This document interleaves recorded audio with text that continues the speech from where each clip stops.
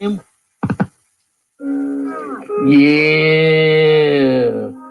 it's your boy Chef Disaster Place Prevention coming at you with another edition of Reconditioned State of Mind, Impactful Energy.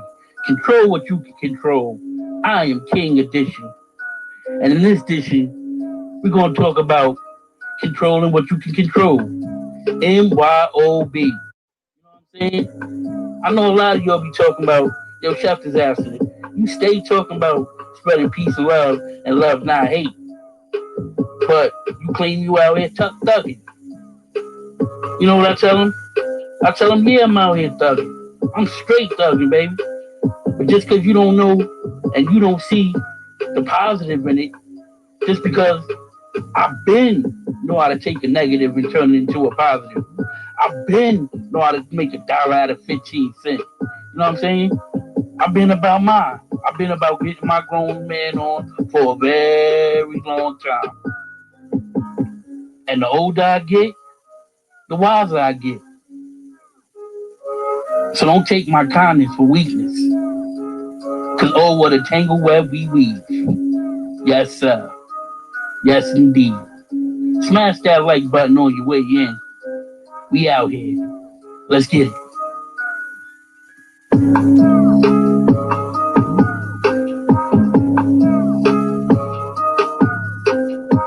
Peace and love, spread love, not hate. Smash on that like button on your way in. I appreciate you supporting Socially Balanced TV. The serving of love. I am King.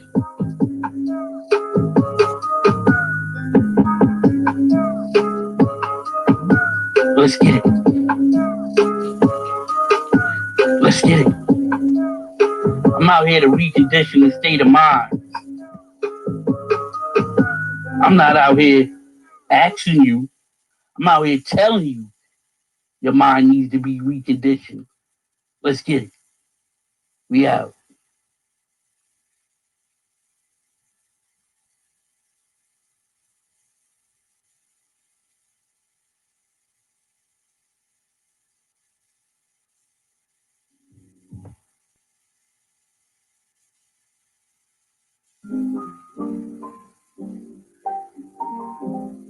Peace and love, spread love, not hate. You riding with your boy, Chef Disaster Place Prevention. I see all my beautiful people in the chat. Don't think for 1 minute that I don't see you out there. Because you know, without you guys, Socially Balanced TV wouldn't be where it's at today. You know, I got to come through and show your love like y'all come through and show your boy love. Peace, love, spread love, not hate. Today's show is something different than what we normally do. You know, we're still gonna hit the intellectual note, you know what I'm saying? We're still gonna vibe on it, we're still gonna do that. I'm gonna still heighten your intellect, because that's what I'm supposed to do. There's still gonna be a lot of love being spread, because that's what we build our foundations on, you know what I'm saying? Without the love, there's nothing. Come on, walk with me. I am King. Let me hear you say it to yourself out there, young brothers. Tell yourself, I am King.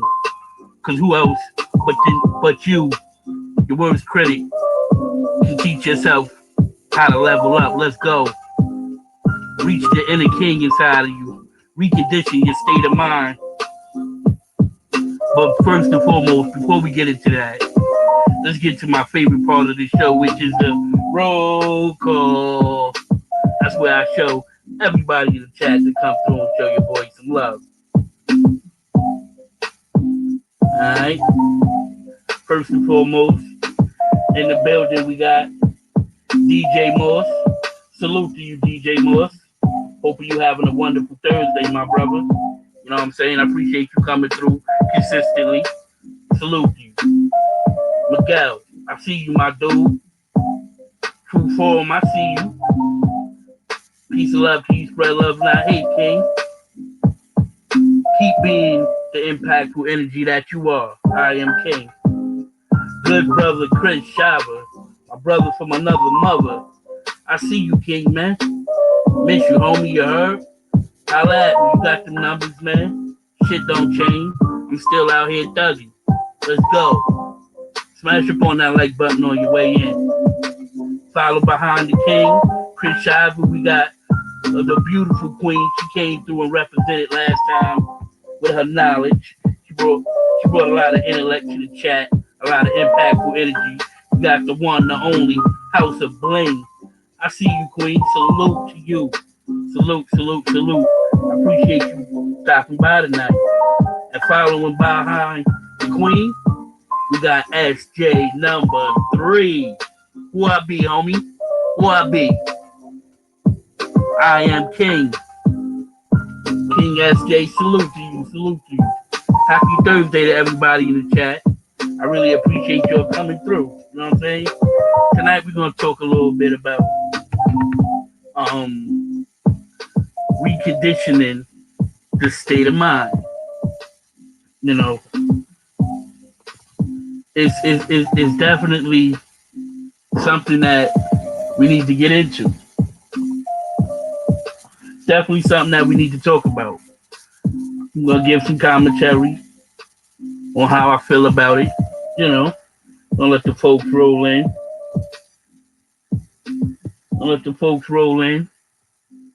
See everybody coming through. I see y'all. It's a beautiful thing, man. Pat yourself on the back. Pat yourself on the back, man. You can best believe that everything that you do that's positive does not go unappreciated. You know what I'm saying?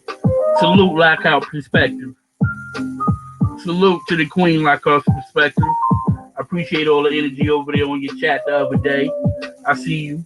Definitely got a conversation about impactful energy and controlling what you can control. You know what I'm saying? A lot of people don't know how to MYOB. You know, tonight we're gonna touch up on MYOB, because when you're MYOB, that's more time on your own business. And when you put more time into you, you know what happens when you put more time into you? For those of you in the chat, let me see if you're with me. Salute to Texas, Enemy Nation in the building. I see you, King. I am King Edition tonight. Impactful energy. Who are you impactful to? Who do you want to be impactful to? What's the most impactful thing you've done in your lifetime? You know we only live once. Salute, salute, salute. Lockout Perspective. I feed off the energy. You know what I'm saying? It's like being a piece to the bigger puzzle, Queen. I enjoy being a piece to the bigger puzzle. Yes, I do. You know what I'm saying? I really appreciate y'all coming through and showing your boy love tonight. It feels so good. And I'm going to reward you with that. I'm going to reward you with my intellect from what I know. Not what I'm guessing, right, y'all? We don't do the guessing. We do the facts, right? Yes, we do. All right, I think we got enough people that rolled in. We did the roll call. What's going on, Donna? Just being real. I see you, Queen. I see you. Welcome, welcome, welcome. Welcome just in time to hear me cook. Just in time to hear me come with that intellectual rhyme. You already know what it is. It's good to see you, though. Good to see you, though. I enjoyed the energy over there on your platform as well. Yeah. Salute the Enemy Nation doing his thing over there. Your energy does not go unappreciated, King. You heard? Salute me. Salute. Yes, sir. I hope you're feeling good, man. I'm just going to recondition your state of mind a little bit. You know what I'm saying? Just like how I tell y'all I'm out here thugging. And some of y'all go, ooh. Or you side-eye look me. But, you know, thugging ain't always a bad thing. That means I get out there and I get mine. That means I get out there and I'm grinding. I'm proud of that. Like I said, I took a negative and turned it into a positive. Just like the greats before me. All right. Salute, salute, salute. Happy Thursday. Good to see the beautiful people in the chat. Word up. So tonight, salute. Tonight we are going to be talking about reconditioning the state of mind, impactful energy. Let's talk about that real quick. Impactful energy. What is impactful energy? Impactful energy is the energy that you carry when you're going about your everyday business. That is the impactful energy that people feed off of. So if you're a high energy person, if you're a high energy person, people are gonna get the high energy vibes off of you. If you're a low energy person, people are gonna get the low vibe from you. And you kind of want to stay away from the low vibe. You know what I'm saying? You kind of want to stay like not too high, but just right. You know what I'm saying? To where you're giving off good vibrations and people are allowing you to be you. People are allowing you to do your thing. You know what I'm saying? You're allowed to vibe. You're allowed to flow. Like the explanation, like when people say you're messing up my high. You know, don't let the energy be messed up by low energy vibes. You feel me? Impactful energy is great for those around you. Like if you have your children around you and you have impactful energy, they're feeding off of you. You know what I'm saying? I need you to I need you to understand what impactful energy and how powerful it is. Don't underappreciate it. Just because it doesn't have a physical sense of gratitude does not mean it's not gratifying. Open up the inner king in you. Tell yourself, I am king. Speak your throne into existence. Know that you have a undeniable hunger to reign supreme. And just like the kings before you will sit on top of that rock and you will command respect. You see, impactful energy benefits not just you, it benefits everyone around you. Impactful energy. Impactful energy.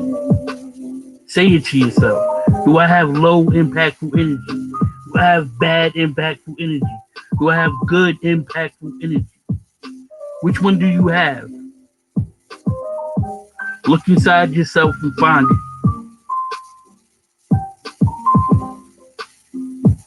Let it become a part of the makeup of you, right? And you will learn to be confident in everything that you do, knowing that you do it with impactful energy. Let's recondition the state of mind. Let's go.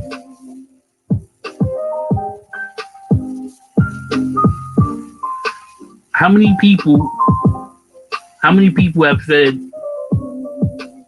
I can't? You see, you need to remove that from the way you think, from the way you do things. See, when you remove certain things, certain keywords out of your mental makeup, it's like, don't allow yourself to be lazy. Don't allow yourself to settle.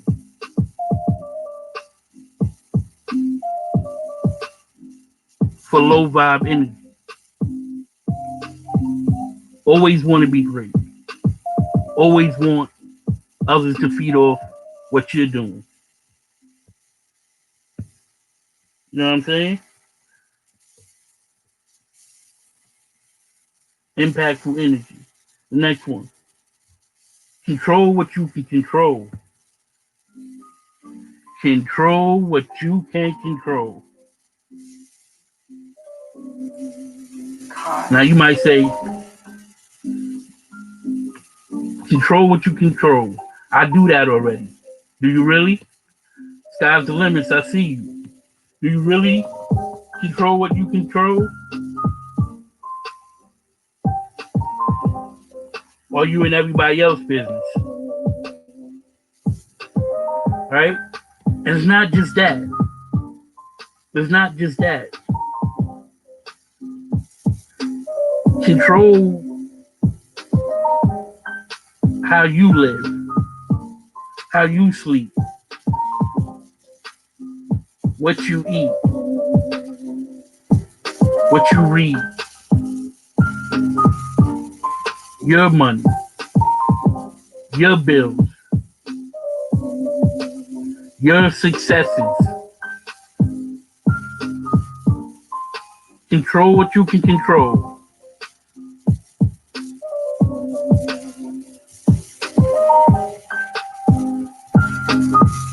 The best way to do that is the MYOB, and not in a negative way. Mind your own business though. Stay focused on yours. Whatever it is that your business is, mind it like no other.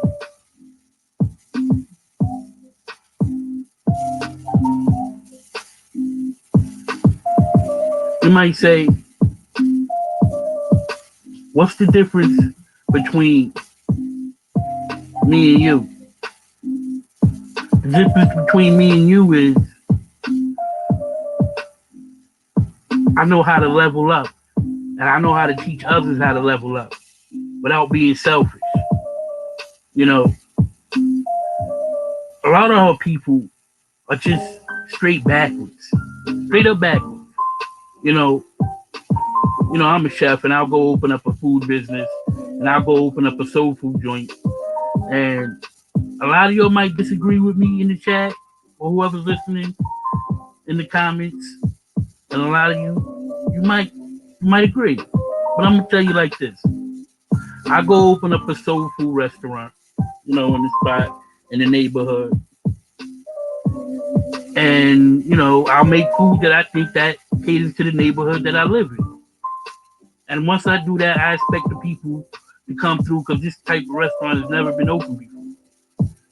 And when I first open, I'll get a nice come out, and sales will be phenomenal that week. And I'll be getting support from the community, and everything will be looking up and up. And it just seemed great.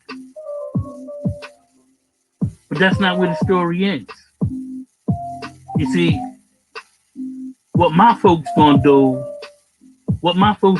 is they're going to open up the same type of restaurant as me, just pick a different name. 2 blocks away from me. Which is fine, whatever. I'm gonna still handle mine. But my point is, if I open up a restaurant, I'm going to need food.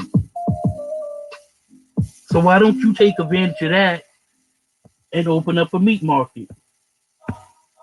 No, not my people. You already know what they gonna do, but I ain't mad. Just reconditioning the state of mind. Because if you know better, you do better. That's why I put that scenario out there for you. Yo, Beach is better. What's good with you? OG with it. Happy Thursday. Thanks for coming through, tapping in with me. Let me open up the phone lines. Maybe somebody want to call in or whatnot while I'm giving my commentary. Here's that banner.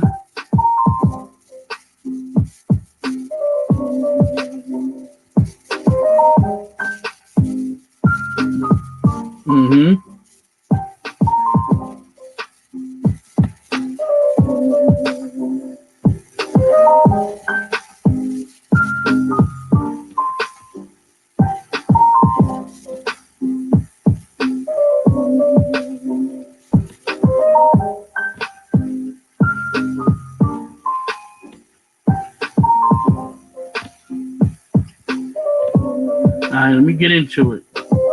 Anybody want to come up and anything, come up. But yeah. So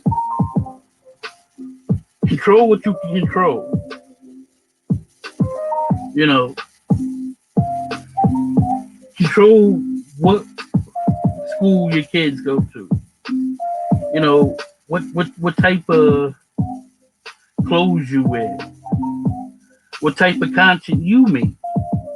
Control what you can control.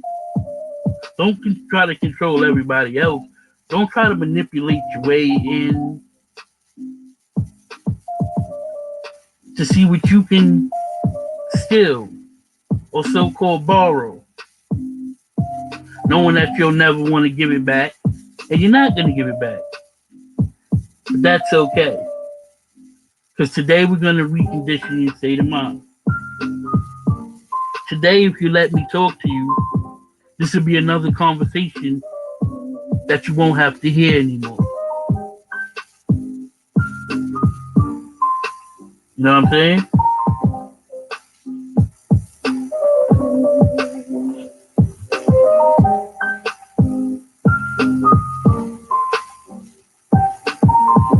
I am King. Salute to the chat.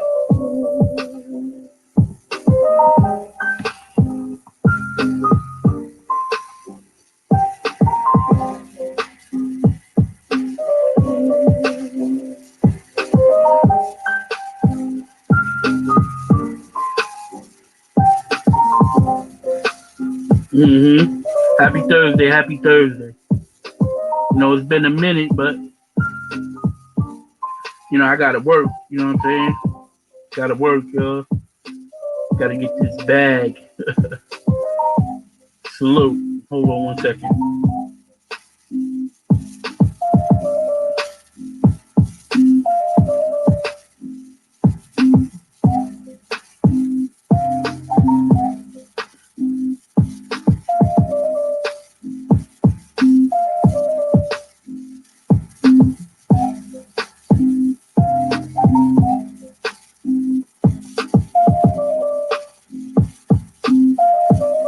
All right.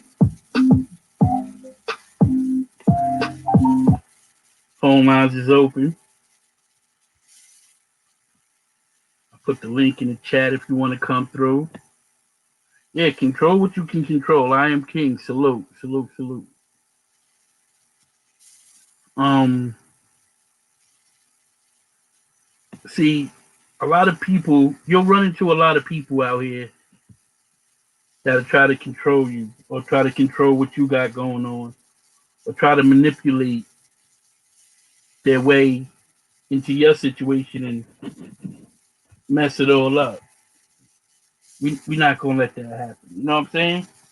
That's not what we're going to do tonight. Word up.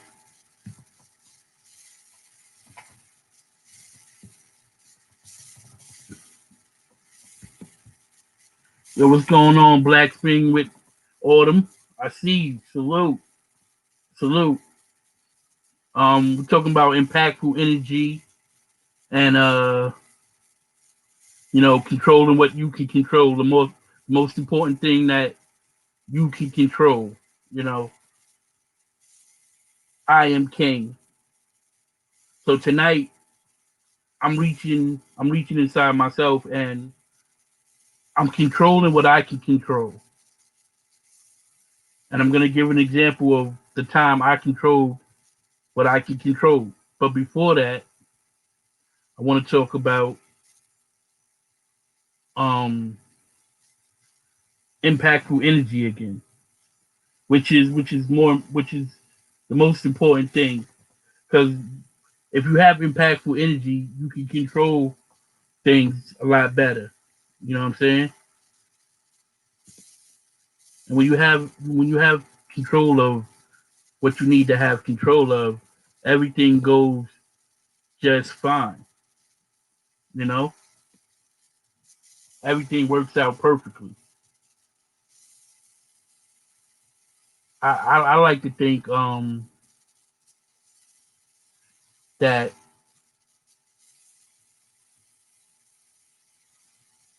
I have a high energy. You know, I give off high energy vibes. You feel me? Like at work, when I get to work, when I'm working, people feed off of that. Sometimes so much that when I'm not doing, when I'm not giving off those vibes, when I let it go, when I say I don't care about whatever I'm caring about, when I say I don't care, people actually notice that. And I'm not just saying like I don't care and I'm not being effective or I'm not doing anything. I'm saying that like the most subtlest thing sometimes when you're that great, when the most subtle change, people notice that, right? So how do the question is how do we incorporate our intellect into our movements in our everyday life? The recondition of the state of mind, right? See, if you can change the perception that has been given to you, then you can control your successes. It's like the doors, the doors are there, but they're only there if you allow them to be there. Meaning they're not really there. They're there, but they're not there. Salute verbal. I see you. Salute. Controlling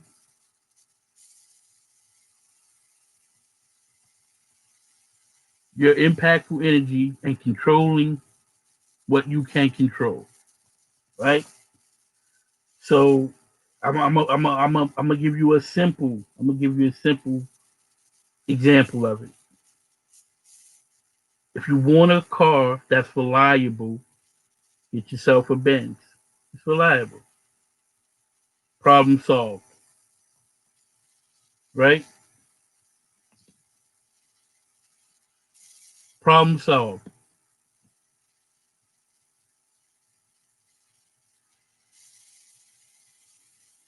So that's how simple you want it to be. Control what you can control. But we're talking about things that are there, like successes.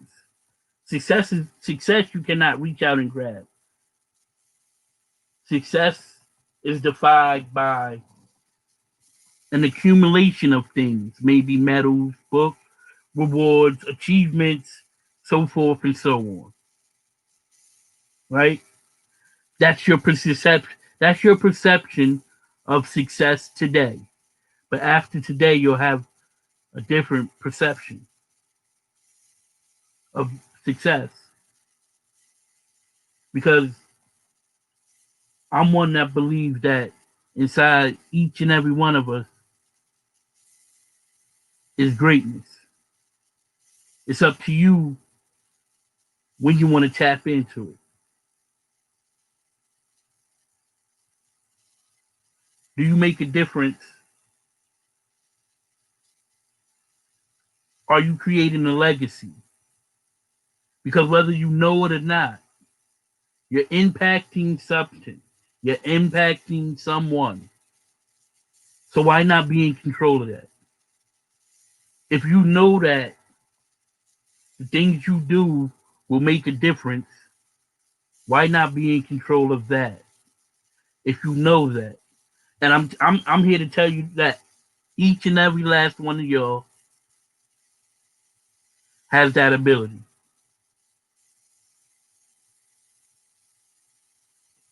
right? When your brother or your sister opens up that restaurant, don't go open up another restaurant.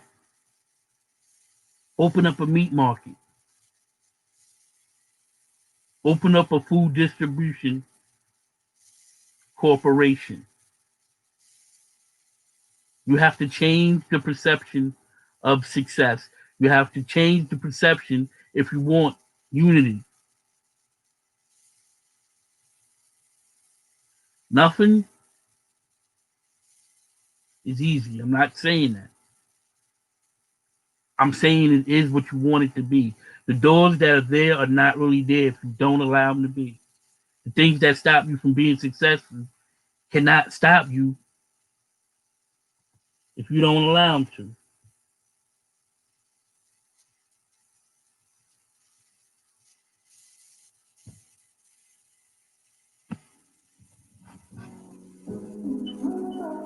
They're not really there.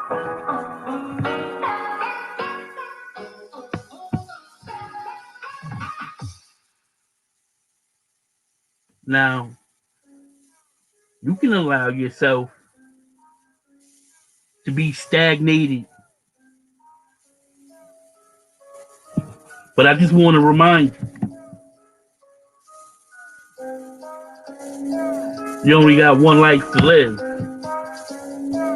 You only get to do this once. You don't get to go again. Control what you can control. I am king. Let's go.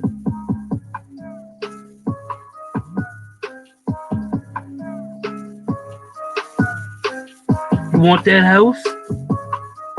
Don't buy it, build it. Change the perception.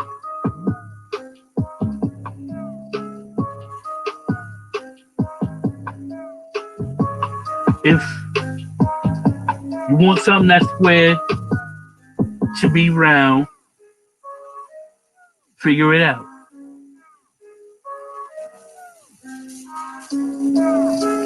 Think outside of the box. My impactful energy is awesome. And I don't need nobody to tell me that. I don't need nobody to tell me that. But you know what? It feels good when you do tell me.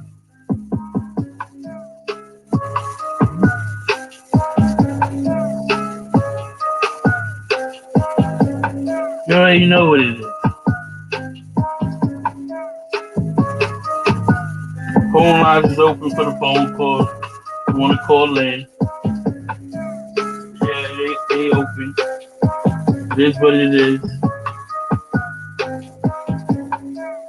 I appreciate you. For real, for real. Facts. True. Look, I love you. Brilliant minds think alike. Now, let's see how we can work with it in our everyday life. Let's take it back. Let's see how we can incorporate it. How we can incorporate it in the things that we do.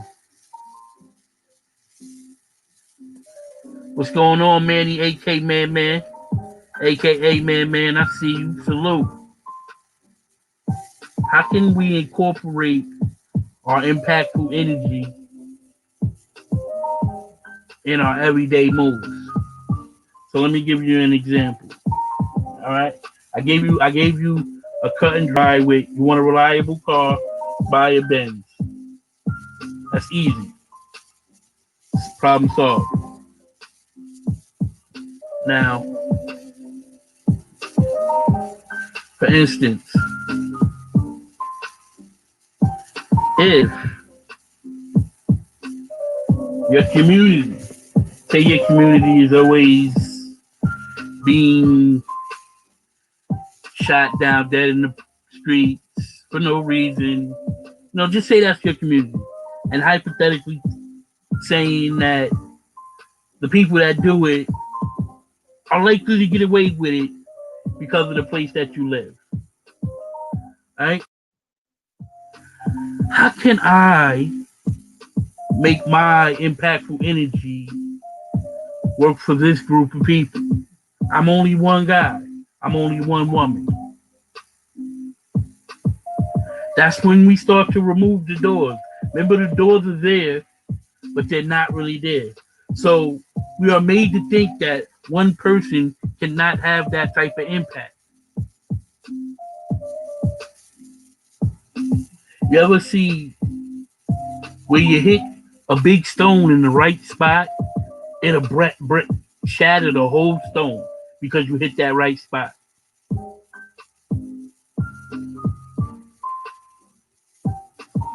I am king. That's what I keep telling myself. That's what I say to myself in my dreams. I am king is what they're calling me. I am king when I know I'm responsible, when I'm ready to own up for the things that I do, that I like not to the likings of everyone around me. While I bask, in my impactful energy, knowing that those that surround me will one day bathe in the same impactful energy that I have. See, the shoes I wear, they're no different from the shoes that you put on in the morning. You see, you got to understand it and own it. You got to understand it and own it.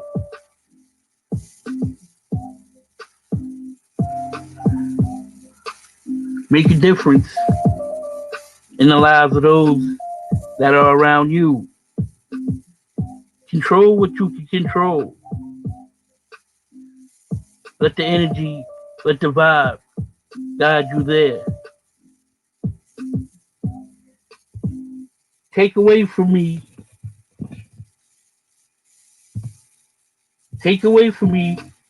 what you will, and you don't even have to make promises that you're going to give it back. You see, my longing for success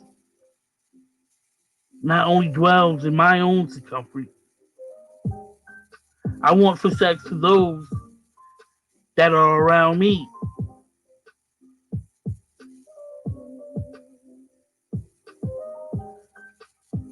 Make way for me, for I'm not everlasting. When DNA cannot be passed on, energy can. Hold my hand. Pray with me. Don't take that pill this time. Let's stink this pain away. Walk with me. Even though my legs, I can't feel no more. Let me feel like I'm walking, even though I'm not.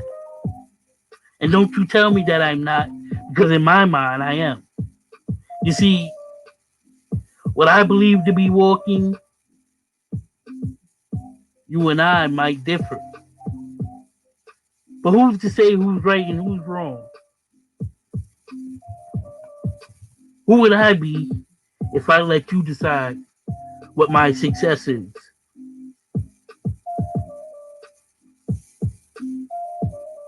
If you're going to fear anything, fear not. The ability to fear none. Fear nothing at all. Because maybe fear isn't real.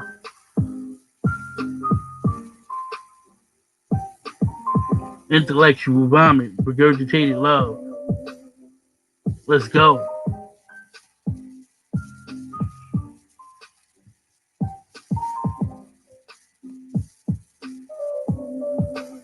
Yes, sir. Smash that like button on your way in. I hope that you understand what I'm kicking tonight. The reconditioned state of mind. Impactful energy. Control what you can control. I Am King edition.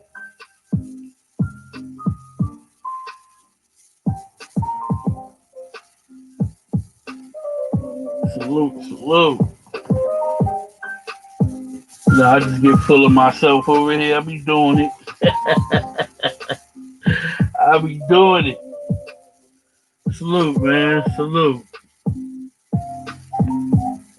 Yes, sir. Still a little early, especially for my West Coast riders. Uh huh. Now I hit you with the intellectual vomit, that regurgitated love.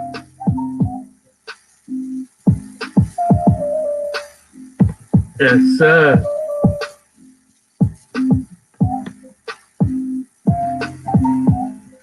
I know it's type late, whatever, whatnot, you know.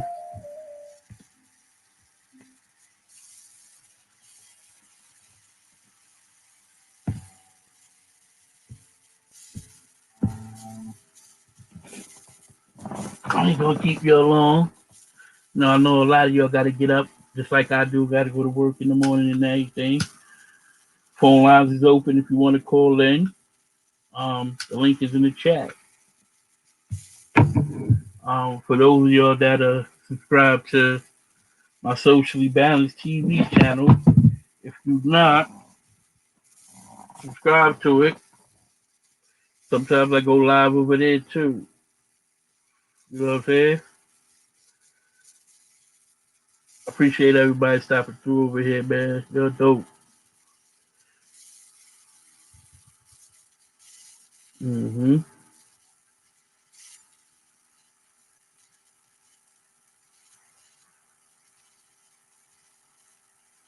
Appreciate you. Huh? It's my other channel right here. Subscribe, subscribe. You know what I'm saying?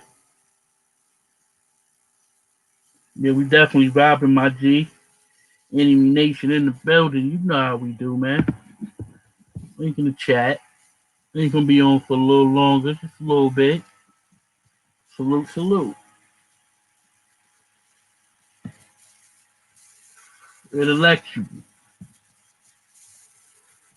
Intellectual. Mr. Intellectual. Yeah, it's just conversation, you know what I'm saying? Not too many debates. I am gonna be doing walk the plank again, so we get a little debate in and on there. These are just, conversations. That's why I put the link in the chat. So if you want to talk about it, more than welcome to come through. More than welcome. What's going on, Tanisha? I see you.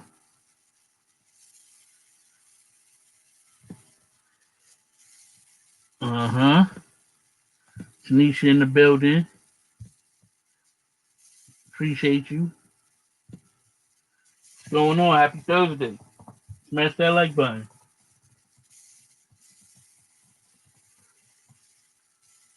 Yeah, life is short. Don't waste it. Don't waste it. Do not waste your life. No, ma'am. I know I ain't wasting mine, Donna. I control what I can control, you know what I mean?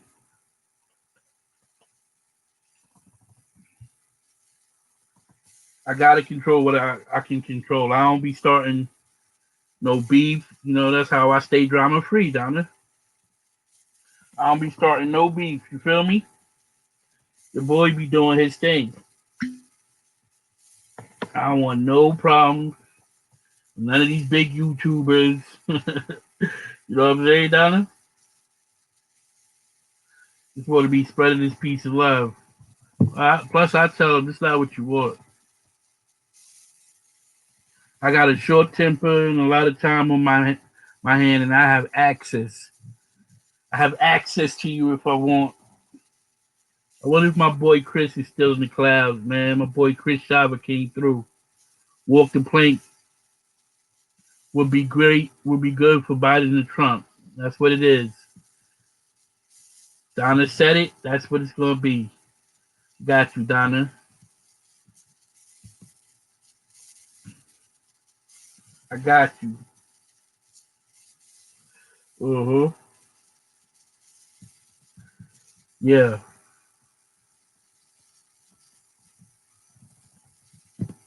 Uh-huh. So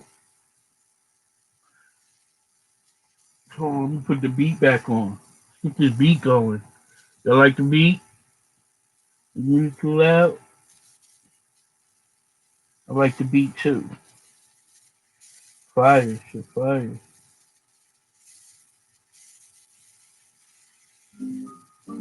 Uh-huh. They want some more intellectual vomit.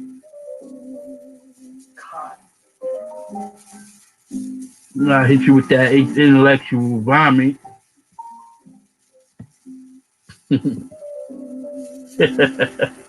Drama free is the best way. Yes, sir, Donna.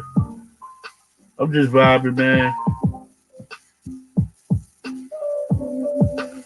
She should speak on it. I'm curious to hear her reasons. What you talking about, Enemy Nation? The link in the chat, bro. You can come up. You're more than welcome to come on the panel. I know you know how to work the panel. Word up. Yeah, but we do. I got this thing going on over here. Definitely would like you to be there and walk the plank. You know what I'm saying? We put him on the plank, bro. We putting Trump and Biden on the plank. We gonna do him. Donna did a stream on her channel about she just basically watched the debate, you know, and gave her commentary on it. She did a wonderful job. She showed enough dead. She showed enough dead. Rock with me.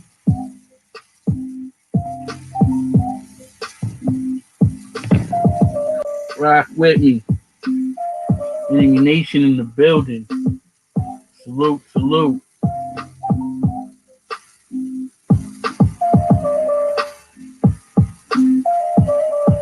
I see you, brother. Yeah, man, I'm just get this feedback. Is that better? Mm-hmm. Yeah, man, I'm just vibing. I'm not trying to cause no problems tonight. Hold on, you good? How your Thursday going? Oh, Thursday is going lovely, man. Cool weather down here in Texas. All right. Shout out to Texas. Yo, everybody put the hearts in the chat for the King Enemy Nation for coming through. They gonna put. We gotta show you love since you're coming on the panel. Man, I appreciate that, man. You should check out Enemy Nation. Check out his content. See if it's something you can like. I definitely enjoy the content. You know what I'm saying? So check him out for me. For real. You'll see me over there.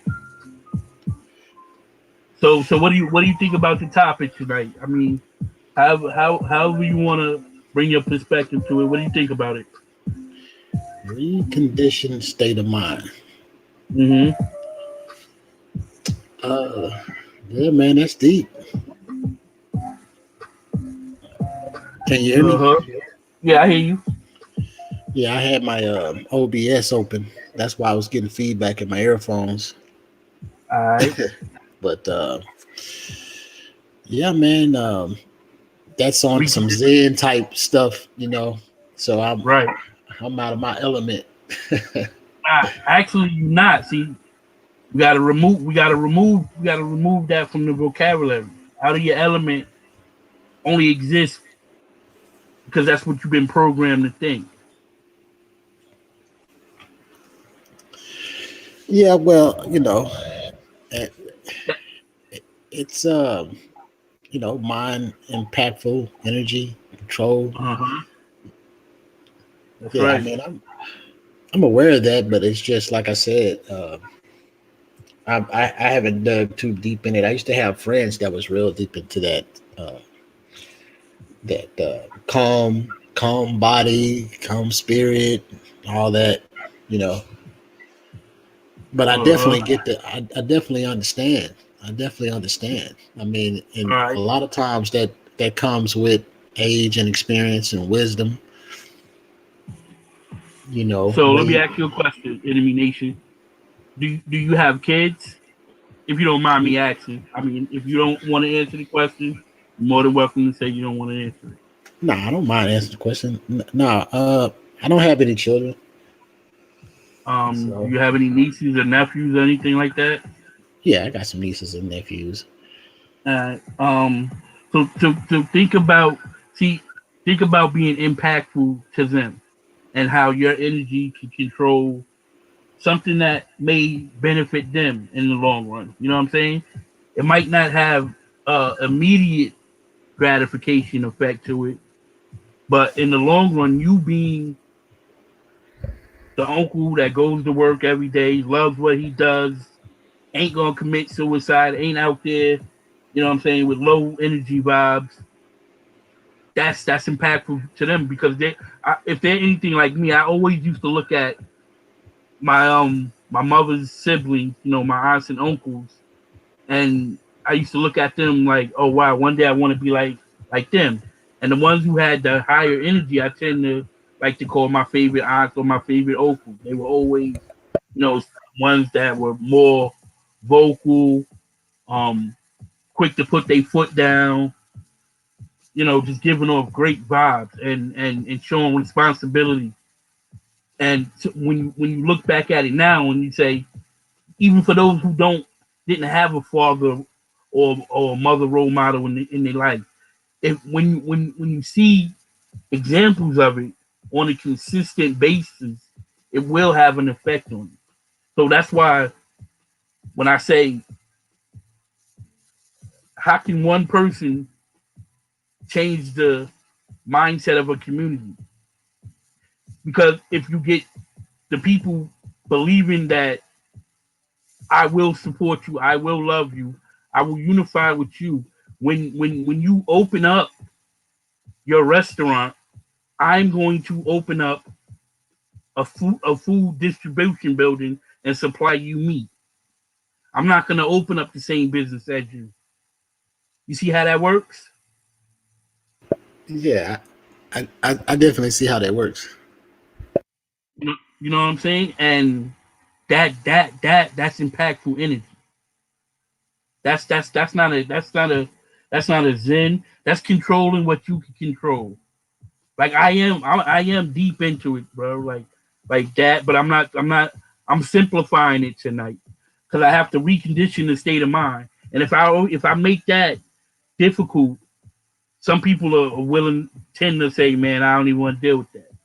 But if you simplify it, they might just think about it in a different way and go about things and make different decisions. Not to say better decisions, but just make different decisions that have better results. And Right recondition. on. That's what this episode of recondition the state of mind is. You know what I'm saying? And I be just going on and on with the intellectual vomit, you know, the regurgitated love because it's real. It's real. It's like my version of straight thugging. Like I know a lot of people in these spaces around here. They'll say, "Oh, I don't like the way that guy carries himself. Like he's a thug." You know what I'm saying? But not knowing that I'm a very successful individual, and I might be like that, but low key I'm about my bi. I'm just as successful as any six-figure individual out here, and I put that work in for a long time. But I took that negative and turned it into a positive long time ago. I'm like I'm not gonna let what people see me to be make me out to be that is me. I'm not gonna let anybody say what I am. Basically, yo, what's going on? This colors of beauty. Emmanuel Briggs, salute. You feel me, Enemy Nation? Yeah, 100%, man. 100%. It's just like you said, control what you can control. Right. Just like your panel. You know what I'm saying? You what you what you want your channel to be. That's what your channel's gonna be. You can control that. Whatever message you want to give off from your platform, that's the message that'll come off. You can't allow somebody to come into your space and change that. Yeah, you're absolutely right. You're So absolutely instead of right. right, instead of most people focusing on what somebody else is doing, fortify what you got going on. Make that better. Yeah, I agree wholeheartedly with that. All right. Let me hear you talk about uh uh uh an experience of you controlling what you control. Give me an example, a story. Controlling what I control. Yep, it could be any example, bro. Well, it's just my life. Mm-hmm. I control what I control. The people that I allow into my space, and that's how I think everyone should look at things. We get into problems when we try to control other people's spaces. Now you can you can always give your input. You know, as human beings, we can't live alone. In a bubble. But um, I one of the examples I guess is just my household, man. Yo, that's a perfect example. Yeah, Go ahead, bro. Speak, King. My bad. yeah. Speak. It's just my household, man. Me and my wife, we have a certain understanding. Uh, and we dated for like 6 years before we got married. Well, and the understanding that we came to before we got married, and even before I even thought that I would marry her, I already knew that, hey, look, I want to marry this woman, but I want to marry her under certain conditions, where she's not dependent upon me, and I'm not, of course, I wasn't dependent on her. And when we make that decision to come together, it's mutual. It's like a merging of spaces to create one. Uh huh. You know, it's not a Yeah. forced thing where she got pregnant and it's like, okay, well, let's get married because you're pregnant, or something like that. So I just wanted to make sure that we were on equal footing. And I think because I had a little bit more experience in life, because I'm a little older than her, but because I had a little bit more experience in life and uh, relationships, I was able to allow her to catch up. You know what I'm saying? Mm-hmm. And I'm glad I did. So I think that's one of the things of controlling. I didn't let other outside forces influence that. And now it's like it's paid off. It's paying off in our marriage. We see it. We see that bond. We see that pride in being especially a black married couple. You know what I'm saying? Mm-hmm. So Absolutely. yeah. So we know that we're in a minority as far as black married couples are concerned, but at the same time, we pride ourselves on that. Right. Absolutely. No, I know. I'm happy for you, man. Salute to that. Salute to the black couple, the black king and queen. That's to Yeah. be So saluted. Definitely. Well, I appreciate it. If nobody else don't, your boy Chef Disaster do. Yeah. So Communication. Definitely controlling what he can control. That was a great example. Word appreciate it, up. man. I wasn't too sure, but yeah, it's we just in our own space, man. You know, and we've made the decision because, like I said, before I told you on other shows, she's in the military, so we already made the decision that uh, it's us and then everything else. Our space Uh, and then everything else, and we're gonna control it. So before I make any decision, or before she makes any decision, she has to, we both think of us as a whole. You know what I mean? mm-hmm. Yeah, me and my wife Donna, we've been married for 4 years now. So, but we've been together for 10 all together. So, That's what's up. yeah, Salute to that. yeah. Salute to that. So And you can't be unbalanced. At least for us, we had a lot in common, but there was a few things that are, you know, because you can have philosophy in common, or you can have different philosophies on things, and that won't wreck your relationship that much. But if you have different ideologies, then you know that can wreck your relationship. So we have the same ideology, but we have different philosophies on things, so we can get by. You know, uh-huh. yeah. So how important is the vibe in your relationship? Like for your two to mix and mingle well. How important is that to you? The what now?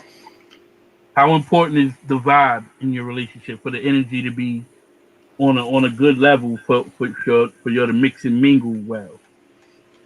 Oh, it's at utter importance, because without that vibe, without that trust, that vibe, that understanding of roles, um, you're not going to get too far in a relationship. And we roll with the punches, but because we have that vibe, we can roll with those punches. We can say, hey, look, uh, this is nothing. We can get through this together. This will pass, and so on and so forth. So Uh-huh. yeah, that vibe is, especially with black women. Mm-hmm. I've dated black women. Um, I've dated plenty of black women, and I've studied them before me and my wife got together. So by the time I got around to her, I could actually put what I learned in practice. You have, especially a lot of men just don't understand that women, they go through life differently than men.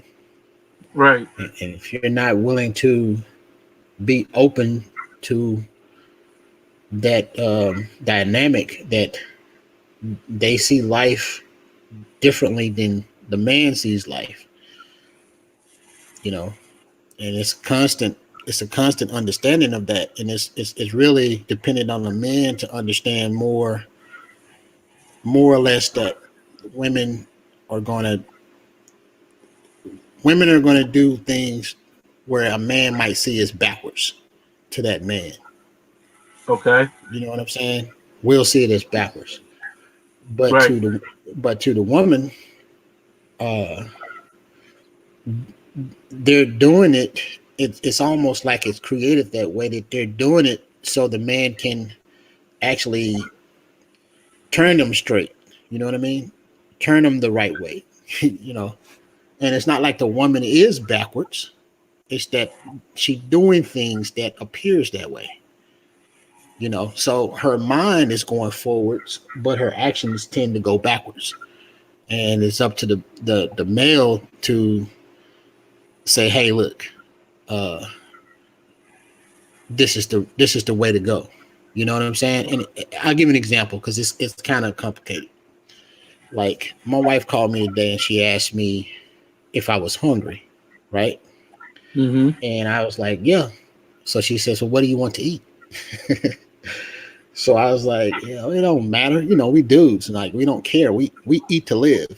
Women get a little bit more pleasure out of eating usually. And Right. so she says, well, what do you want to eat? I said, look, it don't matter. And so she said, well, just tell me, because I'm on the road. And so I told her, I said, look, I know why you're asking me what I want to eat, because you're the one that's hungry and you want me to give you some ideas. And she started laughing. You know what I'm saying? Right. Right. Right. Right. Right. Now I broke that on her, right? Um, Mm-hmm. I broke that on her this one time, you know, You but know that's usually the case, bro. You know that's yeah, usually but I've known that. You know what I mean? That's what I was saying earlier, bro. That's why I was like, yo, the little subtlest things when a person changes, you will notice it when the energy is that great. But go ahead, go ahead. Yeah, yeah. So yeah, men should be aware of these things, and we don't always have to call the women out on it. We should just know that that's just how women operate. Mm-hmm. Whereas a man might be like, hey, look, I'm hungry. Can you bring me home X, Y, and Z?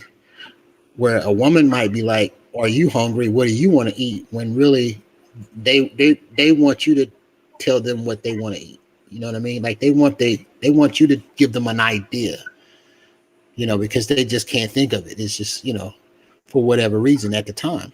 So they Right. looking like, I got a husband, I got a man. I don't want to sound like an airhead by asking him what should I eat, right? Mm-hmm. Whereas a man would be straight up, a man be like, look, I'm hungry. Give me an idea to eat. Women's going to do Right. it in a different way, right? And so Mm-hmm.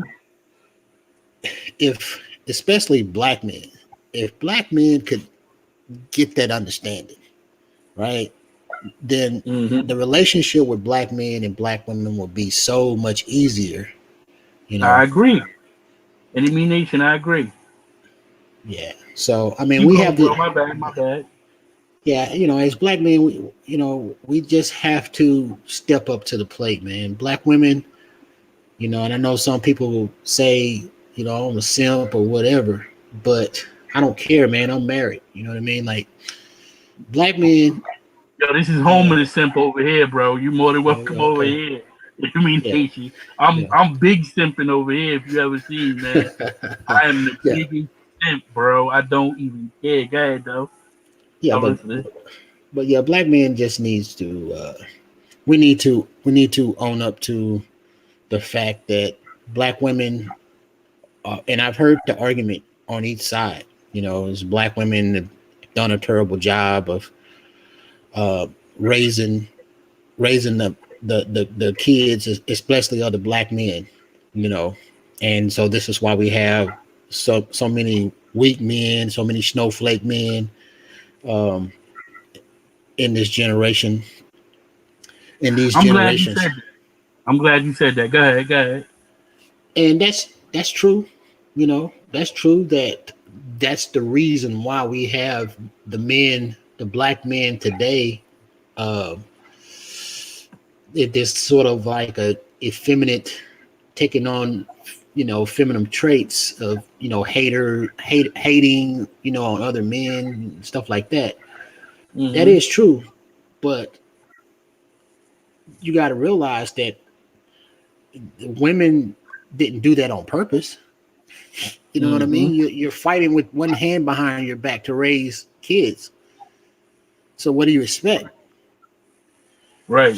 So it's acknowledging the truth that this person is trying to convey, that a single parent households are no good, but at the same time, we can't neglect the fact that the male role in that too. Mm-hmm. You know, I mean, some of it is due to like brothers getting a bad name because some brothers be out here doing some crazy stuff. But a lot of it is pure. The men are not stepping up to the plate. I mean, we got it. We got to call it out. We got to call it out. when it needs to be called out. And you're right. If we could, so if the woman has already been going about her business with her back up against the wall, one hand behind her back, right? The men should definitely go out their way to understand them, because that's how they've been operating. That's what they know. You can't ask them to totally give up what they known to be surviving for your ideology, opinions, hypotheses, or insecurities, whatever you want to call it. Because from what they've taken from what they believe to be their reality belongs to them, whether it be a long hard road or easy one. When you got the ones, you can tell you'll have a gold digger. That's why you'll have a female that's a gold digger, and she doesn't know nothing else. Yeah, but it's not even all. It's not even. I mean, that's a good point, and I don't even want to say that it's not about that. What I would add to that is, and let me read this comment that Donna just wrote. She said, "I can't with the YouTube language simps, beta, alpha, red pill, MGTOW, and the list goes on." Yeah, that's true, but just hear me out, Donna. I think that people grow into these subgroups, uh, Hmm. and we like labels. You know what I mean? Like that's American culture. We like labels. And you might find a beta turn into an alpha, and a blue pill turn into a red pill. It's just easier to find that group of people that you you know vibe with at a particular time. Hmm. I probably done vibe with. Wait, hold on. Let me say what's up to Verbal. What up, Verbal? I am Verbal on the panel. What up, Queen? Hi, can you hear me? Hear you loud and clear. Okay, my mic is kind of loud. Everybody talks about my mic because I use my earplugs in my phone, and for some reason, they're extremely loud, which comes in handy when I have to, go back and forth with someone. I can kind of drown them out. But when we're trying to have a peaceful conversation, it can be a bit jarring. You But hey, already. fellas, how are you? I'm doing good. Yeah, I'm good. I'm doing good. How are you? I am awesome, sleepy, but listening to the conversation. And I did appreciate what Donna said because this whole simp thing is it's really a word that comes from other men trying to shame other men out of their love for women, their respect for women, and um also just men who are balanced. They're Yeah. balanced. They're not too far to the extreme on one end of hating women, and they're also not too far on the extreme of being doormats. You know what I mean? So Right. these are these labels that they use to just shame people who aren't rocking with their particular program, which is normally a toxic one. Right. Yeah, but at the same time, most of the guys that hear simp, honestly, don't even. I mean, be honest with you, we don't even hear it. You know what I mean? Like we don't hear from other men, Yeah, I right? don't We even hear, hear it. And we not directly, right? Because no hmm. man really in his right mind is going to, at least for me, I doubt any male in his right mind would come up to me and tell me that I'm a simp because I'm married. You know what I'm saying? But It don't Well, even. yeah, they don't say it to you in person. No, I mean there is not anything that I hear in on YouTube in certain spaces where men are have very strong opinions about women. These are men who don't go out in their real life and say these things to women directly in their face. They don't. They do this for YouTube. They do it for the tube. So no, a man is more than likely not going to tell you that to your face. I'm talking about what we see here in this social media space and how they like to gang up on men who have a balanced view of women and relationships. Oh, Oh, yeah. okay. Yeah. Well, it's Yeah, a that, blame thing, right? It's a with the simp thing, at least. The MGTOW stuff. Uh, you know what? I'll tell you a funny story about MGTOW if you want to hear it. yeah, definitely. Go ahead. Oh yes, please go ahead. Okay. Yeah. When me and my uh, when me and my wife was engaged, actually, I I was looking for we got into an argument about something. I think it was finances, because she just don't like she didn't like to slave money, and I was real about saving money. And so we got into this big argument. And it it was like whatever I said was triggering her for some reason. And no matter how nice I said it, she would just get upset and angry of the smallest things.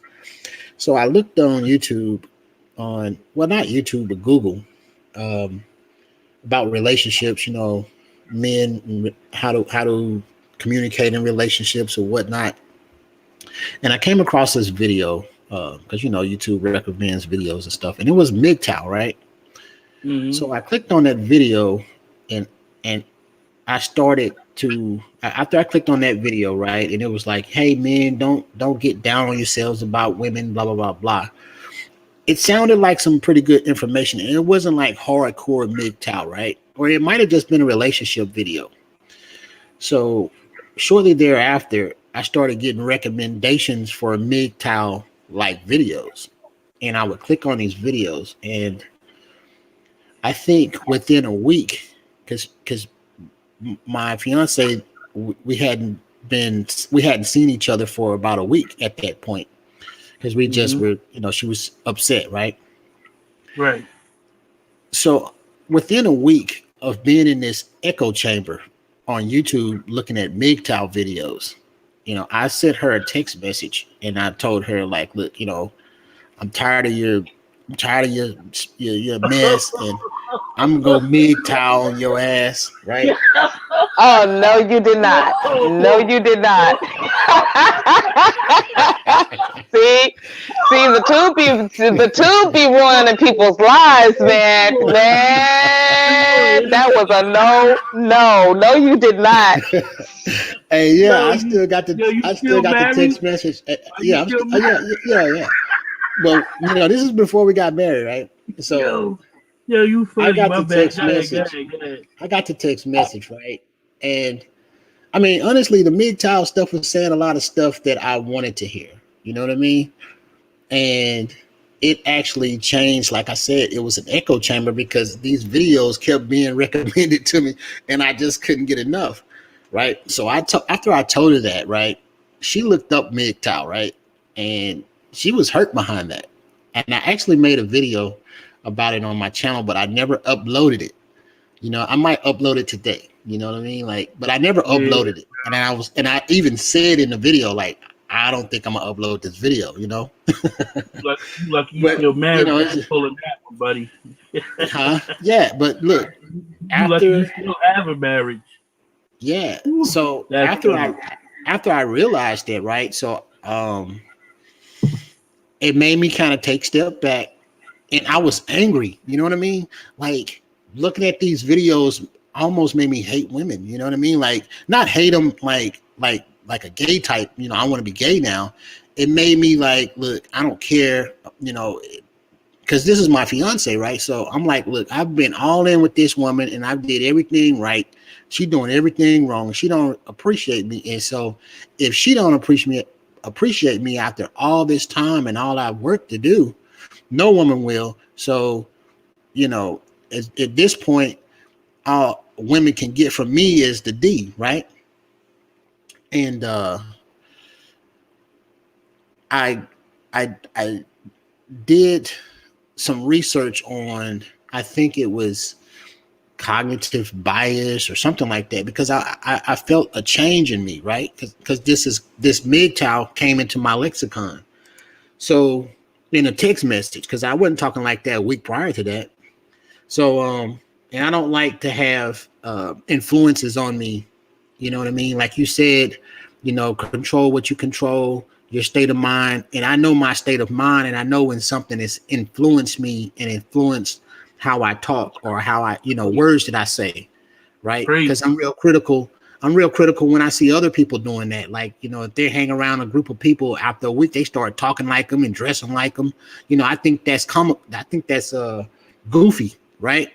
So when I noticed that creep up in my text message with someone that I love out of nowhere, I said, well, let me see what this is about. And that's when I found out about echo chambers.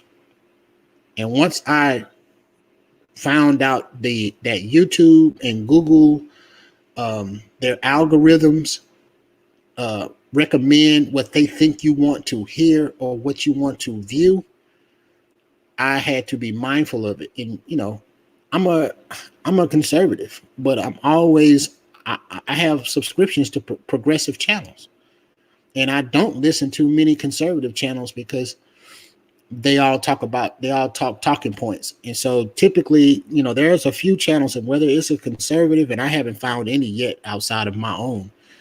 I don't know if you're a conservative or not, but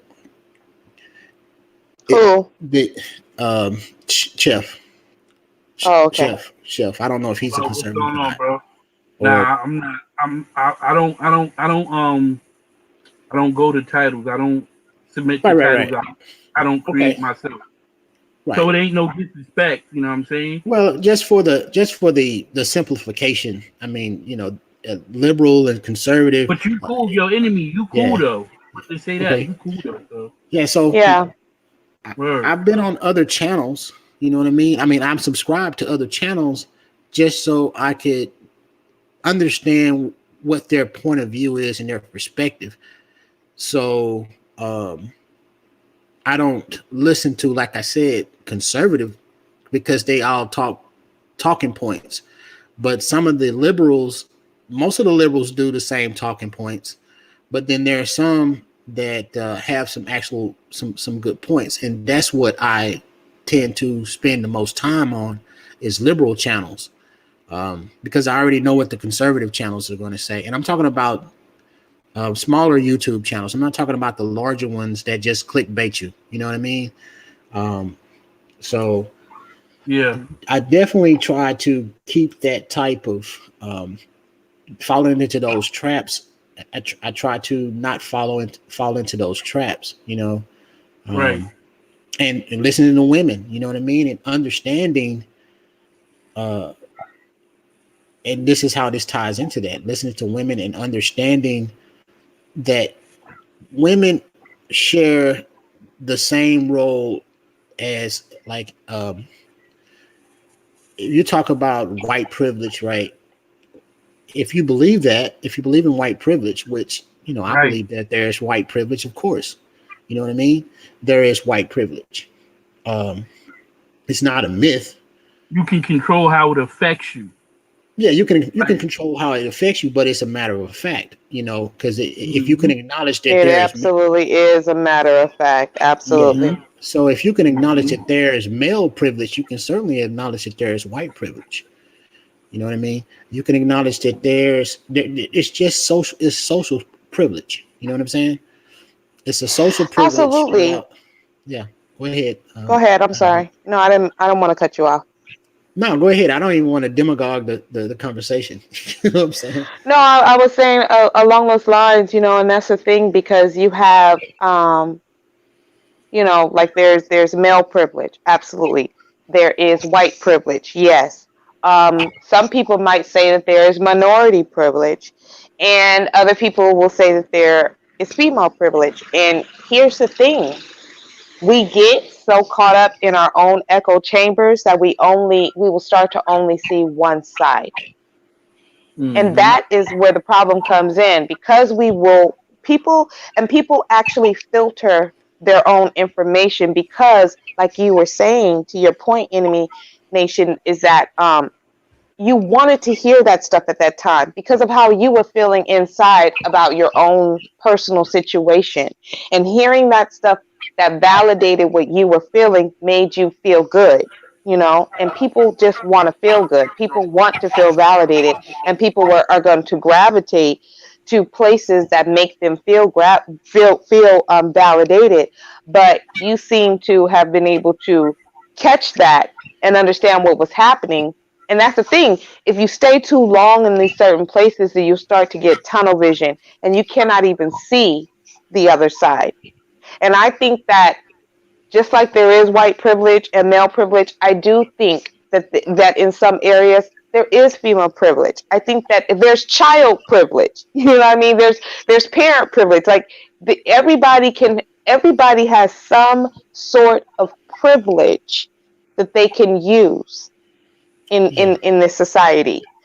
Some people's privilege is more blatant and affects more of the masses than others, but everybody has some sort of, I think, privilege that they can use to their advantage in certain circumstances. absolutely. And it is, and like I said, it's social privilege. It depends on the social structure that you're, or the social situation that you happen to be in.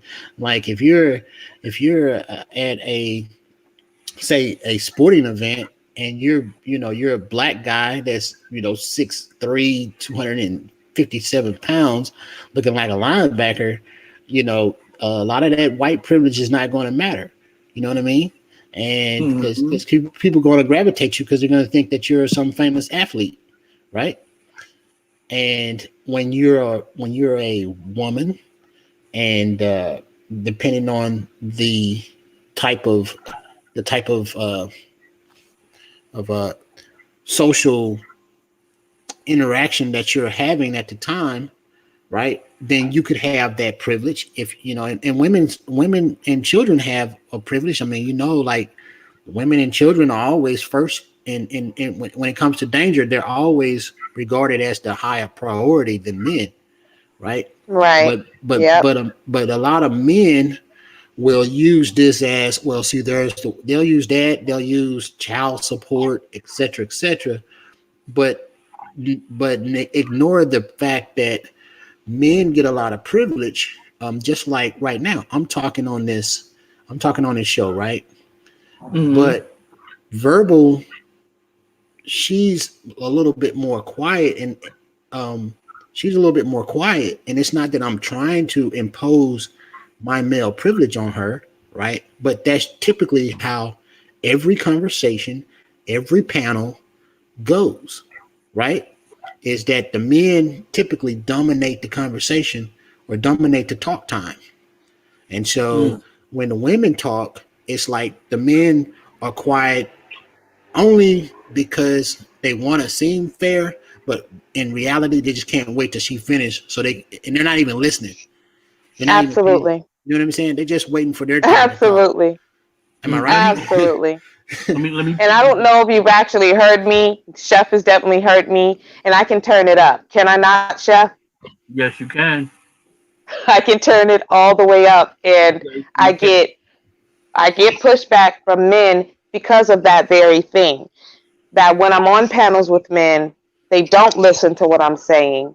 They don't let me finish a sentence. They start to judge what I'm saying instead of trying to come to have the conversation and understand what it is that I'm saying. And now I get called all kinds of things. I did get called a man hater. I get called a feminist, which honestly, I still, no one has ever even explained to me why being a quote unquote feminist is so bad, because it actually doesn't have to be bad. It just depends on the way that you look at it. But that's a whole nother topic. So, yeah, you're absolutely correct. I give the energy that I get, but I'm on a panel with men who are calm, who who are showing respect, and so I give that same energy. And yes, you are a man and Chef is a man. I'm going to give a certain amount of deference and respect to men, because I do respect men. I don't hate men. And if you're not disrespecting me, then I'm going to stay in my lane and I'm going to wait my turn. I don't have a problem with that. You know what I mean? But I've Right. had interactions with men who do exactly what it is you're talking about. And that's exactly what it is. They will stay quiet. Like you said, they'll get quiet. But I just had I was on a panel a couple of nights ago, and I was accused of something that I didn't. do and didn't remember doing. And when we started to have the conversation, first of all, it was a struggle to even try to get this man to actually calm down and have the conversation with me. But once I was able to talk him into that, when I started to discuss it, what he was talking about, I got a bunch of sighs and, all of that was going on. Yeah, this is why I So say. Go ahead, my bad. I'm sorry. No, I was just saying. So the respect level for when women are talking is not there amongst most men, and that's very Mm. frustrating for women. That's why I try to I try to tell. First of all, the topics I have aren't male dominated topics. You know what I'm saying? Um, and this is why I want to have this discussion. Control what you can control, because um, depending on the conversation, what the conversation is, a male is gonna try to dominate that conversation, that space, whatever it is. That's typically what a male behaves like. So me, if I was having those type of issues, I would figure out how to engage in conversation with this person, but not have those conversations that are going to be male dominated. You know what I'm saying? Don't give him the bullets for his gun, so to speak. Like keep this conversation topic at a medium. Like um, just control that conversation. Like basically don't let it get to where that level's gonna go there if you don't want to go there. If you want to go there, then go right ahead. But if you don't, you know, figure out how to get your point across without having to go there. That's all. Well, I think that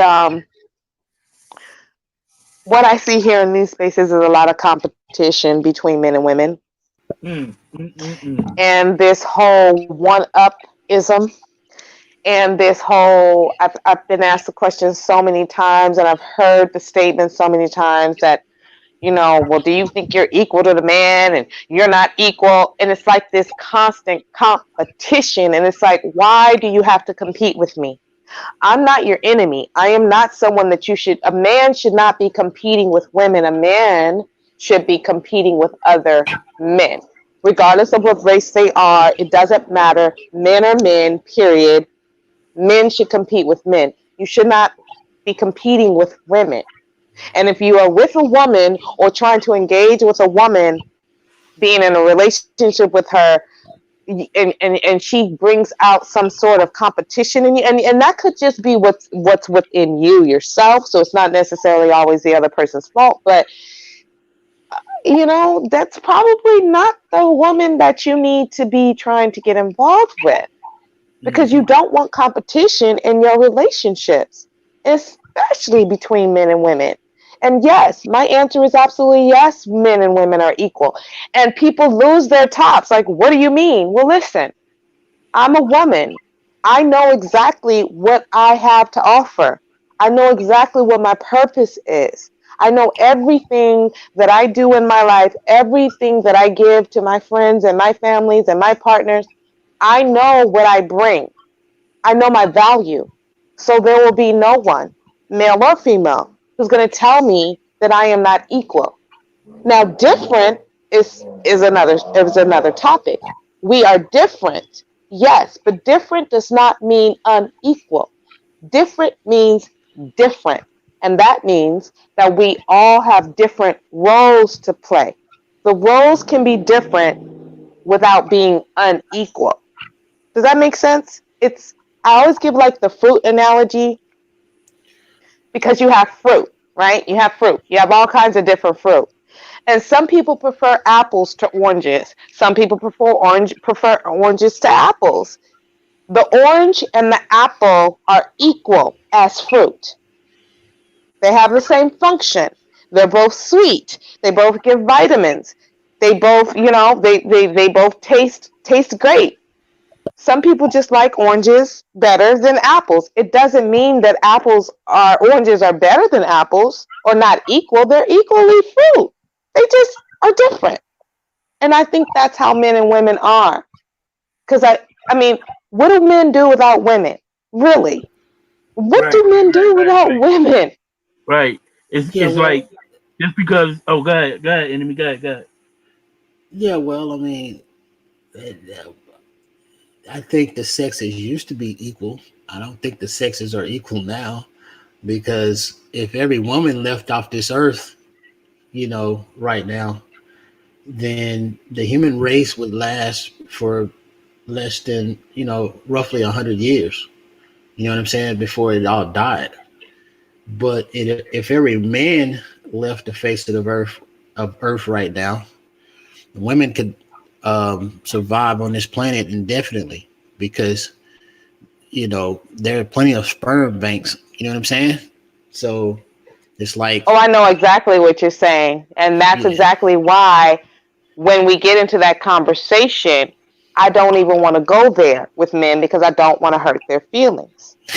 But I've had to a couple of times because if you really want to have that argument with me when I'm telling you that we are equal, but you want to tell me and put me in my place and tell me how I'm beneath you, well, now we're going to have a situation because I can actually, if you want to play that game, I can play that game with you and I can play it better than you, but I don't even want to do that.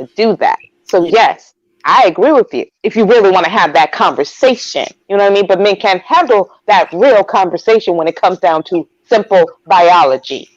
yeah. It's not even that. It's not even just that. I mean, the Bible says that the meek will inherit the earth. You know what I mean? Women have certain abilities amongst themselves that men it's just it flies below the male radar. Women are Hmm. much more cohesive group, and they can get into a cause a lot easier and galvanize one another much easier, much quicker than men can. And not only that, you'll have other men to join that cause. Whereas you're not going to get as much male support as you think you would get in a cause against women. It's just not going to happen. Hmm. So Right. Yeah, these, women band together. Hmm. yeah, and they're going to have men that's going to support them banding together. You know, Hmm. That's and true. And the thing is too is like even when you look at like entertainment, music, movies, all that stuff, women are the driving forces of the success of these celebrities. Women Even are. on air, even on air. Women You look at women I'm sorry, the go ahead. big. I'm just saying this real quick. Even if you look at the big YouTubers, the big YouTuber females, when you look in those chats, those are all filled with women. Women stick together. Go ahead. well, That's you all I can was look trying at to the say. first black female, the first black millionaire in the United States was a woman. You know what I'm saying? Uh, Hmm. so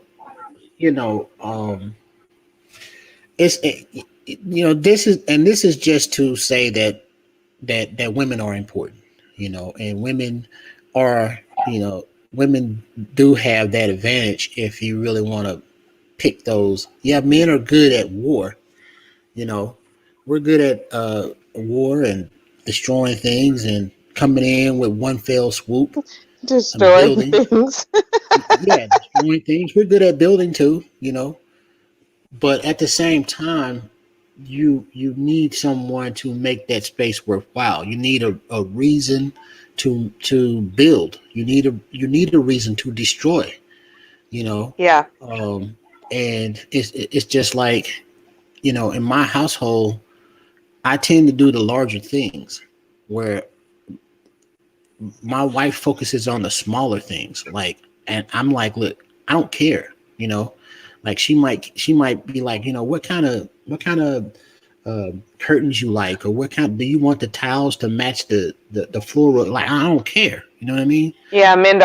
Men don't care about that kind of Yeah. stuff. Yeah. So we don't care about how making the home. You know what I mean? Like, we just want to be left Mm. alone to our own devices. And if when you need something big done, you know, uh, the toilet seat changed, or changed the sink, Yeah. you know, uh, what's it, the dirt trap or whatever. If you need us to do something like that, we'll do it. You know what I mean?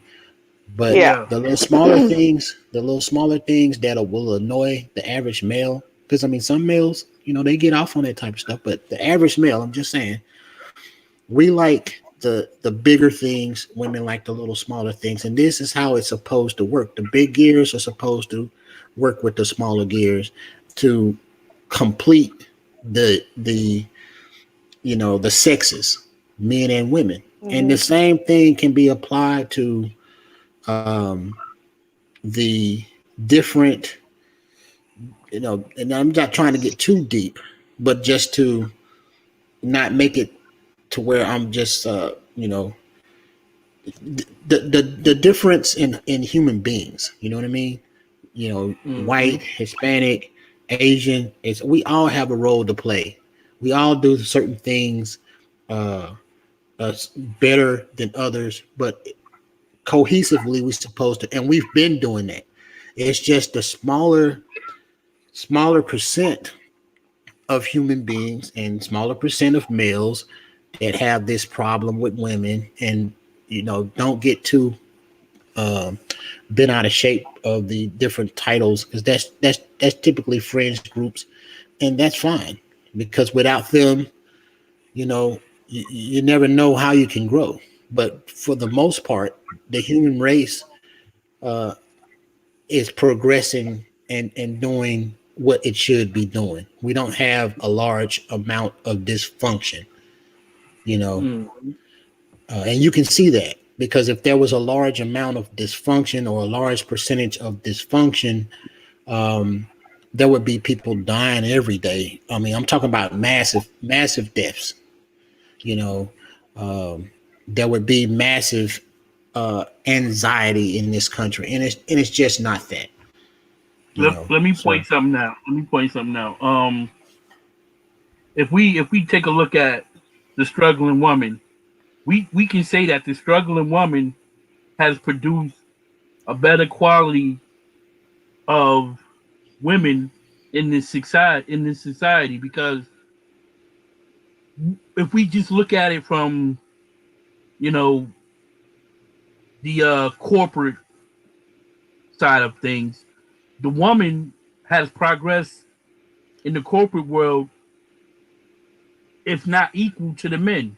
And if we can't say that's due to, if we can't give tribute that in the fact that that's due to that younger woman seeing that older woman struggle to survive and not wanting to go through that, or even better, that struggling woman prepared that younger woman and gave her a better chances and a better opportunity just by surviving. And that's happened a lot. Right. Yeah, and that's true. And to that point, the thing about women is that it is in our DNA to adapt to our environment. So women have an uncanny ability to adapt to whatever environment they find themselves in.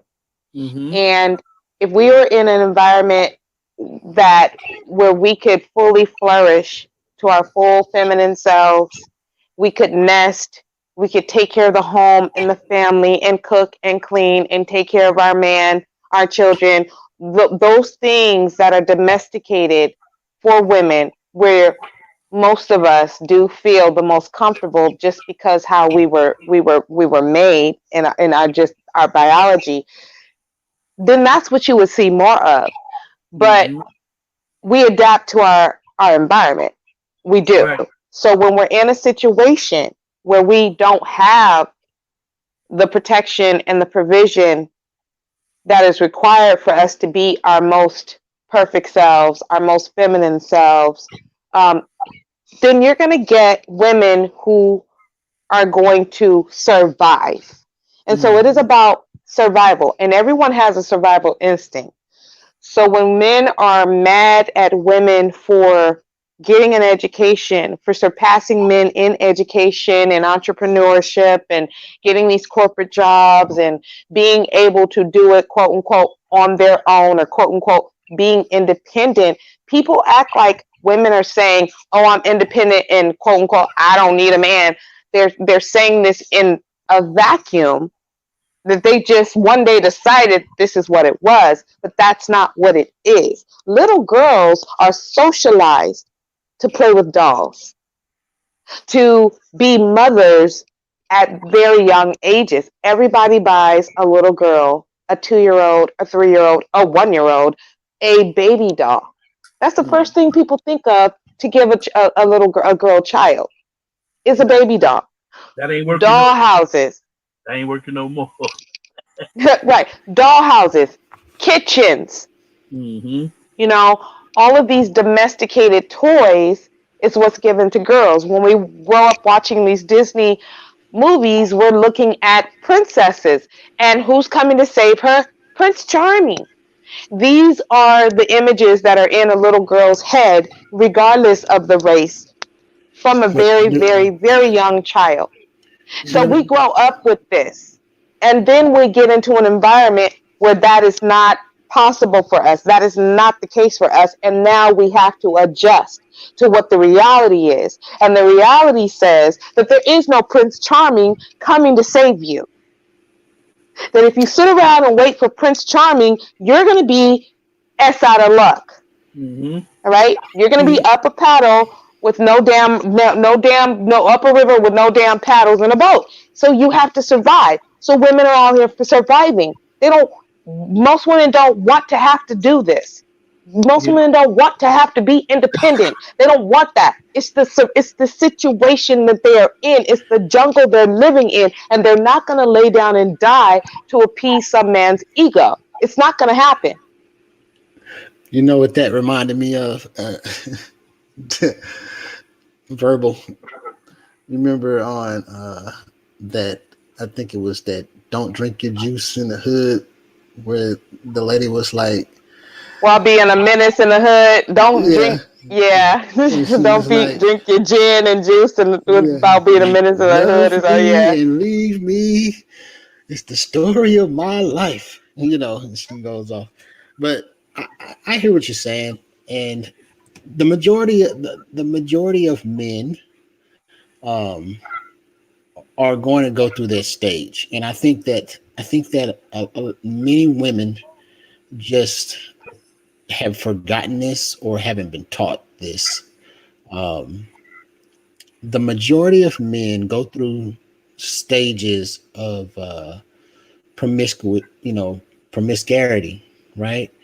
And sometimes, for the most time, the man is just trying to fill out for like, I think to around 30, 33, 35. They're just trying to fill out, you know, their way through women in relationships a lot of Mm-hmm. times. And depending on how the guy was raised and the relationships he's had before that, the advice he's gotten, the types of relationships he's been exposed to, is going to dictate how he acts in his relationship, and and as well as the type of woman um, that he's dating.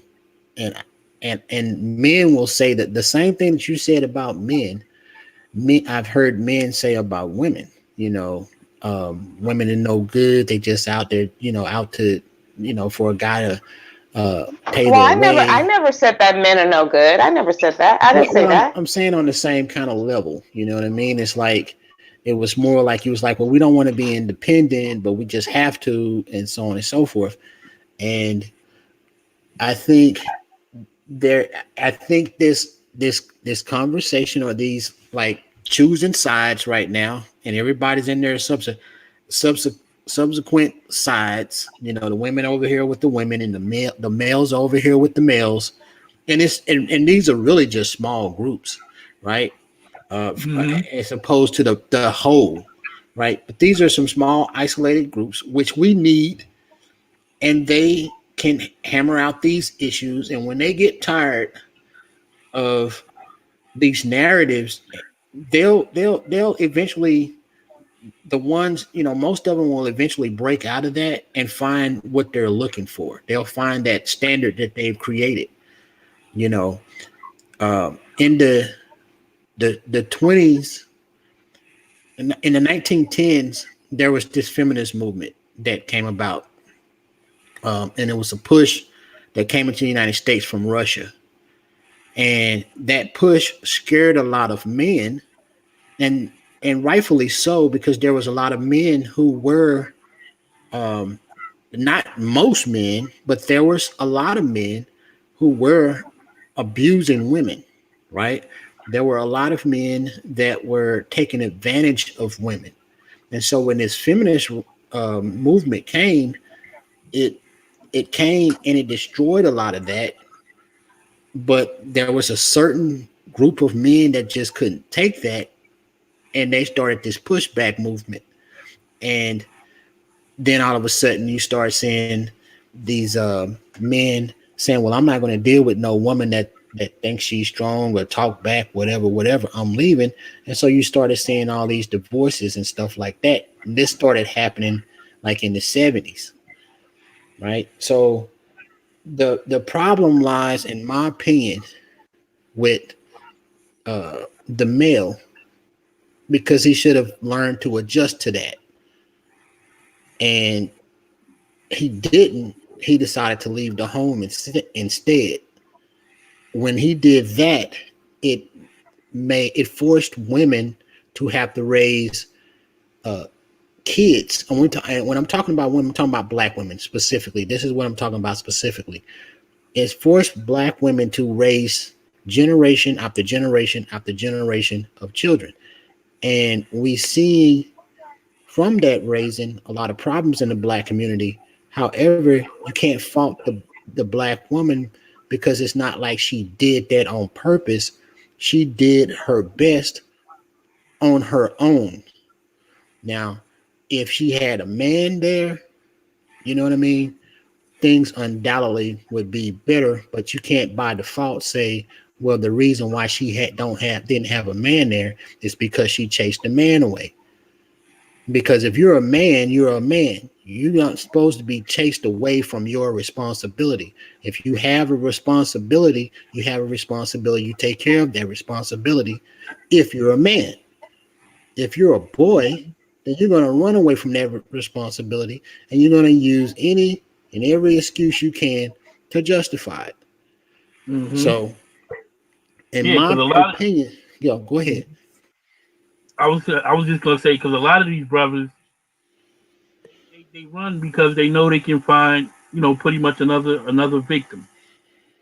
Somebody that's gonna accommodate to what they want. Let me be nice. Someone who's gonna accommodate to their liking. You know what I mean? Yeah, and the media is a lot of reason behind that too. The way that women are portrayed constantly in the media, and in the movies and so on and so forth. Hmm. Black women especially. Well, Yeah, So there's well, this whole struggle love that's been going on for many, many years, in particular in the black community, of a woman holding a man down and building him up and basically being this mule. And for me, that's why I'm very adamant about the upliftment of black women and girls. And when I say that, I trigger men because they feel left out, or they feel like I'm saying I don't care about them. But that's not it at all. It's actually the opposite. I care about black women and girls' mental and emotional health, because when black women, and I think I heard you say it earlier, Enemy, that black women have a lot of power. Women have a lot of power. And I think that men definitely have their place and their value, that women do need men, definitely, the same as men need women. But it's always, for me, that the man is the head and the woman is the neck, but the neck turns the head. And I think a woman's job with a man that she is in a relationship with is to be able to help him to see something that maybe he doesn't see. But women need to have they need to have a full self-confidence. They need to have value, feel self-value and self-worth, so that they are able to be the best partners for men. And it's not that, men don't need to be I don't think black men need to be coddled. I don't think black men need to be babied. I think black men are very powerful, but black men need to step into that power and know that they can step into that power. And I think that women need to have their own power and their own self-value and worth to allow and make sure that men step into that power. And if the man that you are dealing with refuses to do that, he's not the right man for you. So I think that women leveling up within their own self-worth and self-value is what's going to be better for relationships. That doesn't mean that all men are going to fall in line, like it's all our women's problem, but we do have a part to play in our relationships because of the fact that a lot of women are walking around with very low self-worth and self-esteem. And when you have low self-worth and low self-esteem, then you accept certain behaviors from people because you are in a state of desperation and neediness. And then you accept these bad behaviors from someone who's not treating you right, who's not valuing you, who's not honoring you. And this cycle perpetuates. This whole I have to have a man at any cost is a detriment to women and men because it doesn't allow women to get the full experience of being in a good relationship, a relationship that uplifts them, and it doesn't allow men to reach their highest potential because you're accepting any old damn thing from them. You're accepting them coming with nothing to you. All they have to do is have a penis and everything is great. Oh, you're a man, you got a penis. This is what I need. Like that, women have to stop having that attitude because it does no one a service. It's a disservice to everyone. Because then no one is forced to step into their higher self. Mm-hmm. So that's why I focus on, when I speak, I focus on women because because of the power I know that we have. And when we tap into our own power, then we can demand better partners. We can demand better treatment. And people are only going to do to you what you allow them to do to you. If we don't accept certain behaviors, then the people who are bringing those behaviors cannot have those behaviors and deal with you. Yeah, here's how things should be. Here's how it should go. Men like to be leaders, right? So who has to follow the men? The women. And even though you're equal as us, you can get out there, get the same job as us, you can raise children by yourself. You're equal with us on that level. You still have to know how to follow. Like put all of that other stuff aside and follow this nigga. Like let him know that look, but babe, I'm good, but I'm still following you. I mean, there's a lot of women that that that that grow a set of balls and ain't letting that go. That testosterone, they feel like they got real testosterone flowing through their veins. I'm not saying all women, but I'm saying for the women that make that a challenge for a man, as far as he's the leader, no matter if you're making more than him and you are the follower. Because men, a natural man likes to be a leader. I mean, if you find a man that wants to relinquish that to you so easily, then so be it. That's what he wants to do, and that's what you was looking for. Match made here on Earth. But Right. typically, that's the way it's supposed to go. I mean, Absolutely. And I agree with what you're saying, but I do have a caveat. Men can want to be the leader all day long. You can want it all day long. I want to be a princess who gets to wear glitter shoes 24 hours a day and 7 days a week. I mean, I want to sleep on the clouds. You can want to be a leader, but if you don't have leadership capabilities, you're not going to get followers who have any sense. Anyone with sense is not going to follow a quote unquote leader who's leading them over a cliff. I personally am not going over a cliff for any man. I don't care how much he wants to be a leader. You have to prove your leadership skills. You have to prove that you are able to lead me. I have to be able to build trust in your leadership over time because you are consistent in the decisions that you make, not only in your own life, but for us also. Your decisions as a leader, with leadership comes great responsibility. If you want to be a leader, you have to take the responsibility. And that means that you take the responsibility for when things fail, and when things work out, a leader, a true leader, spreads the esteem amongst the team that helped this plan go forward. That's what true leaders do. So true leaders take responsibility and they sacrifice the glory too. That's why it's so hard for people to lead. You can't just follow a man who has no direction. And I do not advocate that for any woman. All right, so that's a good, what you call it, the caveat, whatever you called it. That was a good one. I like that. I'm gonna say this. If I'm not leading when we first start engaging, it will not. We won't get to that point. I'm that type of man.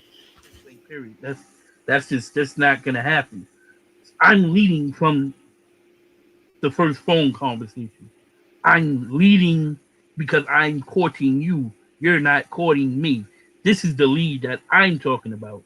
Now, like I said, if you're not able to put aside that you make more money than me, then you're not for me. Because there are women that understand that, and that's the way things should be. Yeah, yeah. Okay, so Go okay, ahead. so let me just ask this question, Enemy. I'm sorry. So as far as the making more money, this, that, and the third, I hear what you're saying and I get it. I understand it. But women, and a lot of men don't want to admit this, and even some women don't want to admit this, but women are naturally hypergamous. So when women when women Wait, attach wait, themselves, wait. Have, wait, have, you didn't have, even let me finish. You didn't let you me finish. What do you mean? Wait. You didn't let me finish. can't be naturally hypergamy, but go ahead No, though. women are naturally hypergamous. Now, whether they push that down for the sake of being with a particular man for whatever reason is a different story.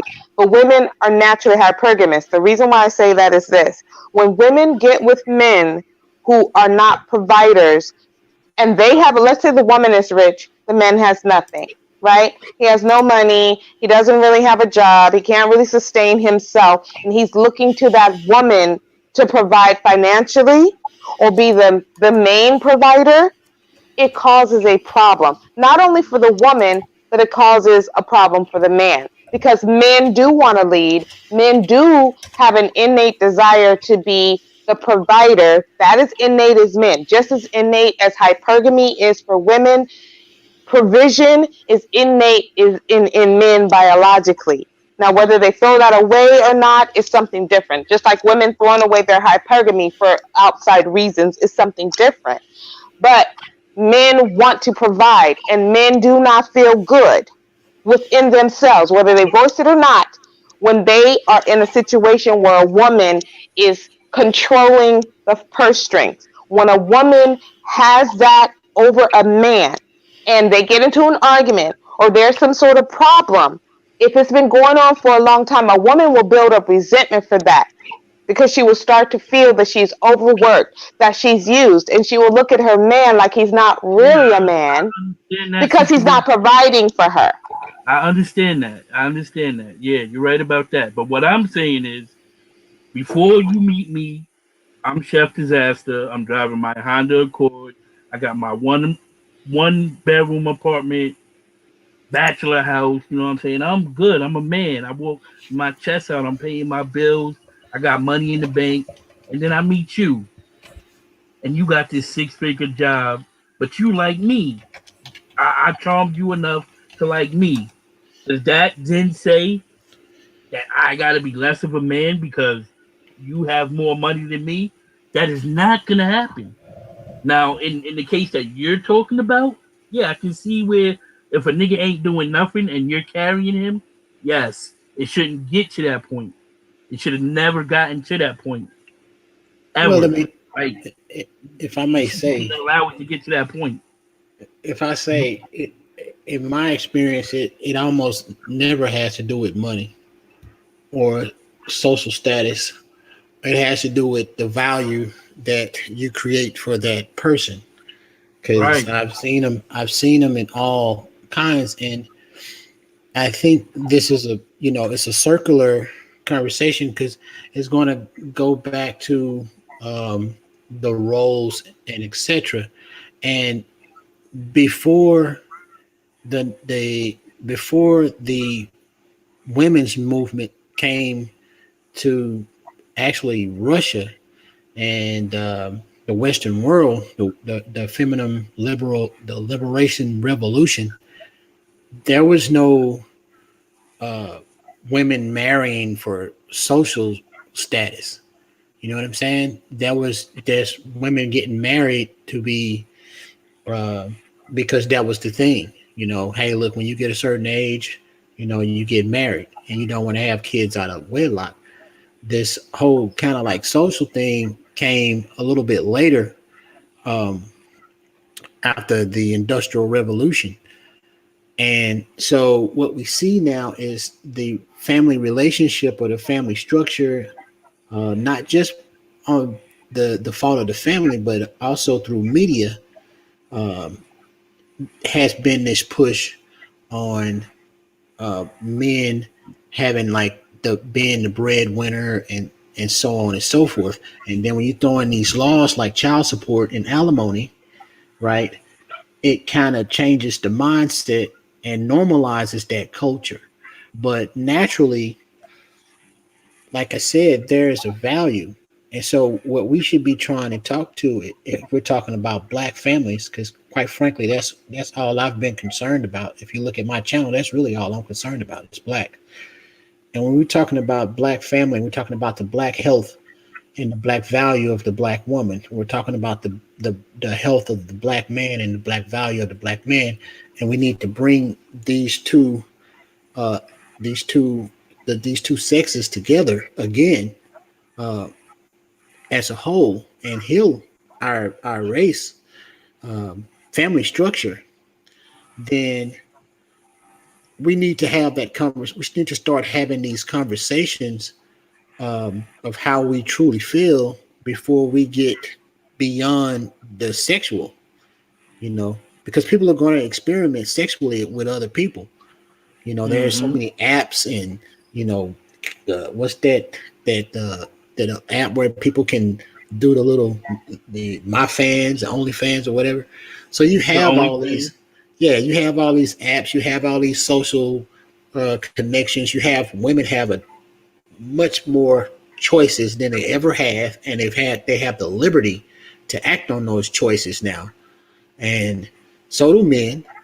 And so now we got to get around that, and we have to start actually having real ideologies. And I think if our people can understand the difference between philosophy, ideology, cause, and align themselves with someone that has the same ideology as them, or like I said, the philosophies can change and the causes can change, but the ideology is the main thing. And so once you out of, if you're the woman and you're making more money than the guy, then find out what value does this guy have, because a lot of women don't care about that. They might be like, look, I make figures a year. This dude don't have that. He's not making that kind of money, but he's a great father, or you Mhm. know, he's a great protector. He's a great Mhm. homemaker. You know what I'm saying? They say It's that. Yeah, they say that, but in reality, that's why you see all of these relationships where women make more money and they provide for the man, and then what happens? They get divorced, the man goes and finds a woman who he actually makes more money then, and he can take care of and provide, because it is an emasculating thing for men when the woman is going in her purse strings and she's paying the bills and he's not paying. It's just not the proper order of things biologically. And when you talk about how people got married way back in the past, people absolutely did not get married for money. You had arranged marriages, you still have them, and the man has to be able to provide for that woman. The fathers put their daughters with men who they know can financially provide for their women. These people don't even know each other. The marriage is arranged because it will be a good marriage that will bring financial stability to the daughter, to the family, and they'll be able to have, children and build this family. Women did not marry for love. Love is a modern concept in marriage these days. It's a fairly modern concept. Women married more so for stability, financial stability, because women were so oppressed. They did not have the ability to go out and make the money that men could make. There were so many avenues, so many industries that women were locked out of. The women could not do that. Women couldn't have bank accounts without getting their husband's permission. Women could not work jobs without getting a man, or their husband or their father, to sign a paper and say that it was okay for them to work. Women stayed in marriages that were horrible, that they were being abused in, that they were being cheated on, all these outside babies. They stayed in these marriages not because they loved this man, but because they did not have financial avenues to be able to leave the marriage and be able to take care of themselves financially. Now it's different. So back then, no, it was not about love. Now it is, because women can now take care of themselves and they don't have to focus on marrying someone for financial stability because they can financially provide for themselves. That's a So great. now women are more so looking for love and lust and attraction and all of those things. So you have it backwards. Now it's about love. Back then, before the woman's movement, it was about financial stability more so than anything. Women were taught to marry men who could provide for them, who could take care of them. That's what they were taught to do. Now it's different because women do have the ability to take care of themselves financially. Mm-hmm. Yeah, I mean, you basically Absolutely agreed right. with what I said earlier. I never said that people married out of love before the women's movement, because marriage was an institution. It was actually began as it actually began as a business deal, basically. You're merging families, you know. Uh, You that's see what what it Donna just was said, all over right, the Hebrew? world. Huh? You see what Donna just said, right? Is that what is what? I said, did you see what Donna just said? Exactly. That's why the bride parents pay for the wedding because the husband is going to Yeah. provide and protect her. Yeah, but I never said it was because Yeah, of she's love. agreeing with what I was saying. Yeah. Yeah, Oh, well, okay. I mean, Well, I misunderstood. It sounded like you were saying that it wasn't about money before, and it was absolutely about money, more so than it is now. You have I know. more women now willing to marry men who do not make the money they make. More women now willing to marry and be in partnerships with men who don't even have jobs at all because they're focused on, oh, the love and the love. And then what happens is the women get resentful. I'm a woman. I know. I understand that. I've dated down. I know what that's like. After Yeah, but a while, all of that extra stuff, it gets old, and you start looking at this man, because as a woman, and your hypergamous nature starts to flourish, especially as you get older. It starts to become, financial security starts to become much more important to you. And if you are going to connect yourself to a man, he needs to be bringing stability to you as a woman. That's how you get. Men wonder, oh, she's disrespecting me, she don't respect me. Well, you know what? You gotta kind of step back and look at what it is you're doing and providing if that's rubbing her the wrong way. And I'm not saying this is not for me to say that women are perfect and everything that a woman does that's wrong is a man's fault. That's not what I'm saying. But when it comes to finances, listen, you guys can say it's not, but that crap is very important to women. It's very important. More important than many men want to realize and accept. So No, go ahead, Andy. so women are saying that, are you saying that most women are basically willing to be prostitutes to their men?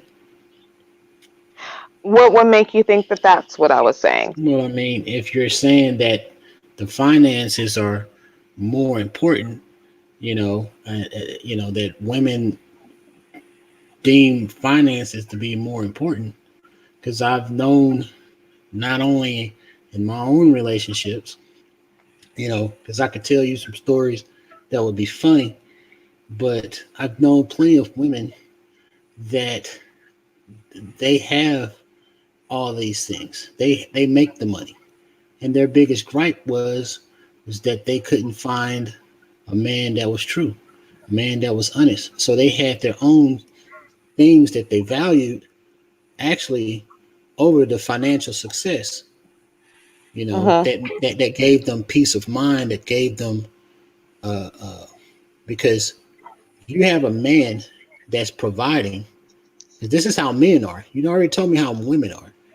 But a lot of the times when a man is providing, right, like the woman, she's liking this provision, and she says, "Well, look, I need to make sure that you provide for me." And the guy says, "Okay, fine." Now, once he provides, in his mind, he feels like, "Look, I deserve to be treated a certain way." In the moment that you get out of line, because I am providing, I am taking care of you, I am doing what you ask. But the moment that you get out of line and I feel like you disrespect me or whatever, I'm going to replace you because I am, after all, paying all the bills. And so you have, or bringing in the bacon, or making most of the money, right? So now you have this adversarial sort of thing now, and so we've made it about money and income and all of that.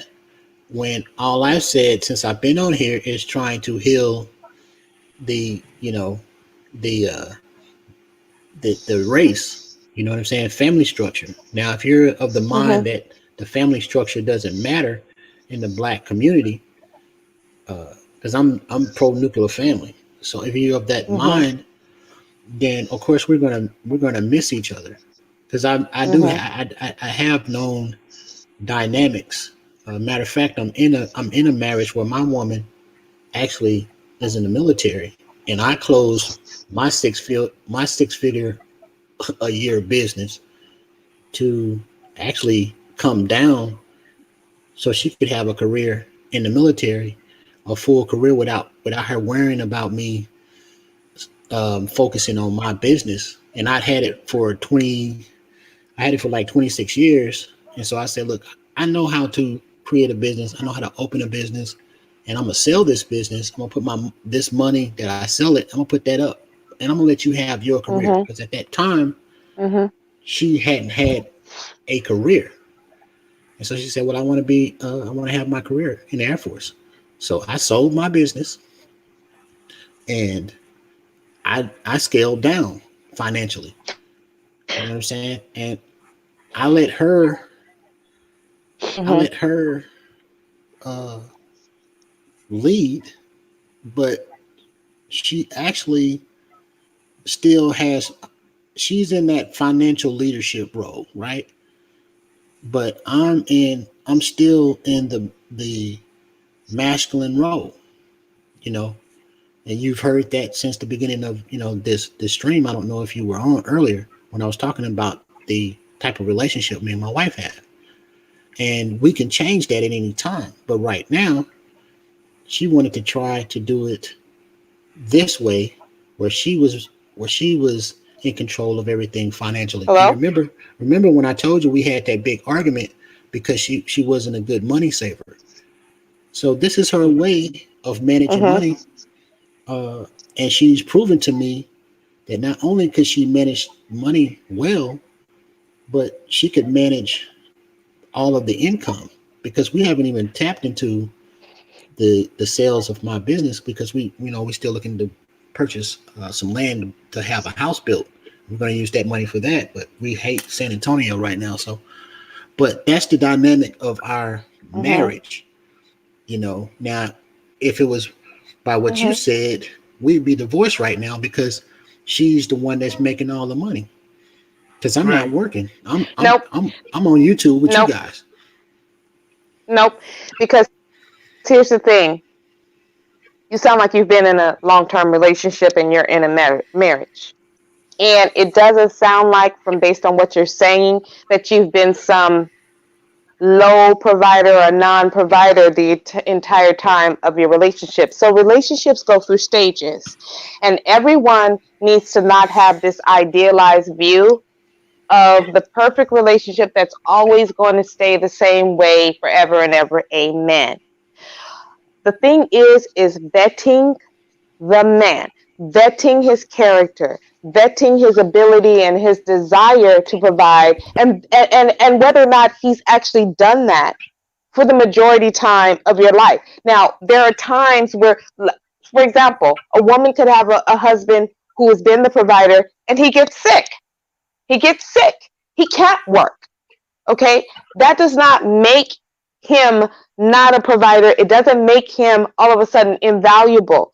This is life. This is life stuff that happens. I'm not talking about life stuff that happens. I'm not talking about how things may ebb and flow within a long-term relationship where we all need to adjust. Your woman might get 500 pounds.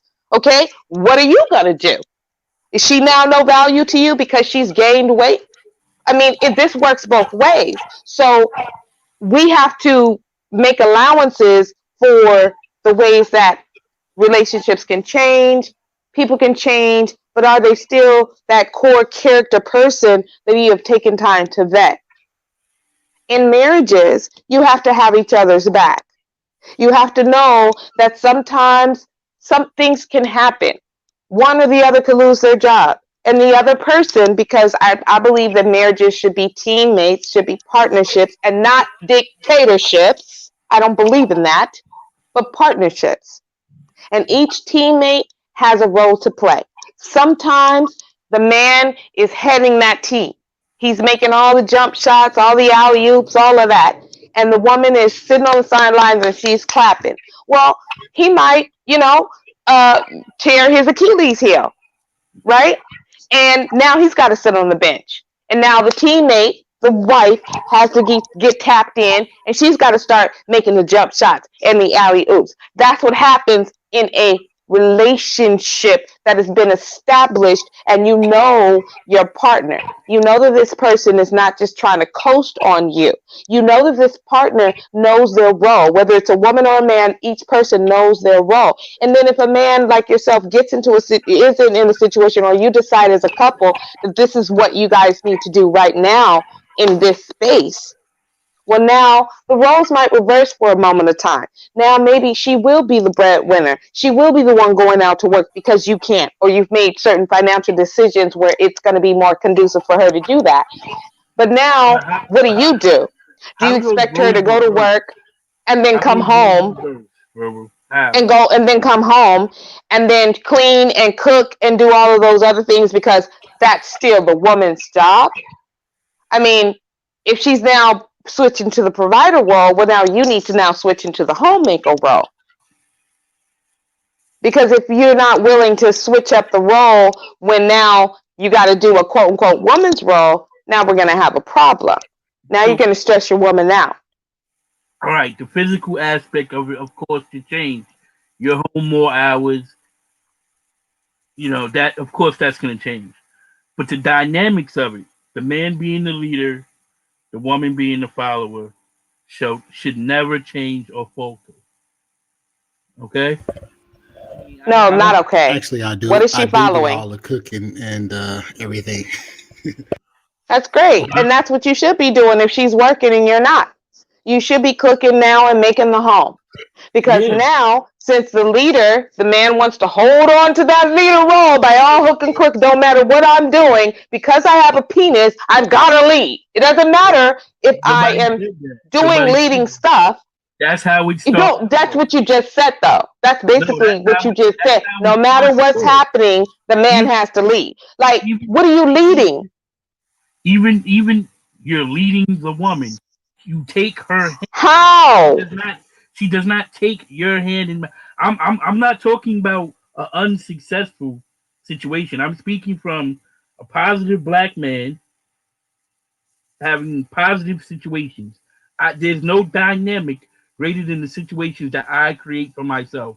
So, being that I said that, I wouldn't put myself in a situation with a woman who didn't understand those dynamics. So let me ask you a question. If the roles reverse and she's the provider, but you still want to be the leader, you still got to be the leader now. Um, What are how do we you talking show about your leader? leading? How do you show your leadership when she's making all the money and paying all the bills? How do you now show her that, damn it, woman, I'm still the man and I'm the leader?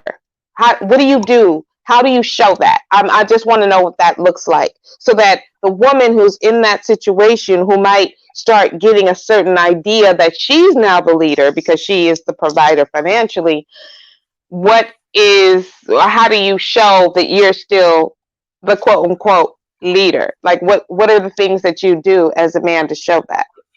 For one, for one, and when my woman makes more than me, if that's the case, there is no case, because it's not a case of her money, my money. It's our money. That's number one, right?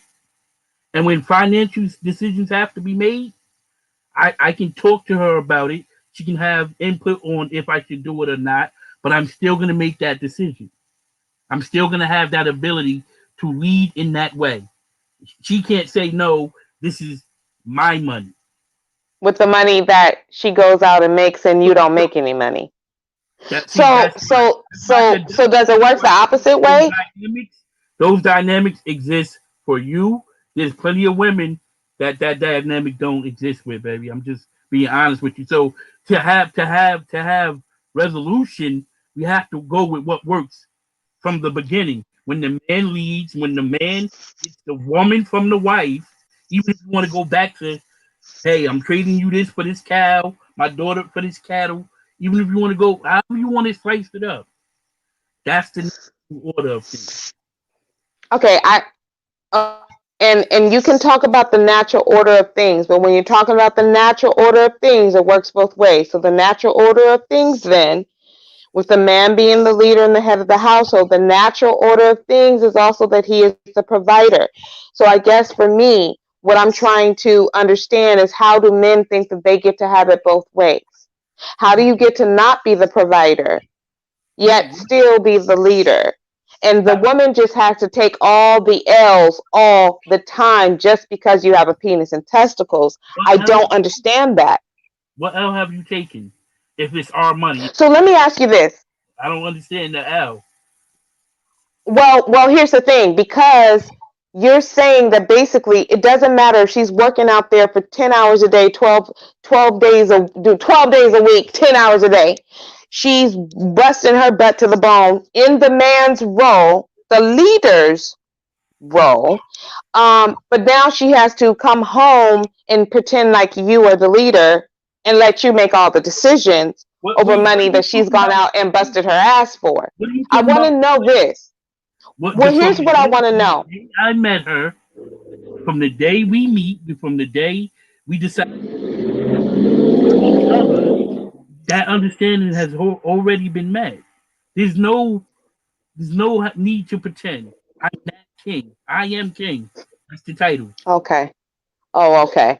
Well, here's the thing then. When you are the full provider and you are making all the money and she's home, um, is it still our money? Does she get to say what is done with the money? It will always be our money, even if we have Okay, but does she to let get the to people. say, We have to take it to so court. Let the people decide. They're gonna tell us it's our money. They're gonna tell us, like, Mm-hmm. I mean, Right, right, it is what right. it But the point that I'm asking, the question that I'm actually asking is, you said that even if you're not making any money, you're sitting on your butt doing nothing at home. She's running out there. She's making the money. She's being the provider. She's actually literally taking the leadership role in the family. Well, if I can, She's supposed to, hold on, let me just finish this if I one can sentence, interject, okay? Can I just finish this, what I was saying before you interrupt? Let me just finish. I want to know, you said, Chef, that even if she's the sole provider of the money, she's bringing in all the money, you get to make the final decision on what happens with the money, right? Did I have that right? if I'm making a finance, I'm not talking about going to take the money and going to Sin City, right? We're not talking about nothing going on a shopping spree, right? Okay. No, I get all of that. I get all of that. But many women aren't like that, who just want to run around, and I have an extremely high credit score. I pay all my bills before time, on time. That's what I do. So a lot of men aren't financially savvy, and they do actually leave the finances up to their woman because they know that their woman is better with paying bills and keeping up on things than men are than they are, because men can be very forgetful when it comes to that. But what I'm asking you is, you said that if she is making the money, you're not making the money, so you're not in the provider leadership role when it comes to provision, yet she still has to acquiesce to you as far as what happens with the money that she has solely made, because it's our money. Okay, get it. I understand that. But then I'm asking you, if it's reversed, where the man is making all the money, she's not outside of the home working, she's not making the money, is it still you who gets to make the final decisions on the money Verbal. That never. and not her? That's what I told you. That So, dynamic. the answer is yes. So the answer is yes in both states, It regardless never of whether switches. you're making the money. So regardless of whether you're making the money or she's making the money, you still get the final say, right? No, we making the money. We. It's our Okay, money. but you said, I understand it's our money because we're marriage, right? But you said that in either situation, you get to have the final say on what happens with the money as the leader. Is that correct? I never said that. Oh, but it sounded like you just said it. You said that regardless of whether she's making the money, it's our money. That's what you said. And you said, but as the leader, you're still the king and you make the final decision. That's what you just said. I said if I want to make okay, I think on you a guys are business, missing each other. If I go can ahead, interject Amy. real quick here, Go because ahead. I'm in that situation where my wife makes all the money. Okay, so and ever since she's been in the ever since I sold my shop, she's been in the money, right? So she's been making the money, right? Now, when we talk about the leader, the money doesn't necessarily dictate who's the leader of the family or the head of the household. The fact that it is still a man's world and it's still primarily a patriarchy, then that means that it's the male's job. If she married a man that's worth his salt, it's the male's job to help guide that family through and navigate that family through a patriarchal world. So, regardless if she's making all the money or he's making all the money, it's still up to the man to guide that family in a man's world. Okay. So, in terms of my wife, yeah, she has a great credit score, but that's because I fixed her credit. Okay. When it comes to finances, my wife's going on deployment in a couple of months, and we had to sign the power of attorney. She had to sign all of her rights, do all the funeral arrangements if things happen to her while she's on deployment, etc., etc. And she told me, she said, "Look, I know that when I get back, that you will have saved my money, which is our money. uh, I know that you would have saved the money from me and showed me how to save it because I won't be spending this money." Now, as far as the power of the purse, she has the power of the purse because I do not. It's, I tell her that it's her money, but she always tells me it's our money. But I let her use, spend whatever she wants to spend because at the end of the day, I tell her, look, I'm a guy, and I've experienced having the two-seater cars and the penis on wheels and the jewelry and all of these things. So I don't need that stuff. I'm here to support you. I'm a military spouse. So I'm here. You're the one that's putting your life on the line. So I'm here as your support system. I left my business to support you and solely focus on you. Okay, so this is what we established before she even uh, um, took her oath of service. So I think that when people are dating, this is what we did. We aligned our ideologies. We had a bunch of conversations of what we liked, what we didn't like, and we found that common ground. Plus, I already had an idea from my parents' relationship of what type of woman I wanted to marry. So when she came along, I was like, finally, it didn't take me long to decide, and I'd had many women in my life, relationships, and when she came along, she stuck out like a shining star. I said, "This is the one." Within a couple of months, because we vibe so well together. But at the same time, there is like a 10-year uh, age difference, and so I had to allow her to mature enough to where when I asked her to marry me, she could make an informed decision that wasn't based off of uh, her feelings of a 20-year-old when we met. So when she said yes, she was well over 25. She was like 26 years old when she said yes, I'll marry you. I asked her for her mother, for her hand in marriage and everything, and we decided to go that route. So this is where I think the disconnect comes into to play. Now in her military career, I talk to her a lot. I say, look, I know that you're in the military and I know that you have this rank and stuff like that, but at the same time, you have superiors that are men. There are a few women, but for the most part, the military is a male driven industry. And so this is how you can excel amongst the men without looking like you're trying to step on their toes and show them that you're a strong woman, because that's not necessary. This is how you get men's respect because I am a man, I am an alpha. So this is how you get a male's respect. You lead through um, you lead through what is it called? Humility.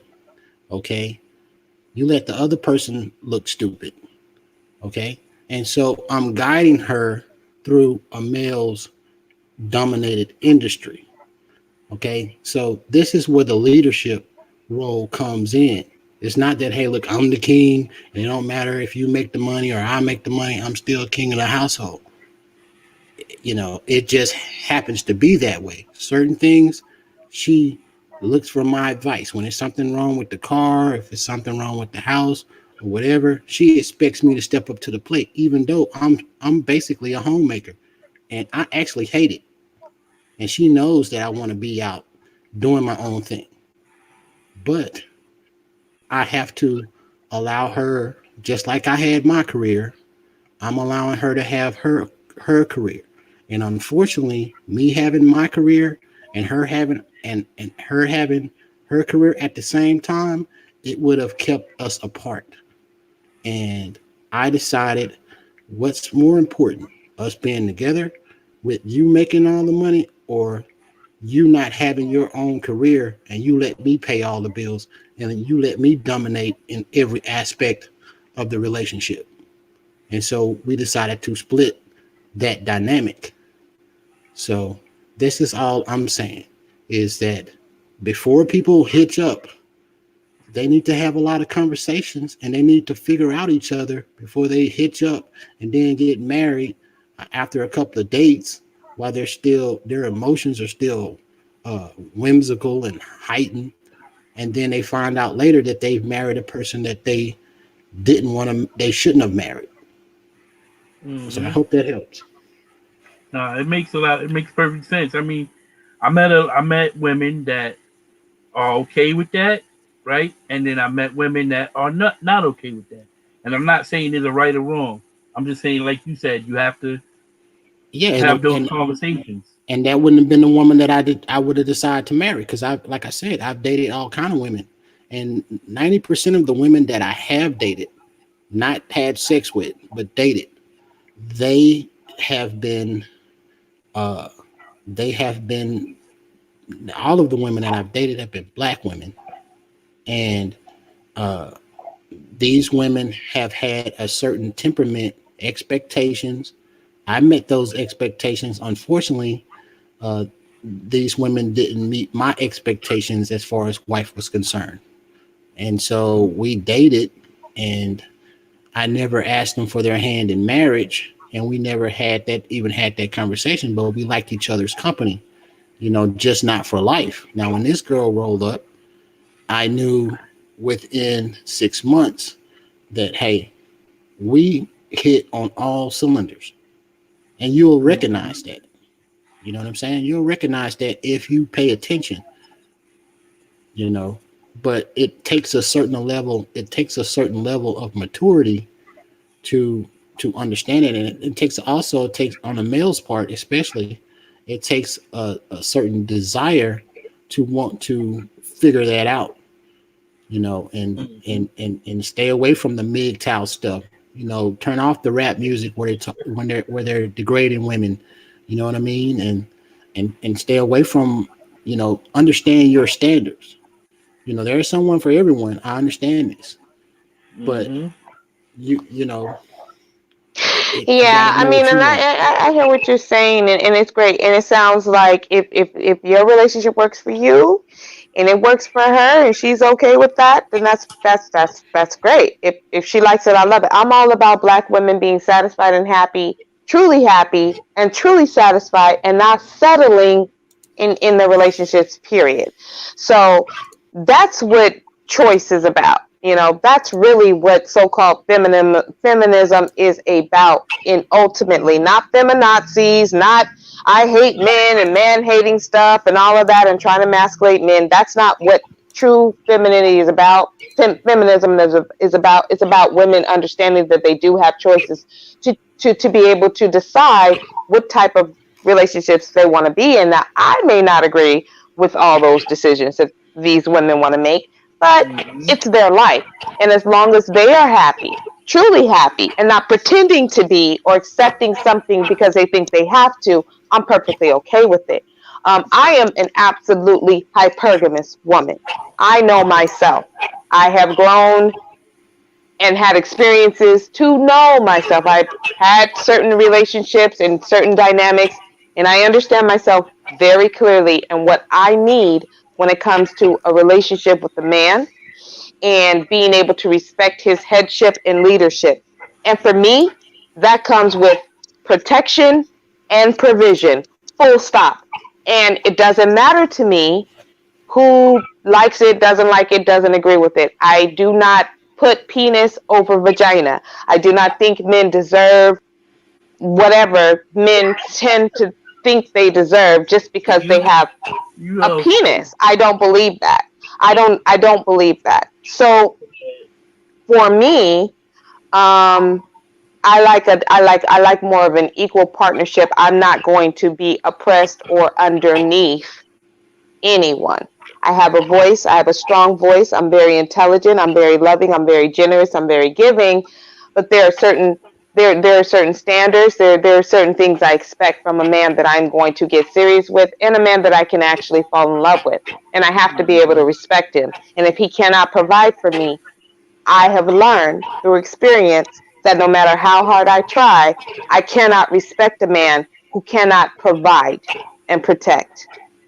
And that is because I am truly hypergamous, and I embrace it, and I won't apologize for it. It is my nature as a woman, and this is the nature of most women, whether they want to admit it or not, or whether they're settling for less or not. I know this for a fact. All right. So Let me ask you this, bro. that's all I have to say about it. Yes, sir. When- Yes, sir.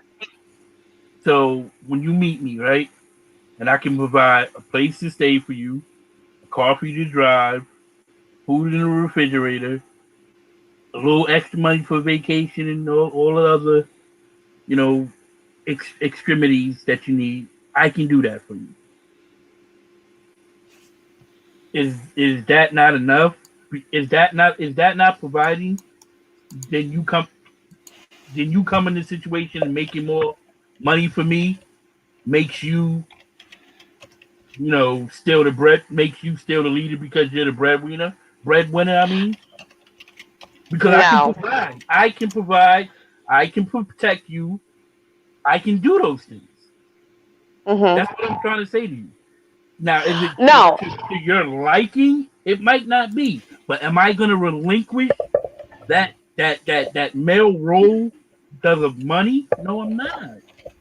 Well, and that's the thing. No, it's not about it's not so much the amount of money. It's what a man chooses to do with his money.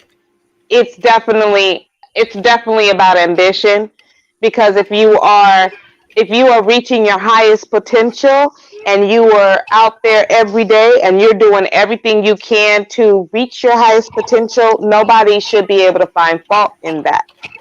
Right. As a human being, as a man, you're doing everything you can. You know what I mean? If I know that the man that I am with has my back, if I drop the ball, I can go to him, and I know that he's got it. He's gonna be able to cover whatever I can't cover. I mean, that's the thing.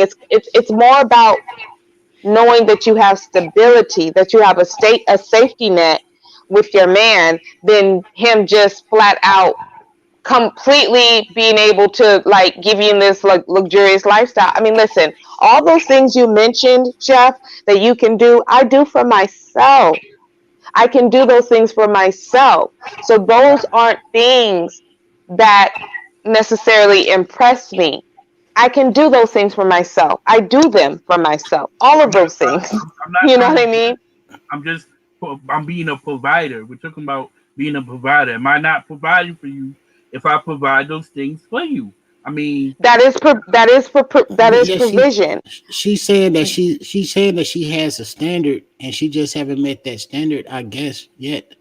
And she's waiting on that standard to come because there are men out there that can meet that standard. She just haven't come across it. Just like I had a standard, and there were some women that I could have, married, but I held back. You know what I'm saying? And mm-hmm. you know, even now, you know what I mean? Like I told my wife, I was like, look, I really hate staying at home. You know what I'm saying? And I actually want to work, you know, and I actually want to, open up a business here. And she's just like, hey, look, I understand that, but I, can you do something different? Because she's just not comfortable with me having, she's not comfortable with me having um, the business that I had before. It wasn't a strip club or nothing sexual or nothing like that. Yeah, But you got a good black woman, bro. Word up, yeah, real talk, she real she's talk. like she's like, can you do real estate, like your sister or something like that if you just must be out. But she's perfectly fine doing her career. You know what I mean? And Hmm. so I'm like, hey, look, if that makes But you I if that makes you feel comfortable, then that's fine. You know what I mean? I just think that sometimes, though, men need to be careful. And I'm not saying this about you or your wife or anything like that. I don't know her. I don't know whether she's good or bad. I don't know anything about her. I hear what you're saying. You sound happy. However, you do sound like you're uncomfortable not being the provider, which I find happens with most men because most men want to have that role because you're men. So, me understanding men, I know that it can be a strain sometimes when a man cannot step into that role or has that role. Okay, so that's what I'm saying about that. But I think that sometimes women, and again, this is not about you or your wife or situation, but in women sometimes want to, like, if you talk about women who make six figures or seven figures or whatever, and they date the man who works at McDonald's, women do that because they feel a sense of control over that man. They feel like they have something over him because they are making the money. And you will see that play out in the relationship if he steps any type of out of line, if he tries to exert any type of authority or headship. She's like, the first thing she's going to do is throw up in his face, well, I make all this money and you're broke. Okay, and so those are things that cause it. But you know, the two top reasons why people divorce is because of money and sex. Those are the two top reasons. People say irreconcilable differences, but they just say that so they don't have to tell you what it really is. It's sex and money. Those are the two top reasons. Money actually being the first reason why people divorce. That's true. So when people try to say that money's not important in relationships, it is a fantasy. It is a delusion. It is how we want it to be, but it's not how it actually is in reality. Men want to provide for their women. That is one of the ways that men feel like men. And women need to allow men to have that role. Women need to allow men to be the providers. You're Men feel the absolutely right. best. You're Yep, absolutely men right. I feel agree. feel their most manly when they know that they are the ones who are the breadwinners, taking care of their woman, taking care of their children. I pay the bills in this bitch. Men need that. They like that. They love that. And when they're with women who make an extraordinarily amount more, it's kind of emasculating to a man. Well, let me tell you this, and you're right, especially when you said that women like to have this control because I'm pretty sure I can almost, you know, I know for a fact because I know my woman. She's uncomfortable with me um, in a she's uncomfortable with me in a employee position because I was a business owner for so long. But she's also uncomfortable with me being because I don't possess a super ability to make a lot of cash. And when I say super ability, I'm like, I'm not a LeBron James where you have a super ability to play basketball to where, you can just make these millions. So I have to make the money with my mind, right? And when I get and I have tunnel vision. So Mm-hmm. if I wanted to get, let's say, if I wanted to start a business in this new city and I have tunnel vision, that means that that's the only thing that I will focus on. That means that the alpha in me will come out and I'm probably going to crack a lot of heads to get where I want to be, right?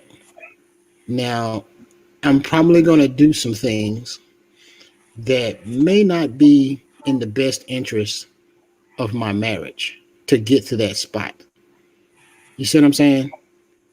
And I'm pretty sure that she's afraid of me getting into that mindset where I feel like, hey, look, it's all a bust. I need to go out here and do some things and get some things done. And I'm not going to let anyone step in my way. And if anyone gets close to stepping my way, I will view them as the enemy. And remove them.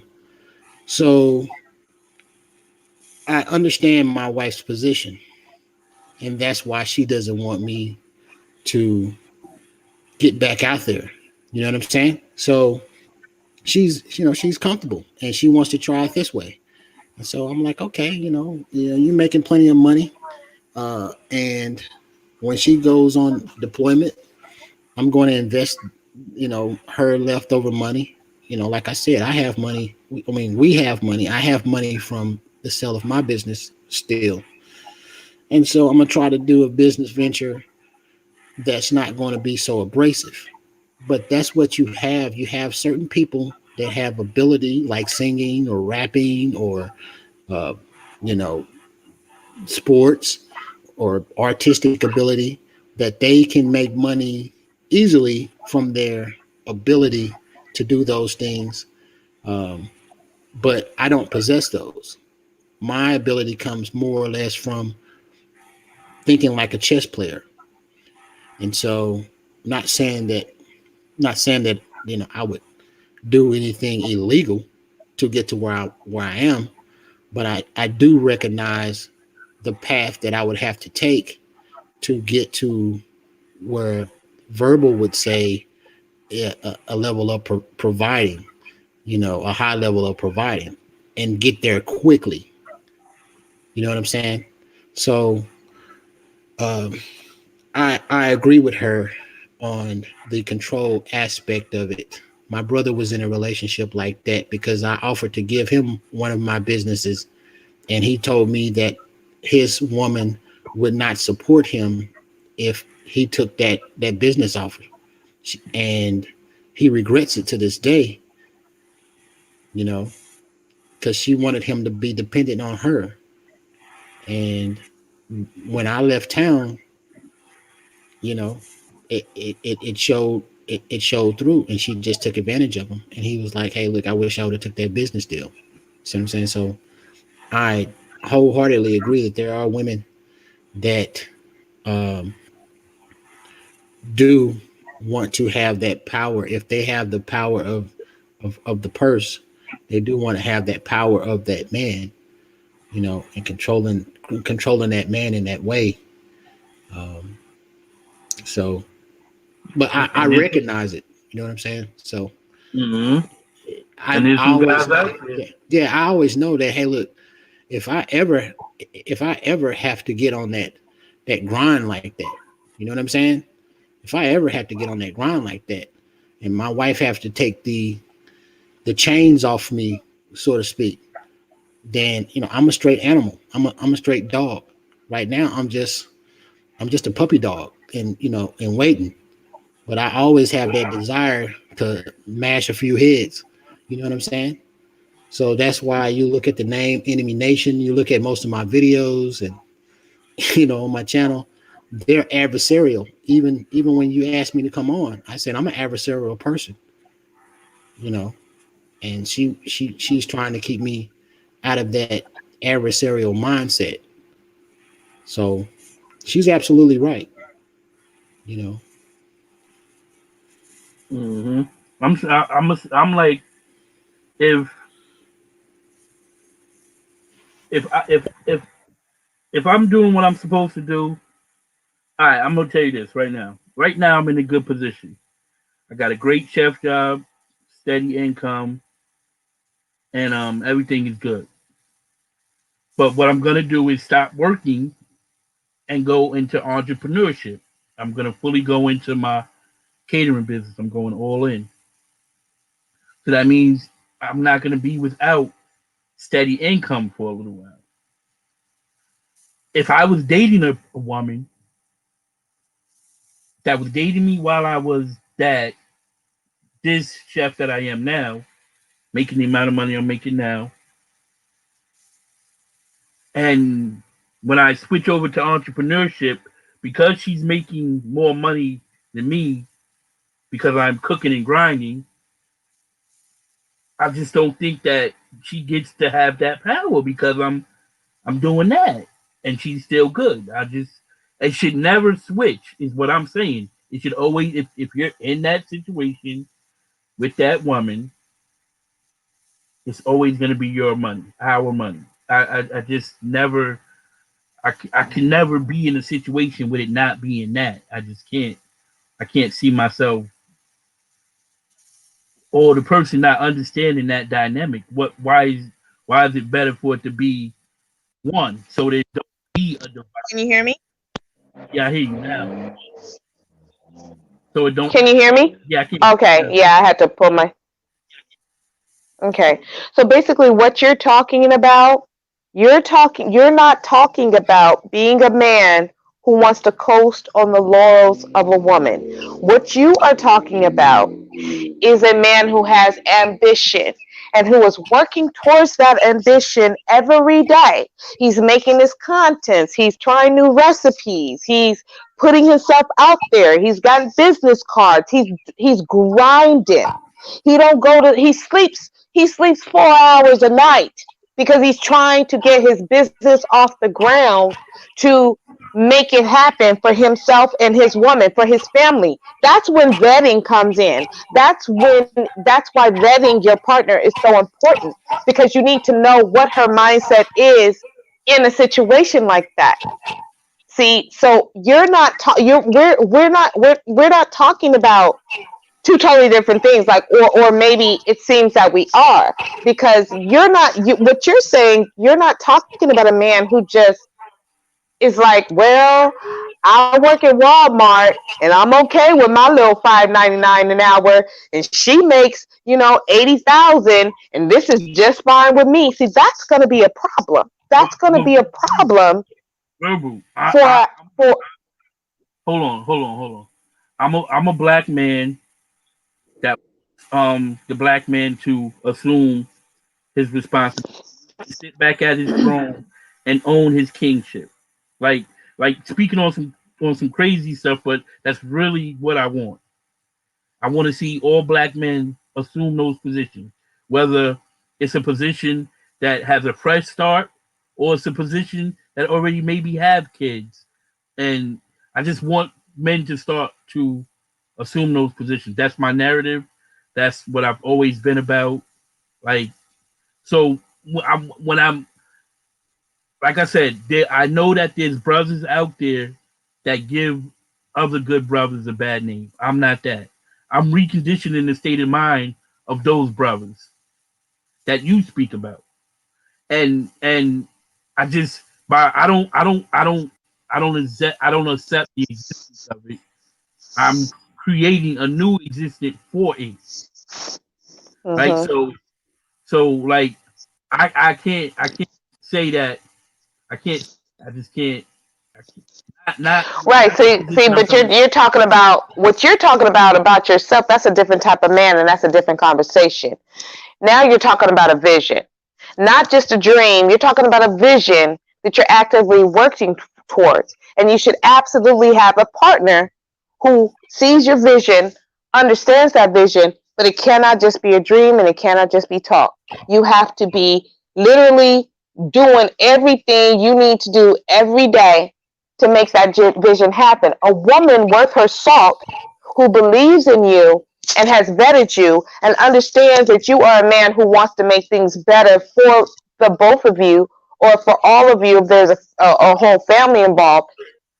That's the kind of woman that you would want to be with, a woman who can see that vision and understands that these tough times right now are just temporary. You see what I'm saying? But there has to be a history already See, of you making things happen. You know what I mean? She has to understand and truly, fully believe in you and your vision because you're showing proof of it every day. That's the difference. I think verbal is an alpha. So she probably needs an alpha. You know what I'm saying? To and I know that Donna said she didn't like those labels, but people have to recognize that the A type personalities. Um, Oh gosh, when they yes, come I am when they definitely an alpha. I yeah. So am. when you come across an A type personality, you know, then you have to recognize that. See, you know, I can handle an A type personality or alpha female. You know what I'm saying? And it doesn't bother me. Actually, that I probably do better because we just blaze a trail through the world together. You know what I mean? Because it's sort of like that Bonnie and Clyde thing. You know, she's gonna vibe off of you, and you're gonna vibe off of her. So I think that's what Verbal is saying, that she needs a man that she respects, and because she's an alpha, and she can recognize it. So even if a man doesn't have anything, if he's an alpha like she is, she'll recognize that and say, well, let's go get it. You don't have it now, let's go get it. Because you probably needed me. Now you got me, let's go get it. And she'll know within the first few months if he's about that life or not. You know what I'm saying? Yep. Because if he can't keep up, she's going to drop him and not even think twice about it, and not even. Have you met me in another life or something? Yes, this is true. And I think that true alphas do want, I think that true alpha males do, they enjoy and understand true alpha females, because here's the thing about an alpha female does know her place. Yeah, But good. we understand, and alpha females will definitely absolutely bow down to an alpha male. Let me tell you something about an alpha comes into my presence, I bow the fuck down. Trust me. But I don't have much tolerance for the quote unquote betas and the zetas, because the way that I am, I have a very strong willed and a strong opinion. And so yes, I need a man who has that too, and who is not intimidated by my personality, because I mean no harm. I'm just a straight shooter and I tell it how it is. And because I've been through things where I've had to learn myself. I wasn't always alpha. It was probably always somewhere deep inside of me, but it had to fully develop, and it has. And so now it's just, listen, it is what it is, and I don't have shame for it is, because I know when I've been in love, and I know the type of men I have been weak at the knees for. I mean jelly, okay? So it definitely can happen, but it's only a certain type of man that can bring that part out in me. And I'm very used to taking care of myself. And that's why when Chef was saying those things, I can do all of those things. I want a man who can bring me something above what I can do for myself. Otherwise, it's just not impressive. Yo, read the post, Verbal. Read that, what True Form said to you. Yeah, I saw it earlier. I kind of chuckled. That was funny. A loyal, submissive man. River would do well with a loyal, submissive man with 6 figures. Listen, let me just say this. You're really not far off the mark, the Truth Form. You're not far off the mark. I'm not going to lie. I know what it is. I am who I am. I'm not going to lie. The submissive part, though, is... It has there's a caveat to that, because I think that men and women need to take turns submitting. I think that there are plenty of times that a woman should submit, but I think that a man who is very confident, who's full of his masculinity, who is alpha, who knows himself, does not have any problem at all listening to his woman's opinion and being able to say, you know what? She's right. I'm going to go with what she's saying, because what she's saying makes more sense. That's confidence to me of a man who doesn't have to bully in there and kick down doors and be like, I'm a man. So if I want to run over this cliff, you better do it, woman. Like, that's crazy to me. Yeah. That's insecurity to me. A true secure man understands his own weaknesses and understands where his partner is stronger. Yeah, that's why my wife doesn't want me to, like I said, that's why my wife doesn't want me out there like that. You know what I mean? Because she knows that, I typically attract women without even trying, and it's just the way that I carry myself. No, seriously. So if I was working at a fucking... You better cut it out, man. No, seriously. She's asleep though. She can't hear me. But They home. She I know, wasn't taking. Chef. He about to get in trouble, huh, Chef? He about to get in trouble. They Yes. home, bro. Now, hey, look, you know what I mean? Like, she don't let none of her military girlfriends come around me or none of that shit. You know, and uh, it's she's like, I don't want you out in the workforce. But like I said, I know my woman and I know what she's comfortable with and what she's uncomfortable with. And so yeah, even though I would love to bust heads forever. You know what I mean? I just, I have this I made this commitment and I knew what I was getting into. So I made the decision, so I'm going to live with that decision. But as far as that next question, put that question back up, Chef. Um, Which one?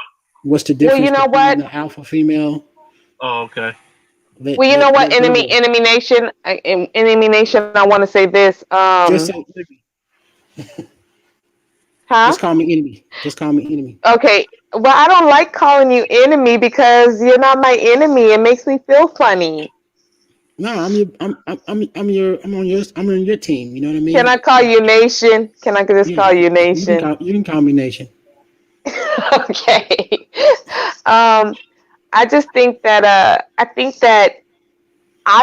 that what you're doing as a husband and acquiescing to your wife's desires right now, and that works for your family right now, even though you're uncomfortable. But it seems to me that you're seeing the bigger picture of what is working right now. I think that is what you're supposed to do, as a man, and that you don't have to, you know, brutally kick in doors and with force and no, damn it, woman, that's my, you're taking a back seat for the good of your relationship right now. But I will say this: at some point, you as a man, you're going to need to exert your own self fulfillment.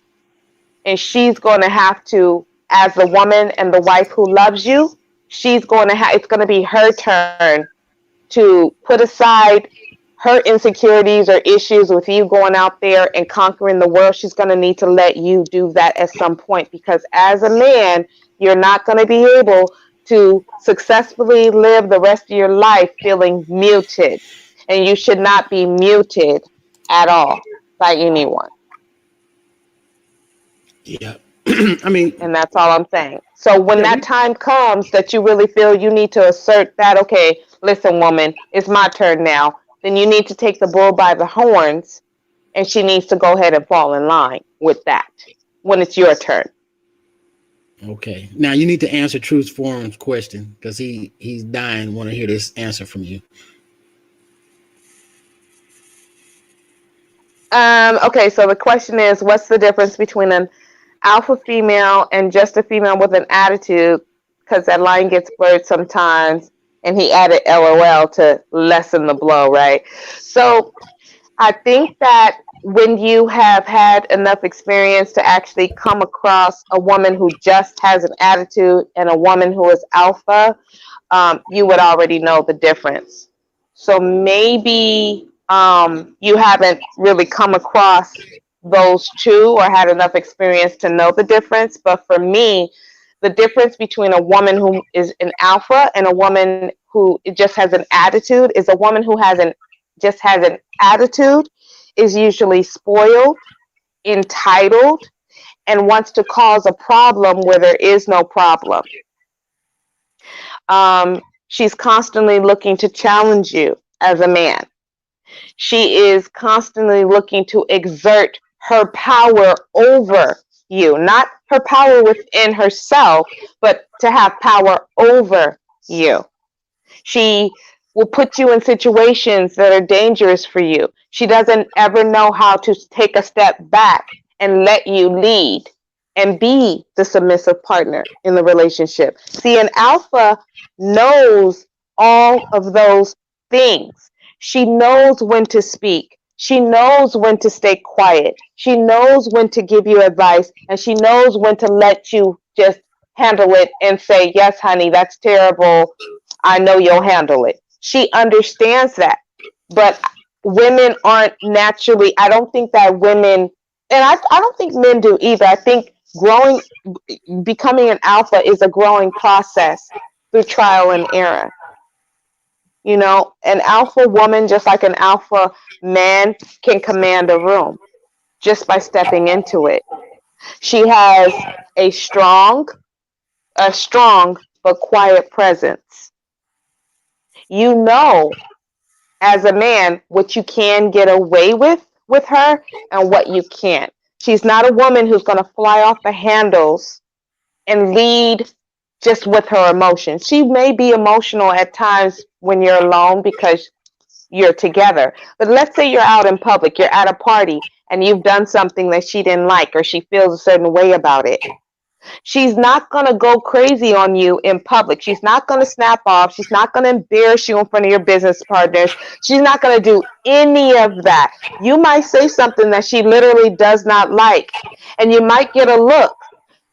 She's not going to embarrass you, though, in public. She's not going to lose her cool.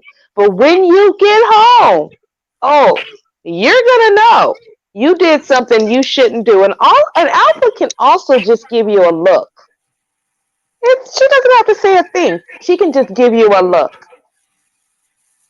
An alpha woman handles her bills. She pays her bills. She takes care of her home. She takes care of herself always. She takes time for herself. She rejuvenates whether you like it or not because she knows she needs that to be her best self towards you and for you. So she knows she has to have self-care first in order to present her best self to you. But she also knows how to take care of you. She feeds you. She nurtures you. She talks to you. She listens to you. And she also has no problem pulling your card when you are out of line. But she knows how to do it respectfully too. You get the message when you're dealing with an alpha woman. And you know that if you have to go to war and you're going to be deployed for 6 months, a year, you know clearly that that woman is going to hold it down. And when you come back, everything's going to be just like you left it. That's the difference between an alpha and someone who just has an attitude. It's about confidence. Women with attitudes who always want to fight are insecure and they have low confidence and low self-value. Alphas don't have to fight. They can Yeah, walk away. yeah. And from my perspective, the difference between an alpha and a alpha female and a female that just has an attitude is that the alpha females are very intelligent, and the attitudinous women are just stupid. It'll show quickly, their intelligence.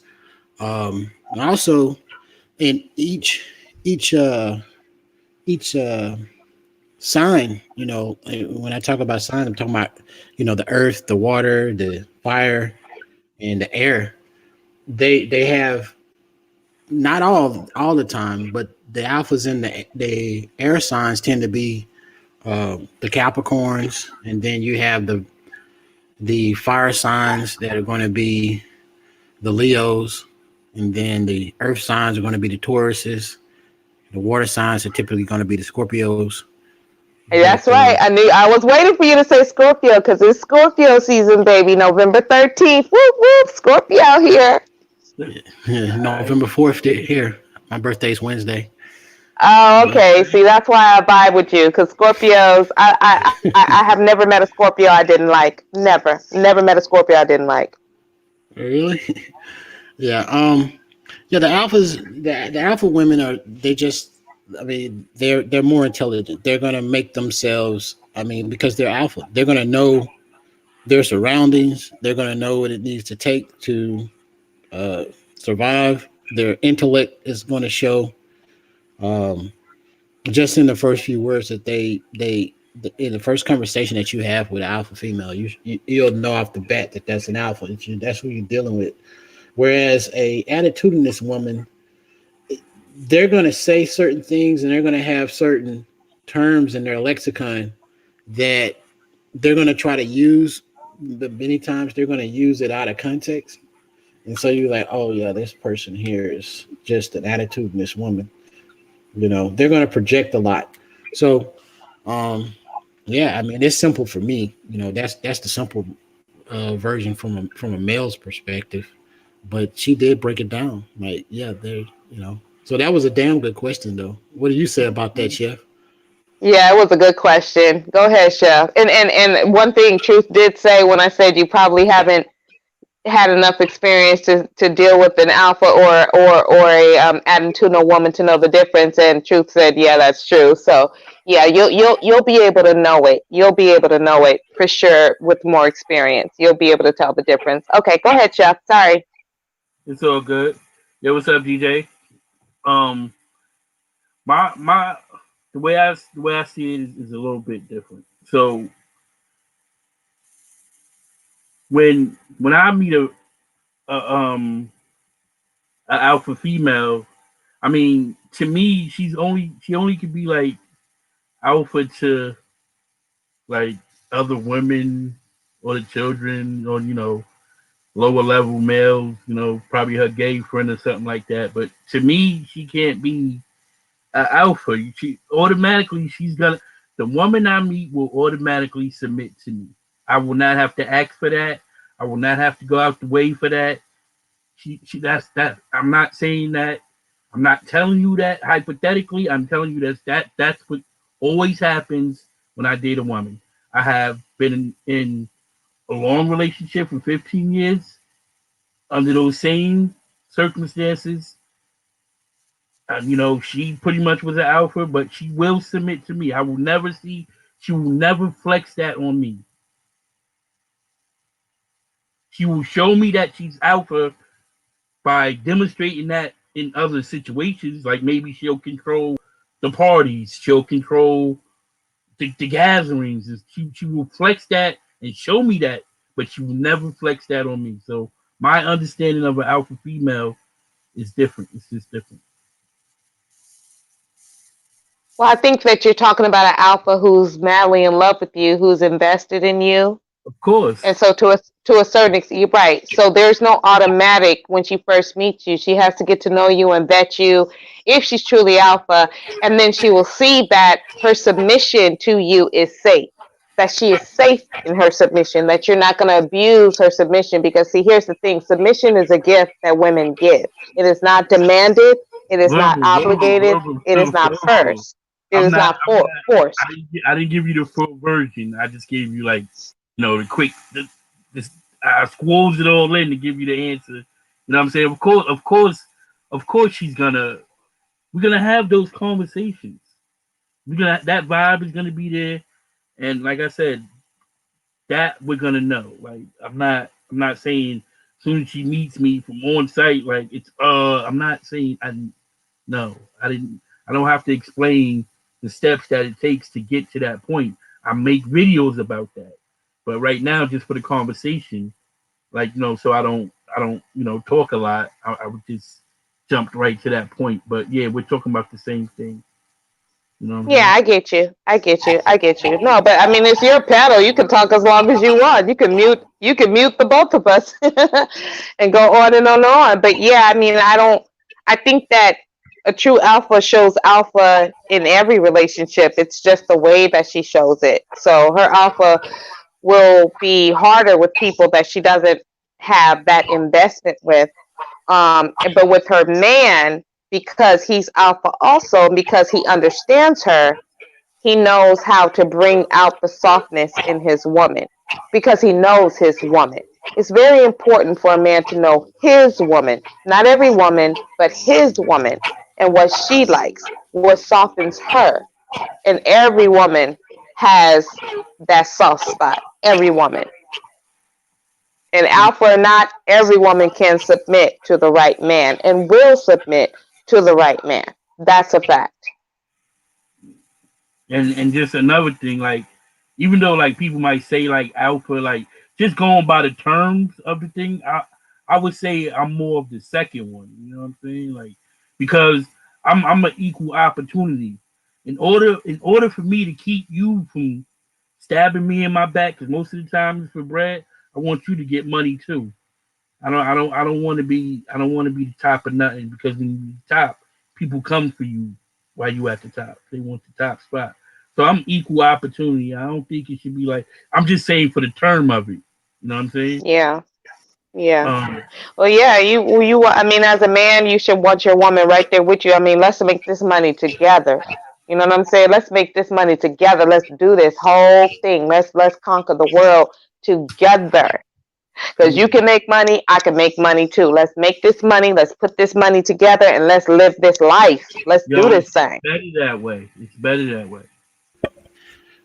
Yeah, absolutely. And uh, most women just want that level of excitement. You know what I mean? Like they want that level of excitement. They want to see those dreams manifest. They like to see things go from, uh, you know, scratch to reality. You know what I mean?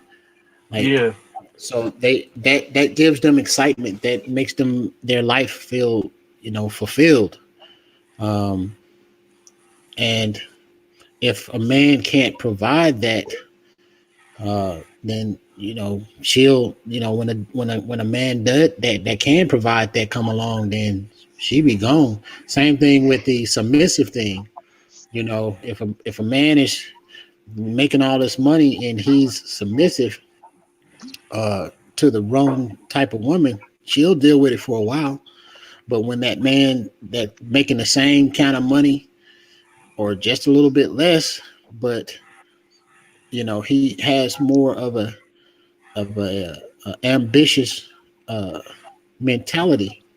You know, Yeah, she'll jump that ship because she's going to see potential. you're She's seeing right. potential, and the longer she stays in that role where the man is submissive to her, she's going to feel like she's settling for when Yep. women don't like to feel like they're settling. And it's So and it's a turn off.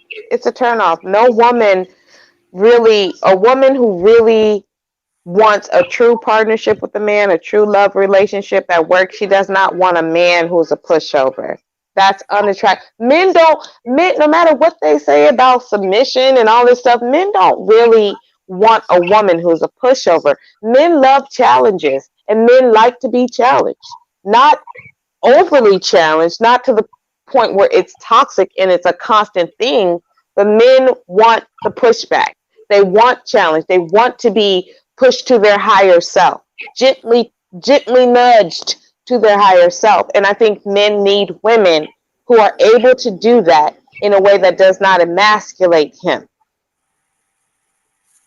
A woman needs to learn how to talk to a man, get her point across in a way where he doesn't feel emasculated, but he knows that what she's saying to him, even if he might not want to hear it at that moment, he knows that she loves him and she's telling him what she's telling him for his betterment and because she believes in him.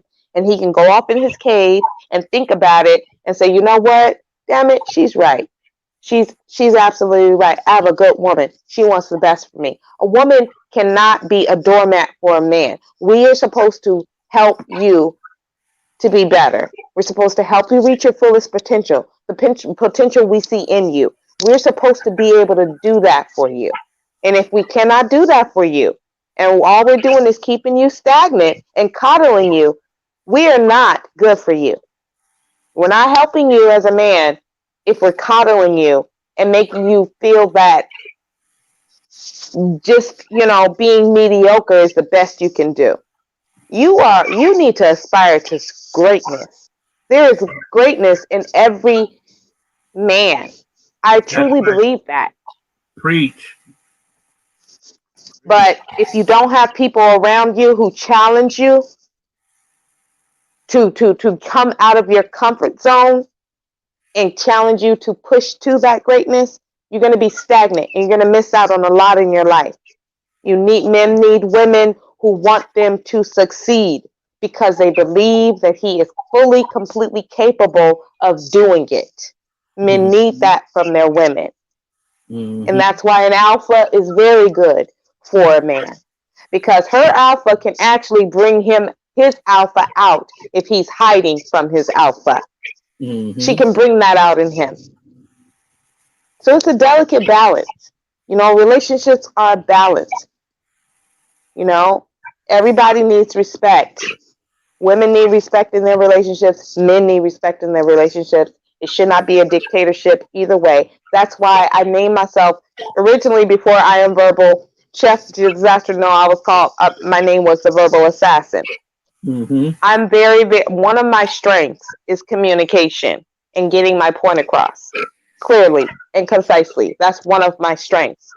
I love languages. I speak Spanish. I'm very good with languages. Communication is the biggest, the most important factor in maintaining a healthy relationship. And when communication breaks down and you can't talk to each other, you're done. You're done. So Period. you have problems having conversation with men, verbal? I don't. Well, let me see. Do I have problems having conversations with men? I don't. I'm not having a problem having conversations with you two men. I'm I talking about don't have men that trying to date you. in my personal life. I definitely, yes. Let me say that. Yes, I have problems having conversations with men because the majority of men that I have met are not intellectually on my level. That's just what it is. Um, I like to talk about all kinds of different subjects. I like a healthy back and forth. Um, and a lot of men that I've met are insecure. They're insecure. And I find that men these days, I don't know if it's in the water, I don't know what it is, are much too emotional for me. And I can be very emotional because listen, I'm a woman. I'm emotional. I embrace that fully. It's part of my makeup. I can be that way. But so yeah, I find that it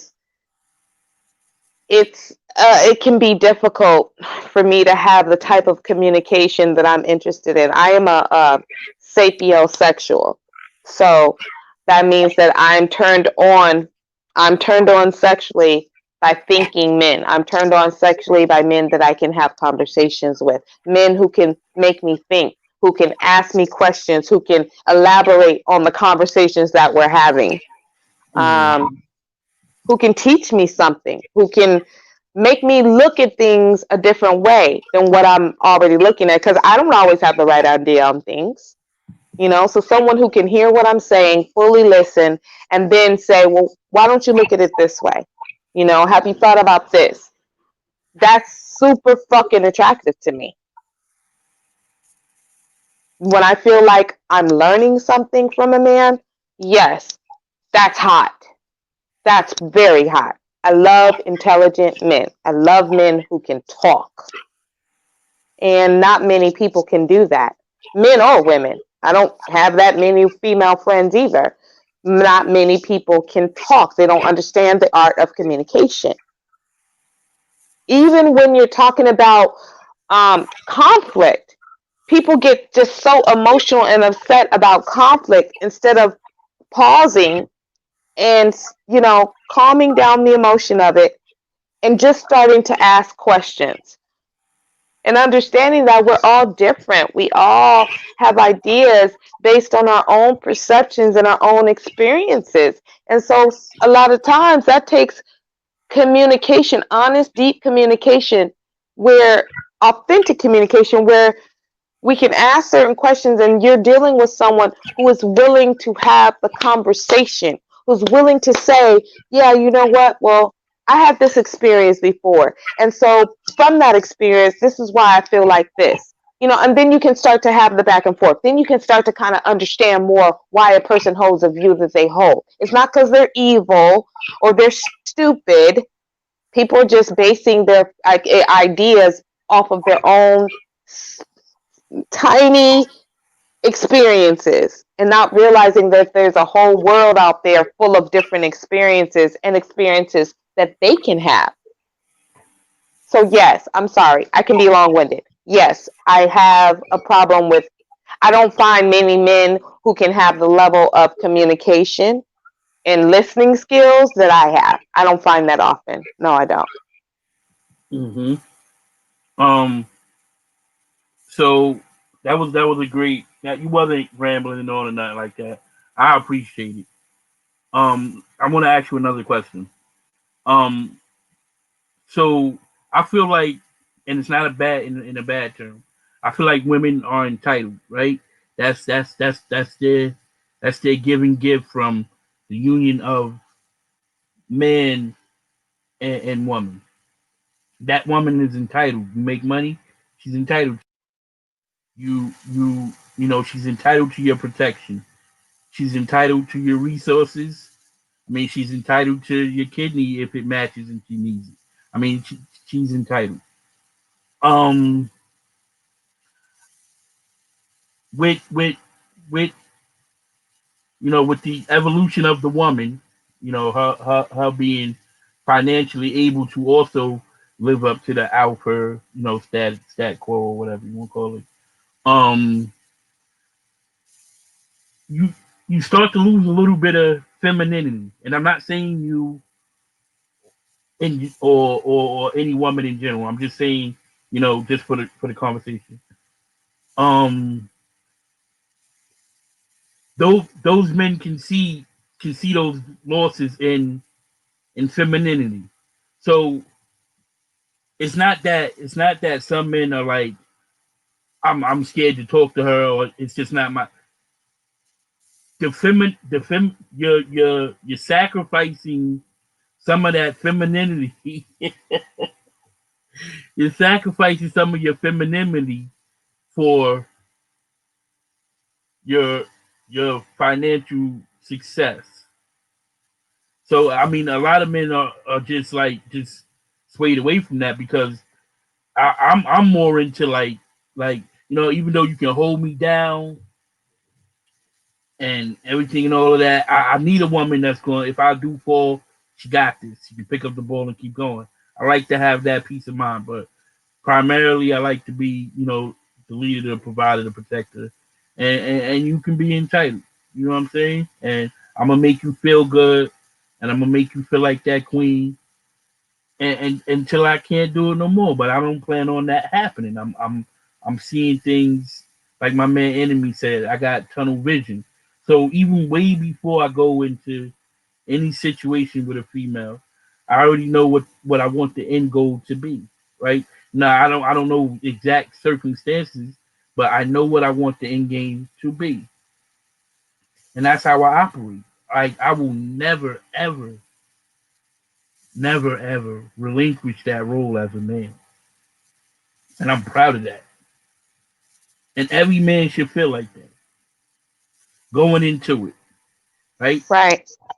Before you go into it, get yourself right. That's what I promote. Like when you say you're good is good enough, then it's good enough, right?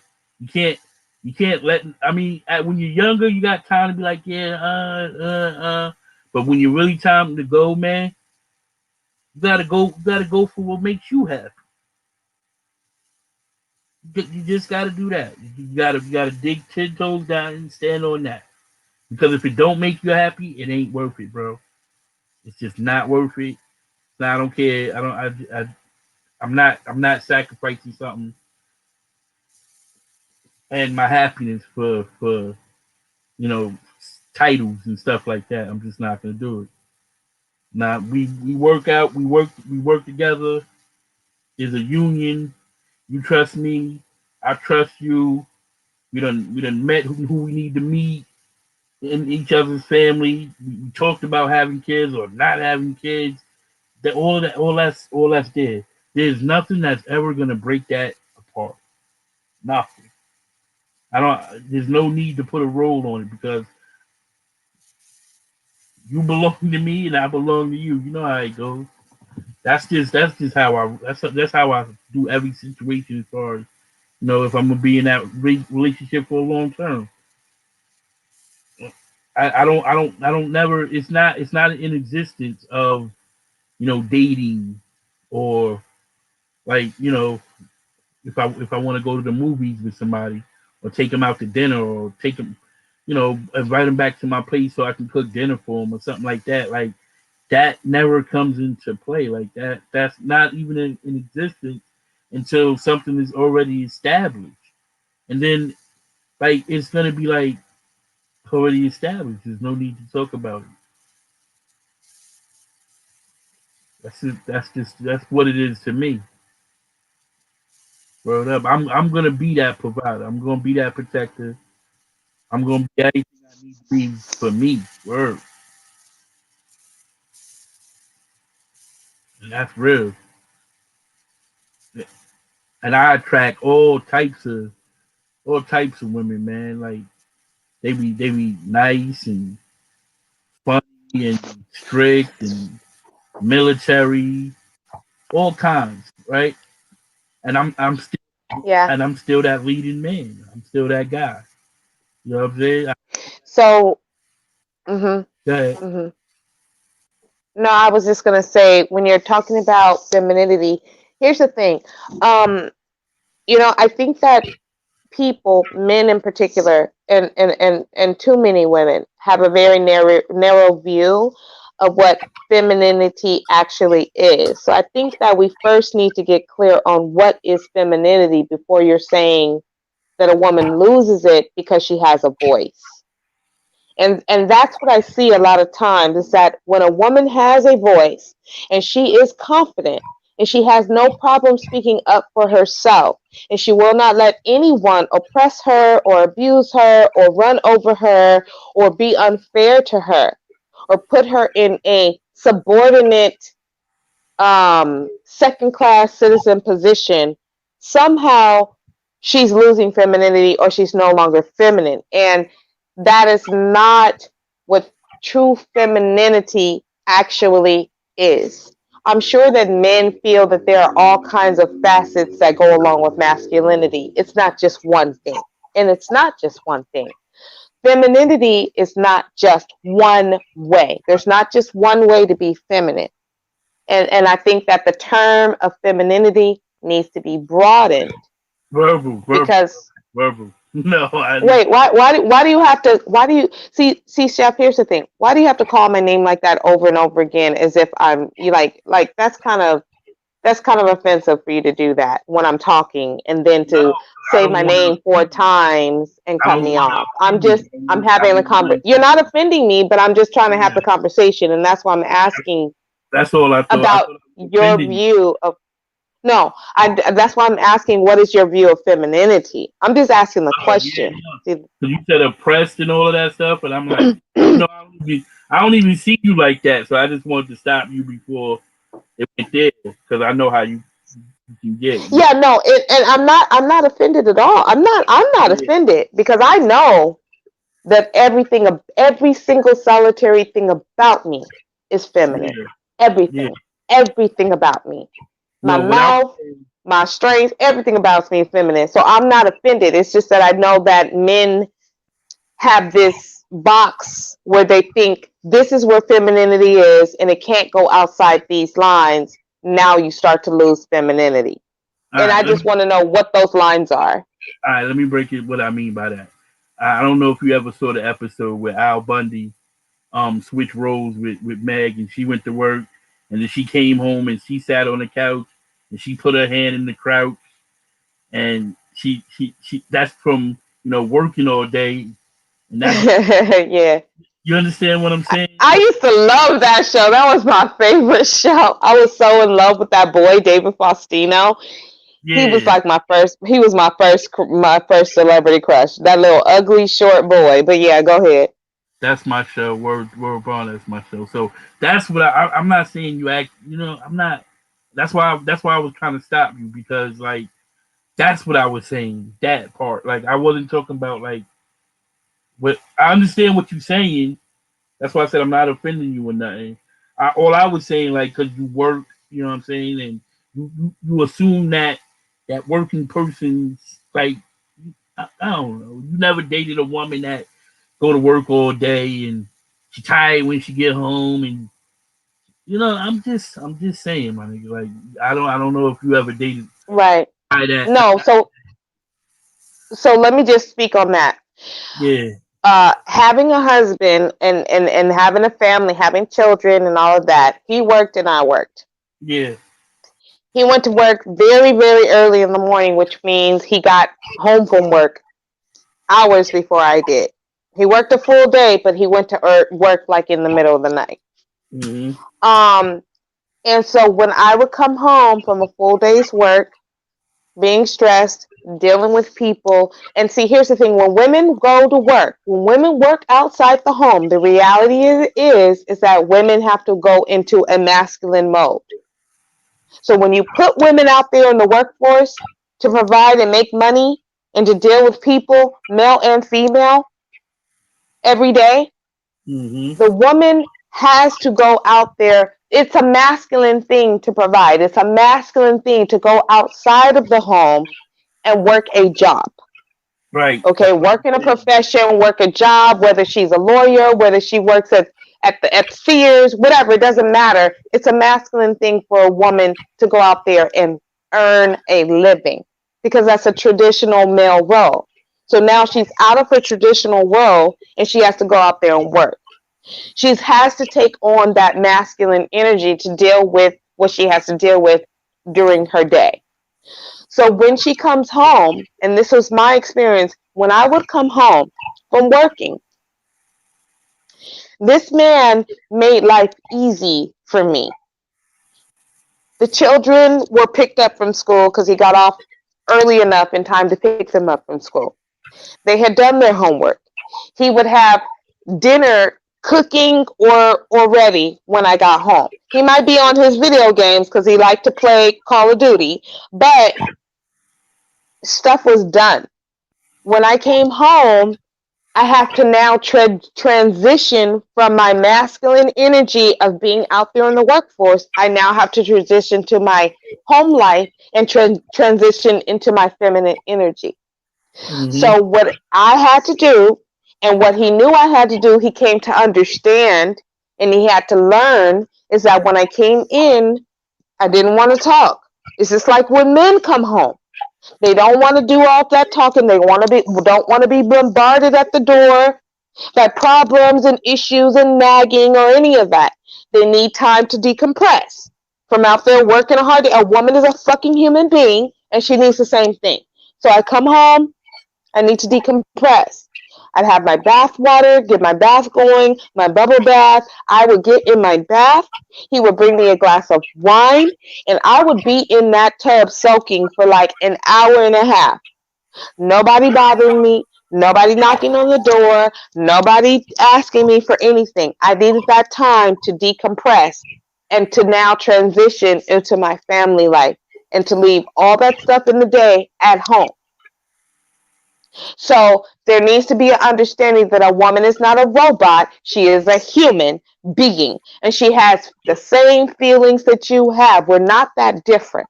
We have the same feelings. And if we have to get out there and work like you do, we got the same stressors too.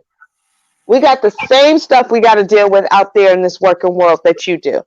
So if you want a woman to transition into her feminine with you, then you need to make home life conducive for her to do that. It's not a switch that she can just turn on and off. She needs some time to transition into that. I transition into that. I get out of my bath. I'd have my little hour and a half or so me time. Come out, eat my dinner. I'm relaxed. I'm with my family.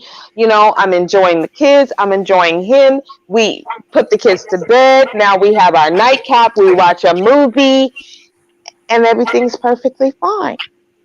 But a woman needs the same kind of considerations if she's out there working all day, and Yeah, even if she's in the home. If I yeah, can say, go ahead. my woman don't work unless she wants to. That's for the record. If I can segue into this and kind of get off, kind of go off of what Verbal said. Um, yeah, I think we were on the Queen Mayot show when I was talking about this. I might have been on the Bernard Raleigh show, but I was talking about this the other day. when it was the, I guess it's the SBYM or some shit like that. This little like black MGTOW group that they got.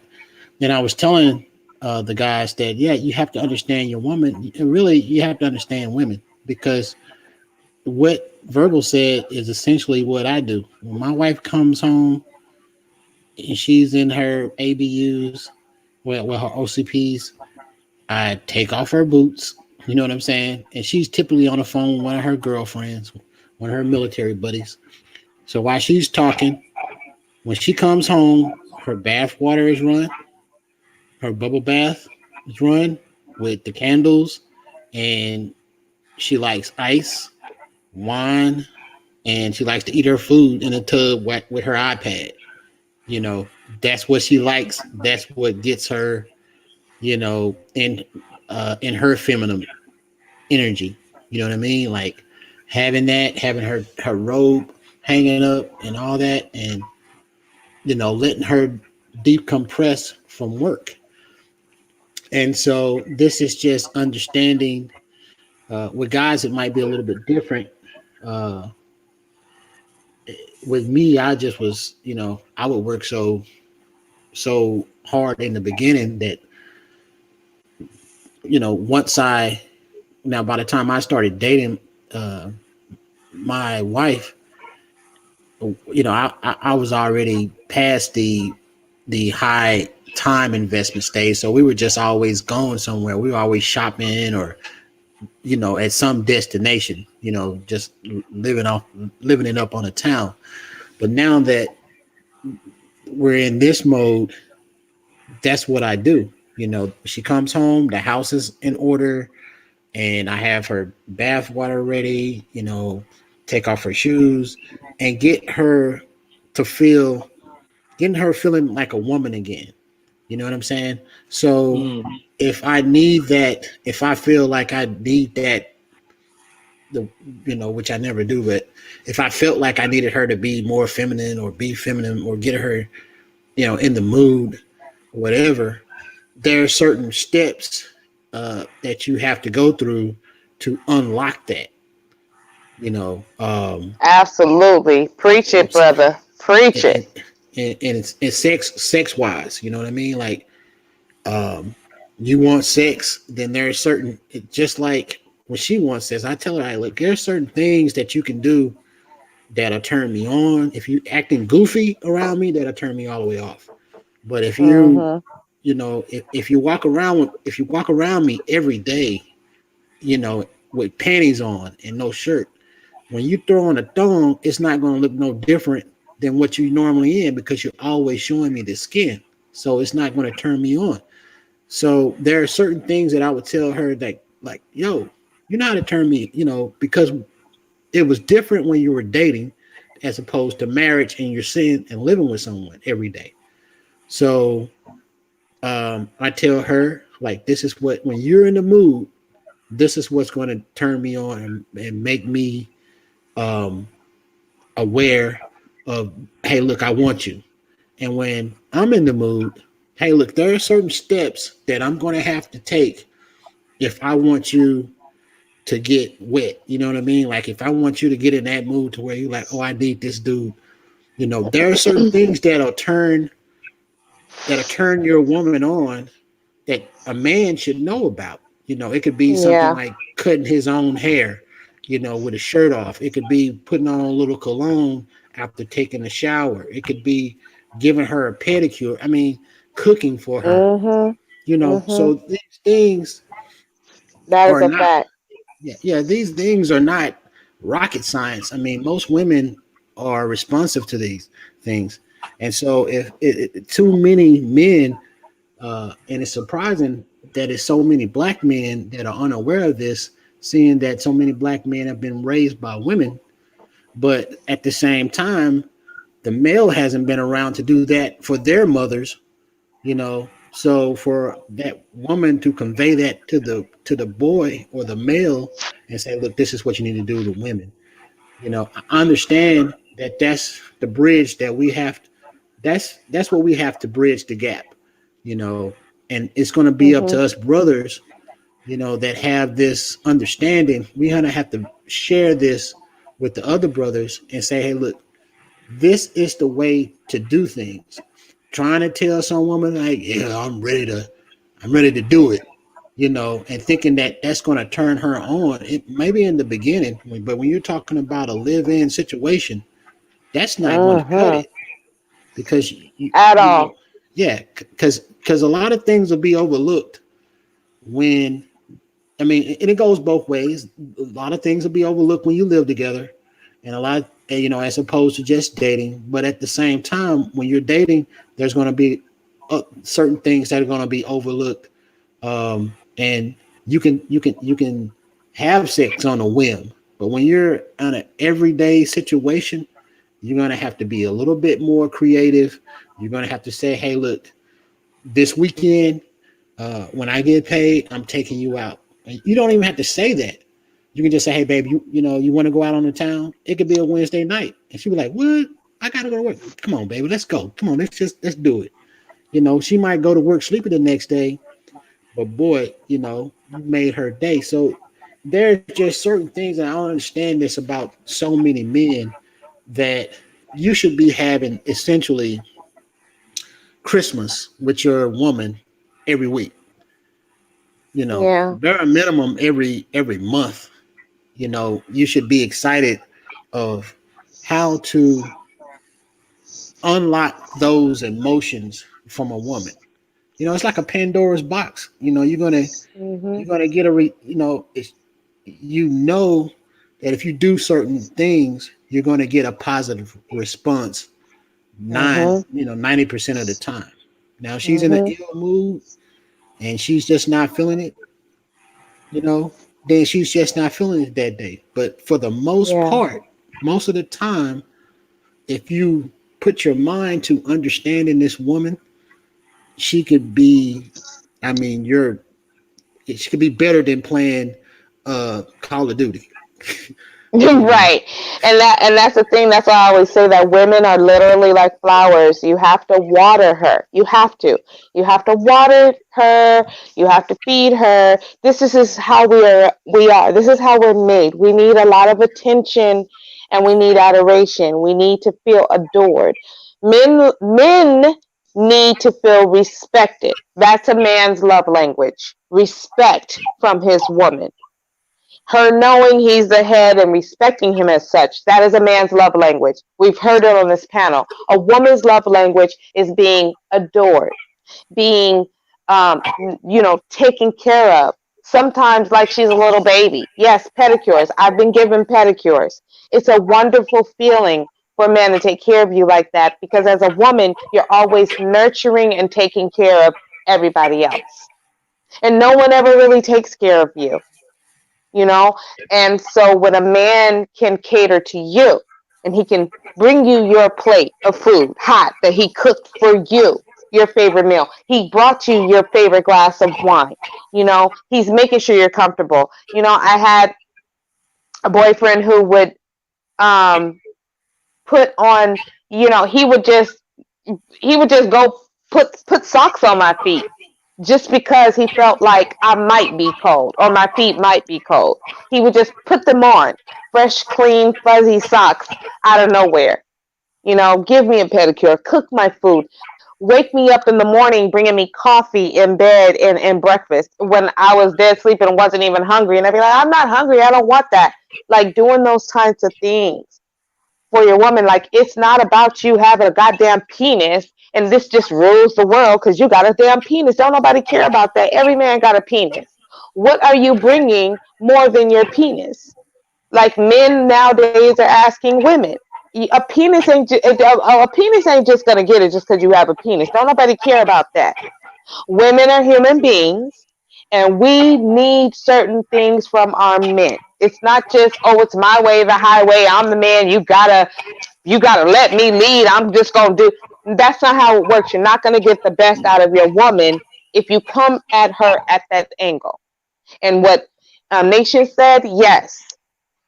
I had a cousin who was married. He passed away in 2014. Unfortunately, rest his soul, of brain cancer. But He didn't tell me a lot about his marriage because he was very honorable and private about his marriage. But when he was having problems in the sexual department, he talked to me about how he wasn't she wasn't in the mood often. She didn't want it as much as he did. She was stressed out. They had two little girls or whatever. And he said that, what he came to realize is that when he knew he wanted sex, when he knew he needed it, he needed to have it, because men do need it at times. It's a lot of ways. When a man loves a woman, sex becomes a way that he shows her how much he loves her. It becomes a love thing for a man when he loves a woman. So he wanted to be able to do that. He wanted that connection with his wife, but he realized that he had to take on the responsibility of the girls. He had to take on the responsibility of the housework. He couldn't. He had to ease that burden for her so that she wouldn't be too stressed out and too tired to lay with him, to be intimate with him. Because women get very, very tired. It's not just the things we do, it's our mind that's always racing. We're always thinking of everybody else before ourselves. We're thinking about our children and what they need. We're thinking about our husband and what he needs. We're thinking of everyone before ourselves. Our mind is constantly working. It works, until we go to sleep.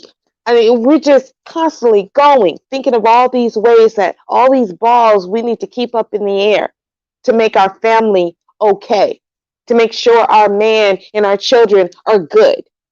And then you want sex. We've been working all day. We're tired and stressed out. We've had to pay these bills. Now we have to come home, cook, clean, take care of the kids, and fuck you on demand?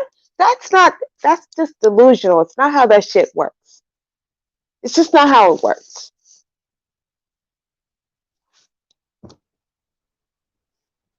Mm-hmm. It definitely don't work like that. And or jokers, I'm definitely not in the mood to hear that from a woman.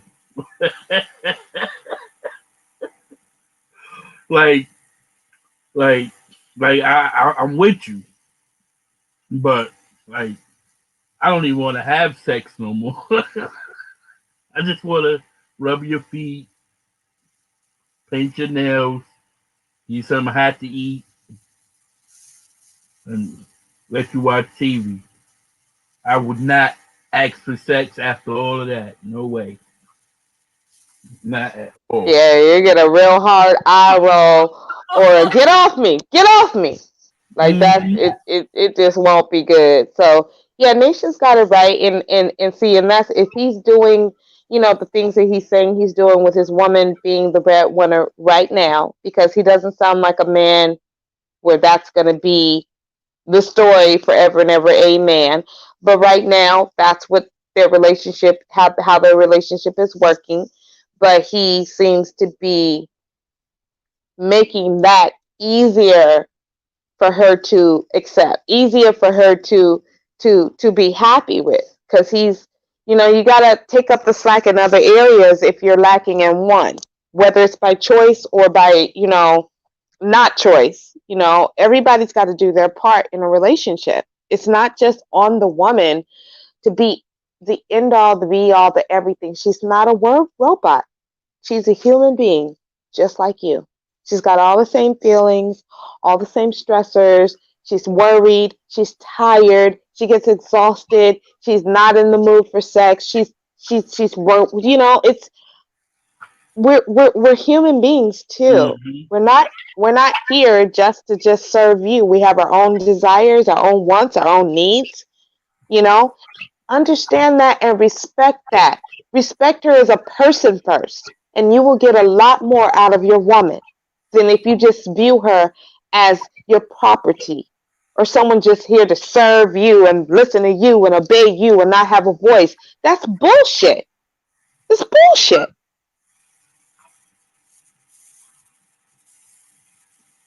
Mm-hmm.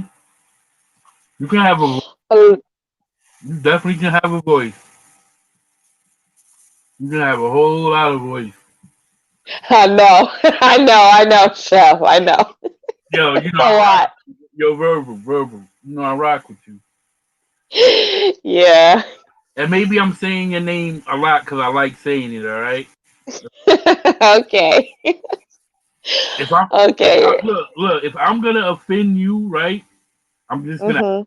do it. I'm gonna do it because I know there's gonna be a reason, okay. So it ain't gonna be You no. know what? You know it would be fight, right? It would be Yeah. on like Donkey Kong. Oh yeah, nah, we ain't pussyfooting around it at all. I'm going right in. Yeah, I'm still here, guys. I didn't want y'all to think that I was gone. I just was listening. I didn't want. I know that the conversation was supposed to be about reconditioning state of mind and impactful energy and all that stuff. So It's all, it's I, all good. I didn't want to steer I the think that conversation. I think that it goes right along with it. And all the time, these panels start out on one thing, and then we delve into other conversations. And I think there are conversations that need to be had with reasonable people. You know what I Yeah, mean? So that nah, we it can still get to fits in. understand each other. It fits in because the impactful energy of us on the panel, bro. Like that's the important thing. How to exercise it. Yeah.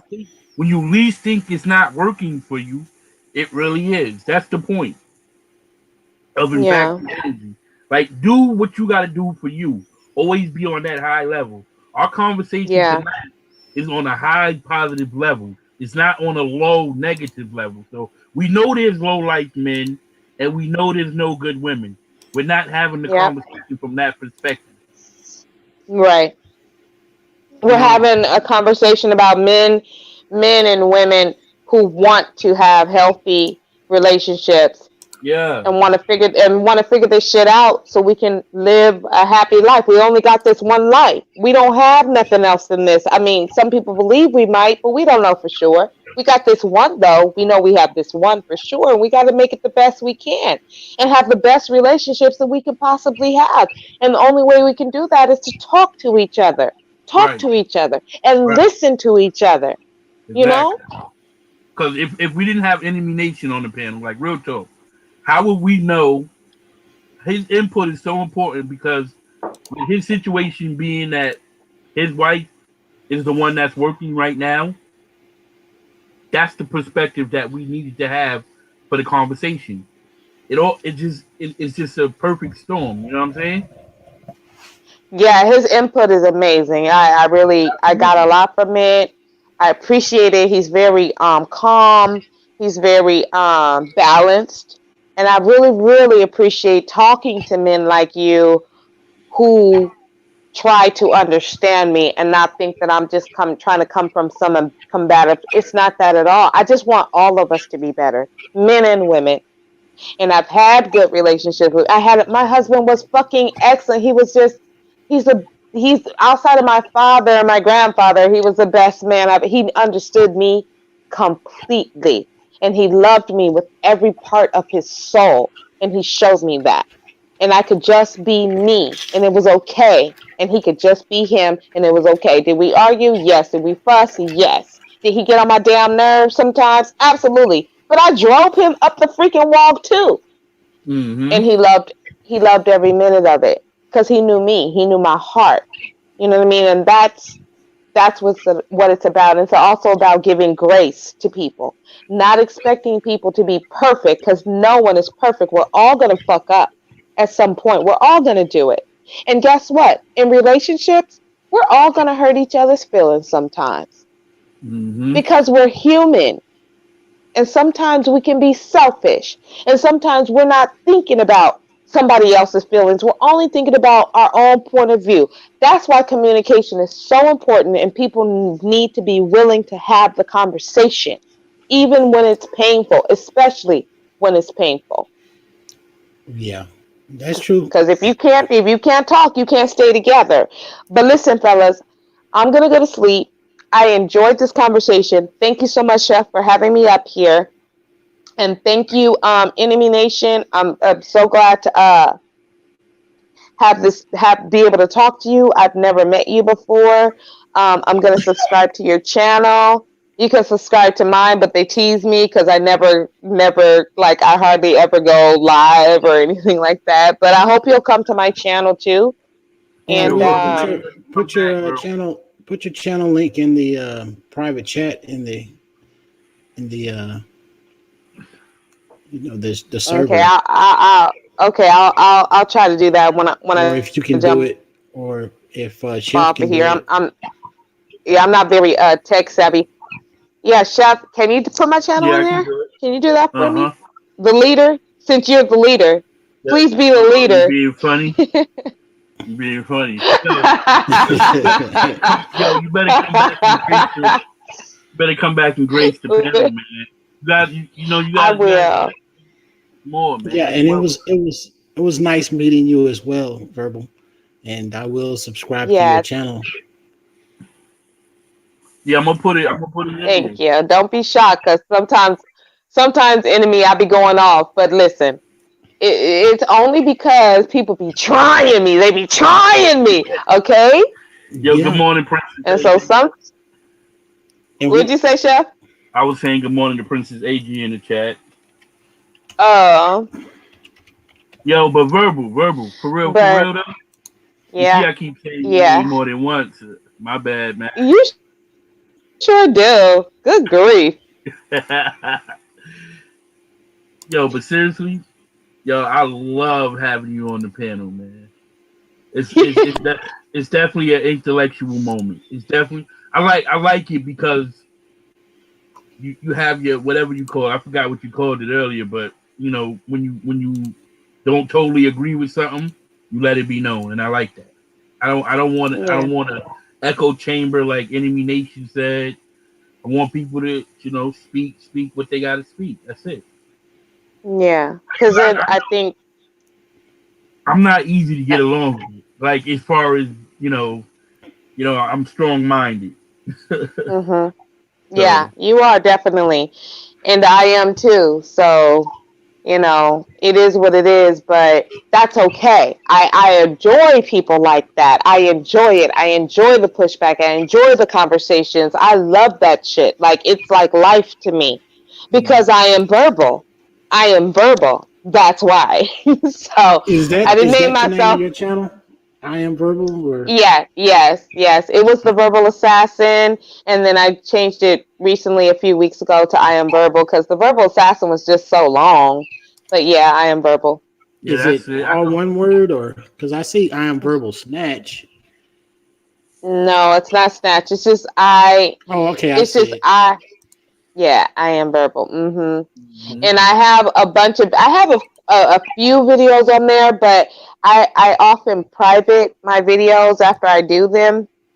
I think just because I usually, when I go live, I usually go live kind of off of emotion, and I don't really like to I don't listen back to my videos really because um, like I was saying on my last panel, I feel a little self-conscious about being outward like that because I'm more of an introvert than anything. Yeah, so And you don't like so, to talk aimlessly. Aimlessly, you like to actually have a conversation. yes, I like to have a plan. I like to have a conversation. I like it to go perfectly. And when it doesn't, or I hear something that I said, I'm like, oh gosh, why did I say that? Or I just feel a little self conscious sometimes. So I just be like, let me just private my video. I'll do another one and it'll be better. I'll try again next time. That's kind of what I do. But just subscribe to me and hit the notification so that when I do go live, which might not be until next year, um, who knows? Because they were teasing me last time, like, okay, so when are you gonna go live again, Verbal? Because it wasn't gonna be another 3 months. Because I rarely do, We but I just just gotta like to have something. pick you off. That's all. Would you say, Chef?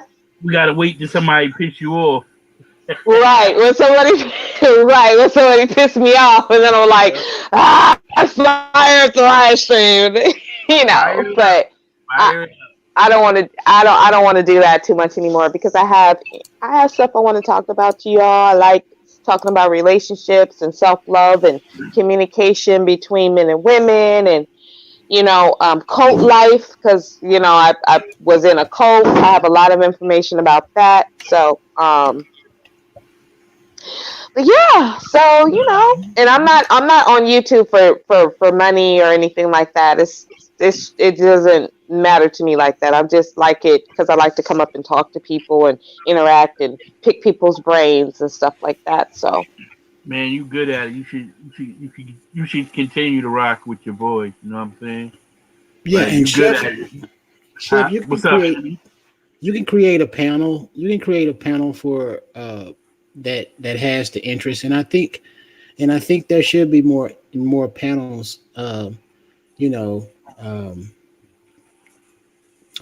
that address the issues of different perspectives, points of view, um, for the ladies, so they can kind of express themselves, openly yeah. and freely. And I don't know, on your channel, I didn't know if you could uh, swear, so that's why I didn't.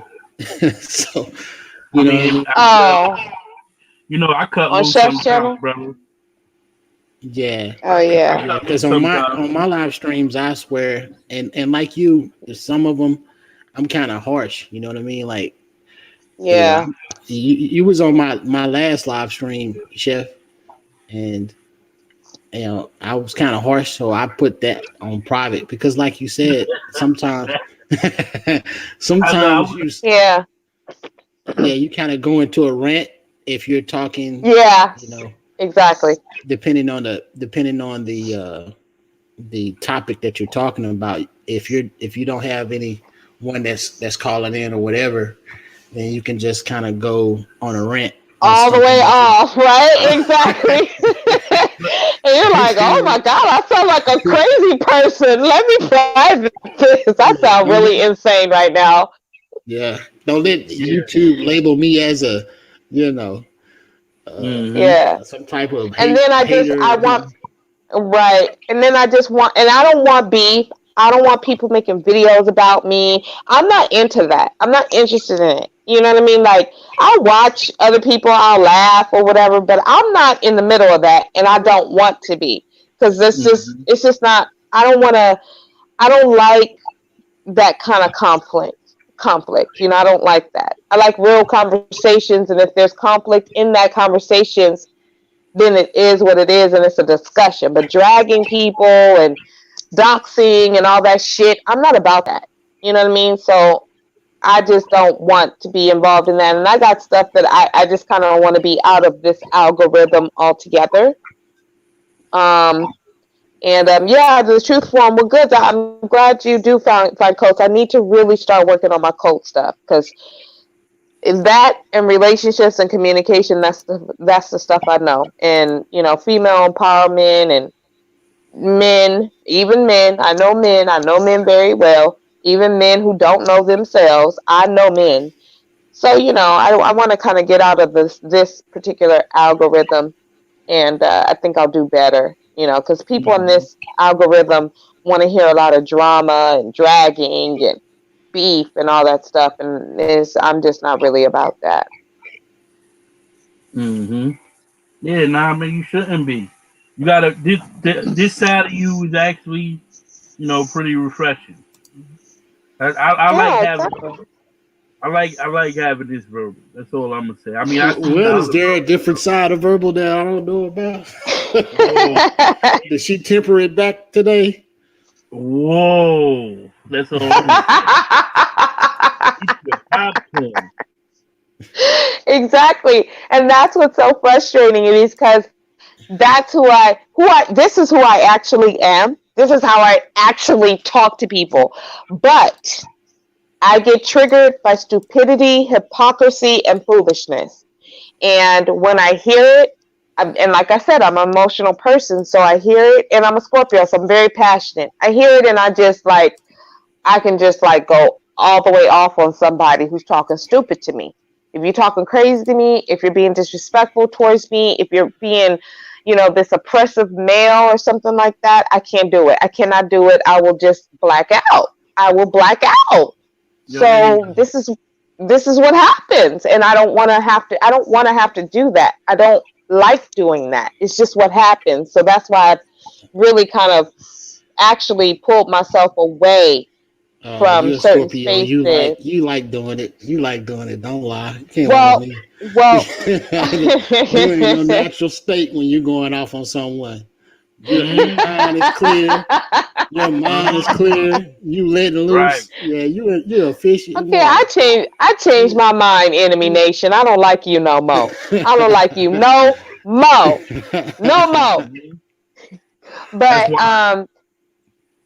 That's why when I cut her off earlier, that's what I was trying to avoid. That's why she was like, "Hey, chill out." yeah, I was like, hold on. Why you keep saying my name? Cut me. Wait a minute now.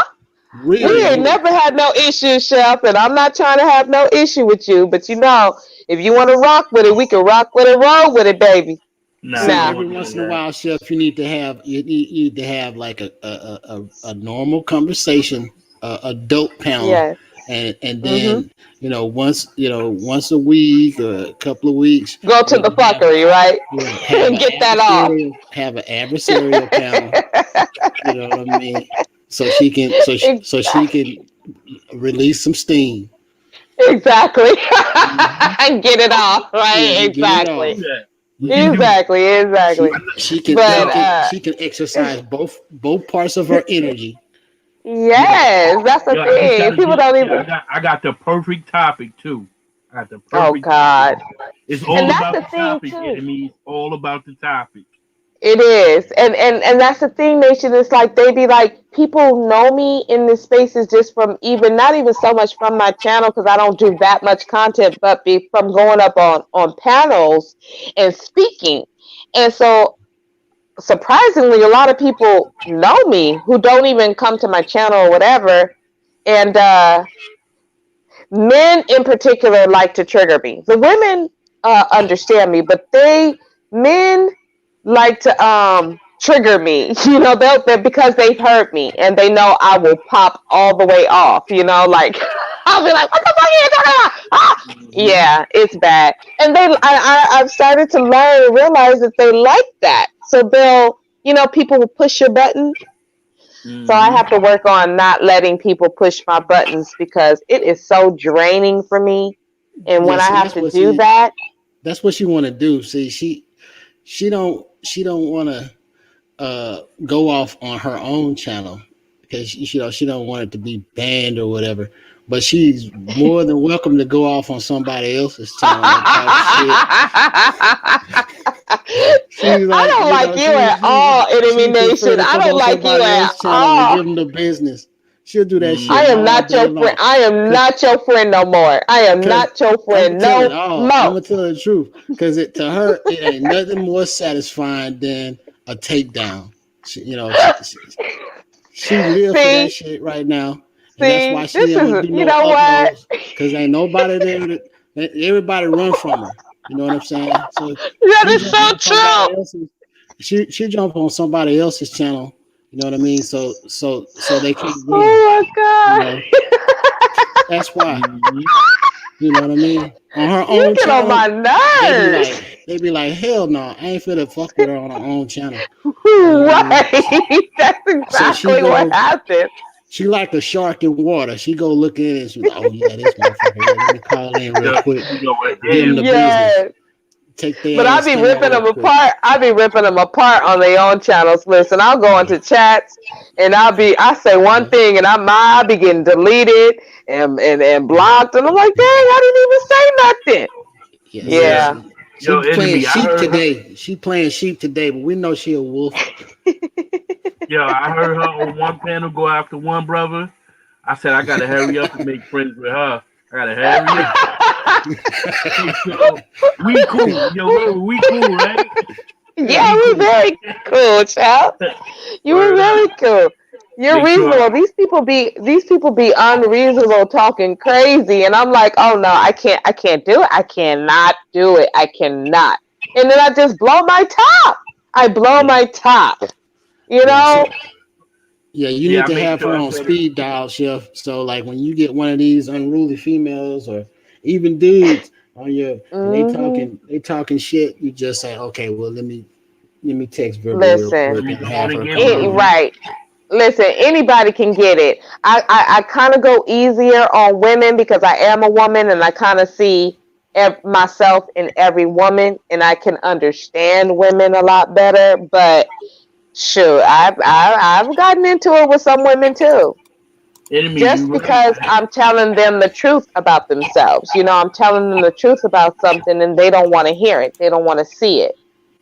So then I become the first thing women do is say, "Oh, you're just jealous of me." That's the first thing women say. And it's like, dude, I have never been jealous of another woman in my life. Ever. Mm-hmm. Ever. I just never have.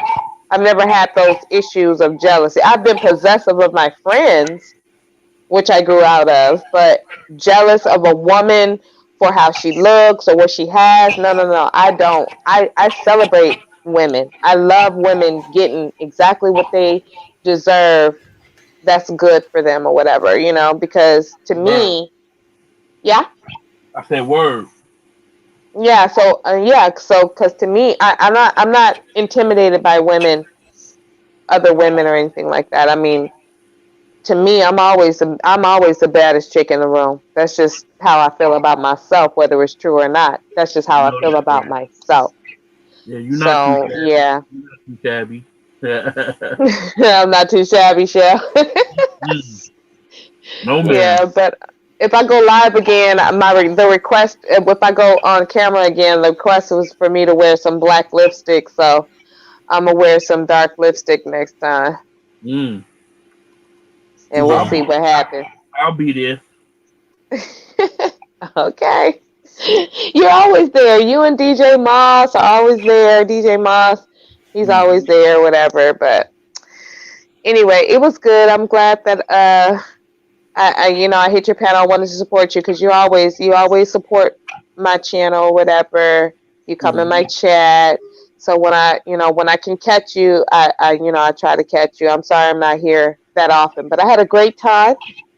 Thank you for having me in your home and being hospitable towards me and being respectful towards me. And also you, Enemy Nation, you're a good brother. You sound like an excellent husband. And I salute you, brothers. Thank you so much for your time. Thank you And Mm-hmm. too. There's some I'll real see good you when brothers I out see there. you. Some real Yes, good I brothers know. out there. Mm-hmm. I know they're right. And some beautiful queens All right, I see y'all on the back as end. well. Facts. Smart, intelligent ones like Robert. All right, good night. Good night. All right, good night, y'all. Good night, Robert. Mm-hmm. My man, enemy. What's up? Oh man, just passing the time. Wow. I was gonna do a response video to one of these knuckleheads that shows up every once in a while in the chat when I'm in, and because I'm a Republican, you know what I mean. Like some of these guys they feel like they can come at me sideways, but like I said, my whole thing is I look at things from a holistic point of view and historical point of view. Mm-hmm. So um, so many people come at me on a superficial level that every once in a while I feel like I have to make a response, some response content to it. You saw that the other day when you was on my live stream. Mm-hmm. You know, I was kind of venting, and I appreciate that. I don't know if you've ever been on the Pascal show.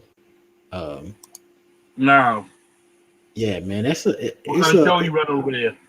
it's a it's a it's a live stream in the mornings and in the evenings, and he covers a lot of content, you know, stuff that's going on in the news. But the thing that I have a problem with is he has two he has two white guys on his panel, right? And Mm-hmm. so when they talk about black issues, in regards to politics or just, black issues. And you got these two white guys commenting, but you don't ask the opinion of another black guy, from okay, so he leans left, I lean right.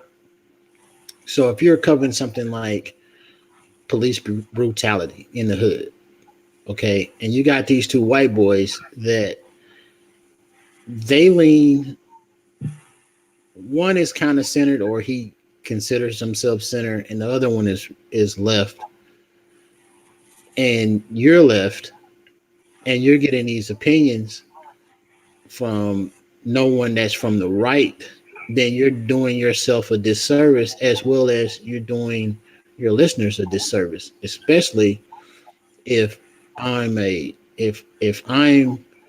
probably the most well-known uh, conservative on his uh, on his channel, right? Mm. Like anytime there's some Trump shit, everybody wants to know what I got to say about it, right? And Oh, so okay. he constantly has these guys on the show, and he's like, ask them questions, and I'm like, look, if they're white, they limited really in their opinion. You know what I mean? As far as I'm concerned, Right.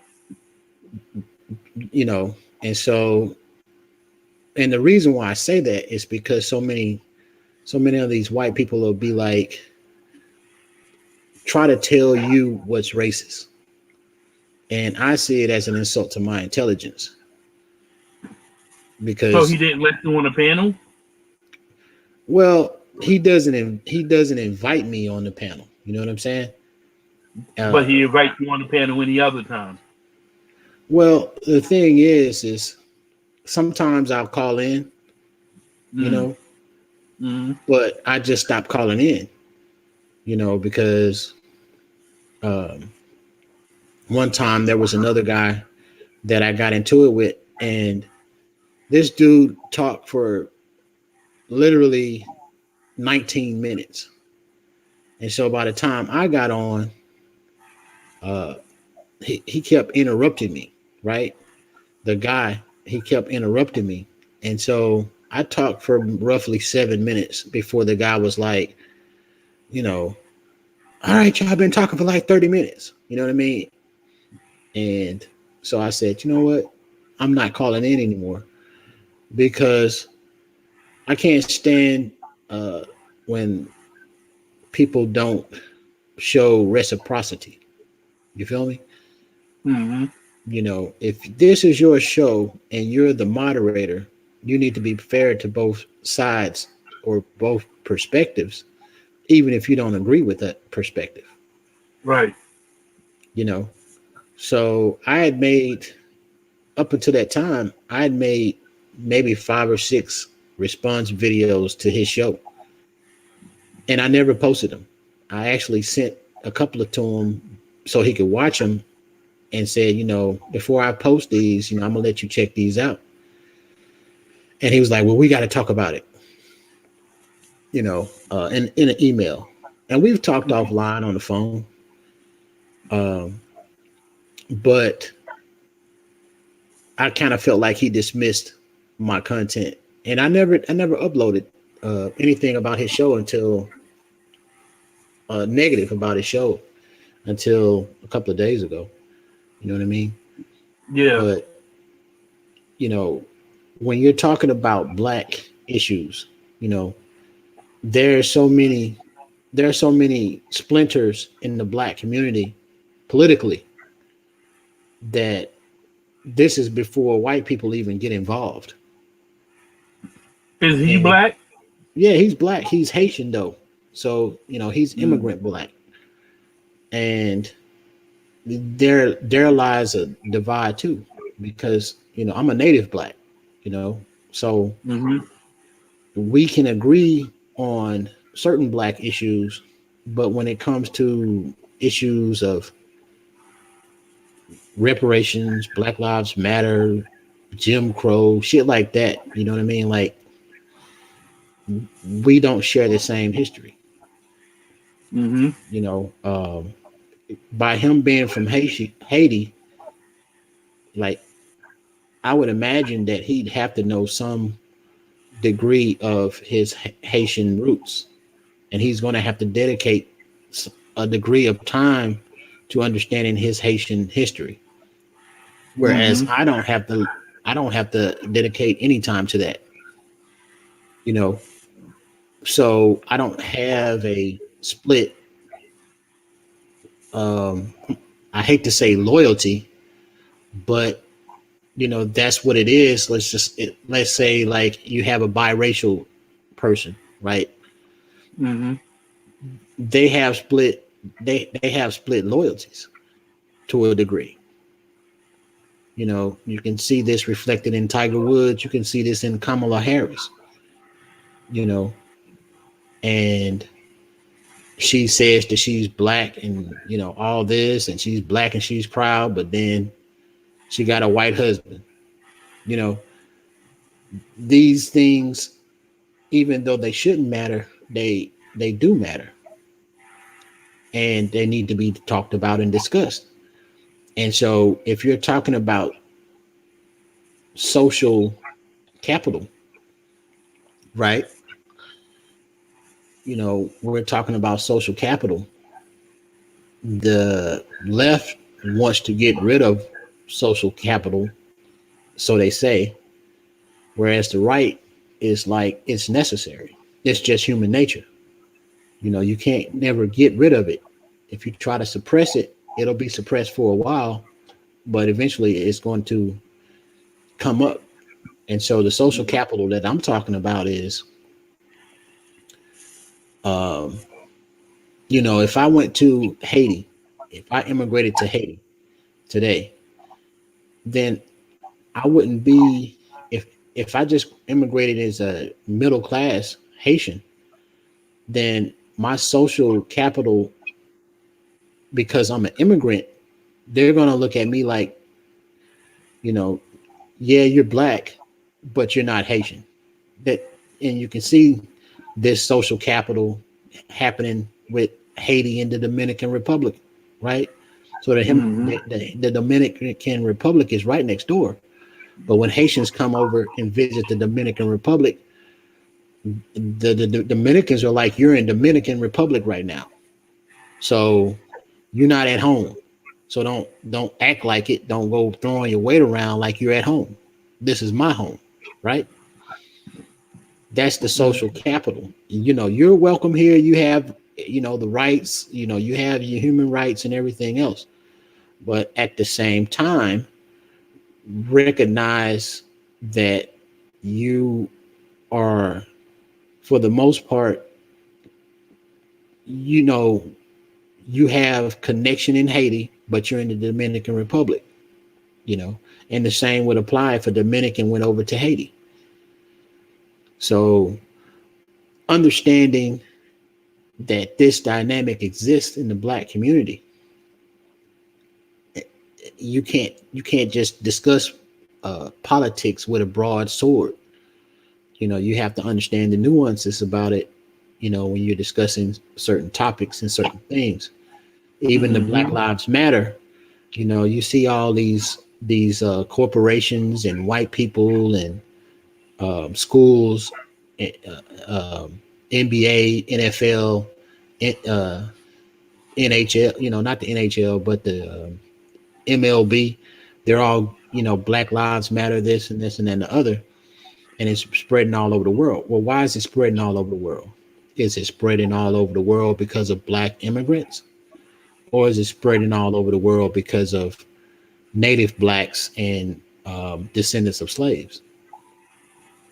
Is it recognizing the struggle of Jim Crow and Reconstruction and uh, freed slaves getting hung by the Ku Klux Klan and police brutality and police putting water hoses on blacks and blacks rioting before the 1965 Immigration Act, where the mass amount of black immigrants came to this country. Mm-hmm. You see what I'm saying? So that's why Black Lives Matter has taken hold. It's not because black immigrants have been uh, taken advantage of by uh, the white masses. It's because the black natives have. It's the history of the black natives in this country. So Mm, this is a dynamic that if a black native says, "Look, I want this for our community. I want that for our community," and then you have someone uh, like a Kamala Harris says, "Well, now the black community needs this," then the ADOS community, like Ice Cube, he's ADOS, right? So Ice Cube would mm, be like, "Hell no! How can you talk about what black people need when you're not ADOS?" Because you know, so you kind of drove up the immigrant population. The black immigrant population kind of came in after the struggle was really over with. So in that regard, it's not we the ADOS community don't want to say be quiet, you ain't got nothing to say. What we're saying is um, have the respect to allow us to say what we want first. You know, don't speak for us, and that's been a right, problem. That's been a problem. Even Barack Obama, like Barack Obama is half white and he's half African. And they tried to say he had some slave ancestry way back when, but I don't see it. Or through his mother, right? You see how comical that is, you know. mm, And the fact of the matter is that Barack Obama is not ADOS. So you see, when he was in office, he could care less about that particular demographic. right, You know, he was more concerned with the upper middle class to the upper class when it came to black people. right. And I so, believe they all got their own agenda anyway, and none of it includes black people unless it's like locking you up or some other kind of well, thing well, they can profit off of. yeah, well, I mean, this is the problem. You know what I'm saying? It's like, look, what makes all that stuff melt away? The ADOs, the immigrant blacks, the mixed blacks, even white people, Hispanics, and stuff. What makes all those things melt away is going to be an ideological, um, um, people are in ideological agreement. That makes all that melt away, right? So Hmm.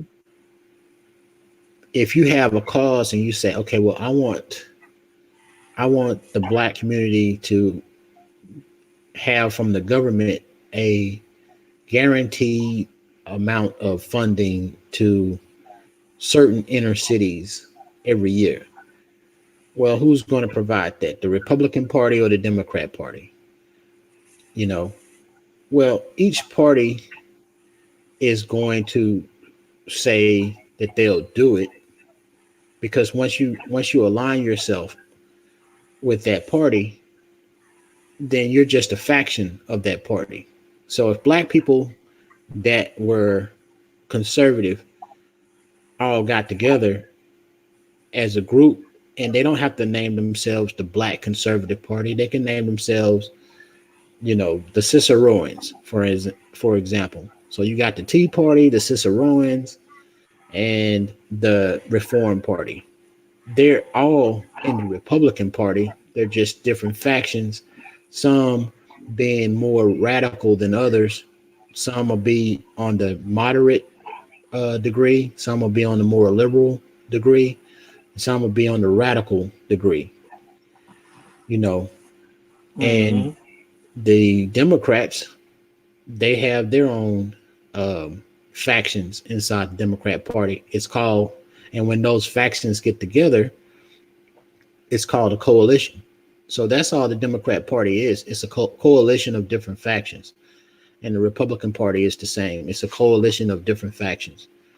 So um, at any given election, you will have the winner of that coalition become the president. So in terms of this last election, okay, Donald Trump, he's part of the Reform Party, but he's running on he ran on a populist platform because you can change your platform. It's just like changing your clothes, you know, or your appearance, your veneer. So Mm-hmm. he's actually a member of the Reform Party. And then Ted Cruz is a member of the Tea Party. So this is why you had Ted Cruz, and then I think it was Jeb Bush that was running in 2016 as well. So Jeb Bush is is a um, establishment Republican. Okay, so you have an establishment Republican, you have a Tea Party Republican, and you have a Reform Party Republican, and they're debating each other in the primaries. Whoever wins the primaries will be the nominee. So if Ted Cruz would have won, what you would have in the White House would be a Tea Party member. If Jeb Bush would have won, you would have had an establishment Republican in the White House. Mm-hmm. You know what I'm saying? Yeah. And so the average person is unaware of that's how you get into power. So if black people decided to come, let's say 40% to the Republican Party, they could form their own faction and join the Republican Party. And they could run their own candidates for president. That's how you get in power, you Right. know, but you can't get in power on the Democrat side voting 80 to 85 to 90%. And then when Republicans get in office, say, hey, Republicans, you're not doing nothing for black people. Well, why should they? You didn't vote for them no way. And you wasn't in their party to get your interest seen. You see what I'm saying? Mm-hmm. So, you So know, people shouldn't expect Trump to do anything for black people because black people never voted for him. that's right. And the thing is that you can't if black people wanted to get rid of the racists that's in the Republican Party, all they had to do is send, you know, 35% of black people over to the Republican Party, and the Republican Party will get rid of them because they're like, look, there's only about 2 million. There's only about 2 million races, and I'm talking about all together in the Republican Party. I'm talking about um, covert races, overt races, latent races. You know, all the different types of races. There's only about 2 million of them in the Republican Party or on the right. You know what I mean? When you Mm-hmm. talk about KKK members and neo Nazis and shit, it's less than 10,000 of them. So if you wanted to get rid of them, all you have to do is bring, you know, 30% of blacks into the Republican Party. And when you talk about 30% of blacks, and we're talking about voting age blacks, you're talking about 15 million blacks that are in the Republican Party. Where would they go? Huh? Where would the COVIDs go? Where would they go? Yeah. They would have to form their own party. You know, they would have to. They Stay wouldn't go Republican. nowhere. they would go. Matter of fact, they wouldn't go nowhere. They would have to drop their racism. You know what I'm Mm. saying? Because they would be hunted down. Because you're not going. The Republican Party is not going to jeopardize 15 million voters for 2 million voters. Mm-hmm. You know what I'm saying? It's stupid.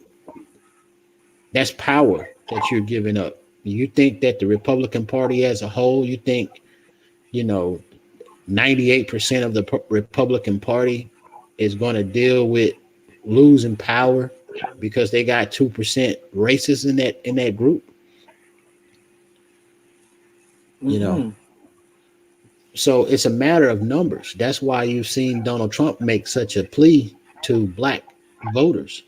I mean, he's been all over the country talking to black churches, talking to black uh, voters, you know, trying to get the black vote back into the Republican Party because all he needs to do is secure 13% of the black vote and the Democrats will be done. Mm-hmm. Now, if let's say gets Donald Trump gets 20% of the black vote this election, all those racists that are on the right or call themselves conservatives, they'll run back to the Democrat Party, and the Democrats will start being racist towards the blacks because they're going to be like, well, y'all can't help us win no damn way. Why should you know what I'm saying? Mm-hmm. They're gonna be like, why should we be trying to cater to y'all motherfuckers? You know what I mean? Because y'all can't help us win no way. You know, yeah, y'all gave us 80% of your vote, but we didn't win with it. So fuck being nice to y'all. You know what I mean? Mm-hmm. It's y'all fault that we lost. Y'all should have kept them niggas in line. Yeah, That's that's what how it happened. that's what would happen. You know. So um, it's just a matter. It's really a matter of physics. You know, or displacement. That's how politics work. And see, the reason why the racists came over to the Republican Party in the first place is because in the 60s, after the McCarthy era, um, and I talked about this in my last live stream uh, about the black communists that had been over here since the 1910s. After the McCarthy era, blacks came out of the communist blacks came out. They were like, oh, we can't go to jail because of what we believe in. Oh, we can go to college. We can go teach at universities. We can just be out out all the way with this communism. And so they co-opted a lot of the civil rights movements. They infiltrated a lot of civil rights groups, and it pissed off the KKK because the left embraced them, and the left was smart. The left was like, look, if we can displace these racists in the South with these blacks who have more numbers, because there's only a few racist white folks. At the time, there was like 20,000 racist white folks, and you're going to get rid of them out of your party by I'm talking about overt racists. You know, ones No, that I know just what you can't mean. just can't shut the fuck up. They just got to be out there. Mm-hmm. Um, it was only like 20,000 of them, and so if we get rid of y'all 20,000 and embrace do civil rights and embrace this 20 million, we'll win. You see what I'm saying? Mm-hmm. So Yeah. that's what they did, and the moment they did that, it pissed off those anti-communist KKK members. Now, not all of KKK was anti-communist. Some of the KKK members were communists Mm-hmm. because KKK have different factions too. So the anti-communist KKK went over to the right, you know. So um, and those were the overt ones. The covert ones stayed over in the left, you know. Mm-hmm. So, um, to me, I'm looking at it from a strategical point of view. Is that if you want to get rid of the racists, you can't get rid of the racists from another party. That's just not going to happen. That's just going to Right. galvanize them and make them more racist. So the only way that you can do that is you have to balance out the parties and force the non-racist white people to expel the racist white people. You Mm-hmm. know, and You're once right.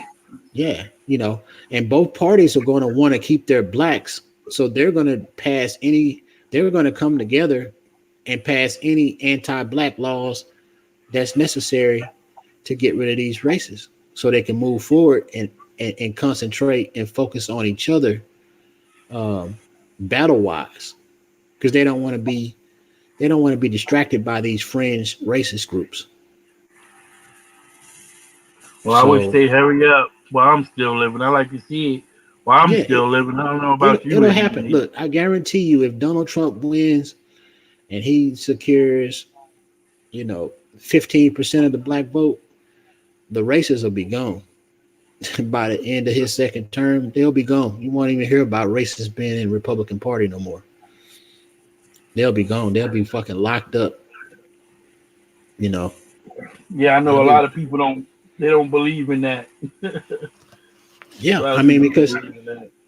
you only got like I said, you only got a small fraction of the country that's like that, and it's only like I said, overt racist. It's only roughly, I think the last time I saw in the Southern Poverty Law Center, I think it was like 4,000 around the country, Mm-hmm. but it's definitely less than 10, you know, and so neither party is going to sacrifice million plus voters because of, you know, less than 10,000 races. Right. That's why I laugh about that Democrat talking point about voter suppression, because it makes no sense. If Donald Trump's been campaigning all around the country, doing this for HBCUs, you know how he likes to say, I done more for the black community since Abraham Lincoln. If he feels that way and he believes that, why in the hell would he allow Republicans to suppress what he's been working on for the last 4 years? It makes Mm-hmm. no sense. You see what I'm saying? Mm-hmm. Because George Bush didn't do all that. Ronald Reagan didn't do all that. Richard Nixon didn't do all that. So why in the hell would uh you know why in the hell would Trump, if he didn't need the black vote to win, because he won really with 8% of the black vote. So it's not like he need the black vote to win, right? So if he don't need the black vote to win, then why cater to Ice Cube? You know, why come out with a platinum plan and all this here? Because it's not going to change people's mind whether they think he's racist or not. He couldn't, he shouldn't care that much. He's a billionaire, and that's another thing that makes me laugh. You think a motherfucker that done worked his way up from, I think it was like $10 million to a billionaire, done flipped his money, 150 times. You think that he did all that just to be a KKK member? Right. You know what I'm saying? He's a boss. Why the fuck would he want to join something like the KKK? Or neo Nazis, or be head of them? Like, who the fuck are they? They they You know what I'm saying? exist, but not on the level like they used to. Not on the level like they used to, and even if they did exist on a level that they used to, that's like John D. Rockefeller wanting to be a billionaire just so he could be a fucking racist. It makes no Mm-hmm. sense. You know what I'm Yeah, it makes saying? no sense for him to tie himself to anything like that, knowing that you know it's not a good look for the type of businesses he's involved in anyway. Yeah, and he's got a legacy to hold. And right now, Donald Trump is running for president for legacy. You know, He's running for legacy. He's not trying to fuck that up. He's trying to be a two-term president, go down with one of the, as one of the best presidents in the United States. So Yeah. he's not trying to fuck that up at all. He ain't Word. got time for that nonsense. Same thing with Obama. Like his first term, he was just happy to get in there. He wasn't caring about legacy. So he's not trying to rock the boat and throw his weight around.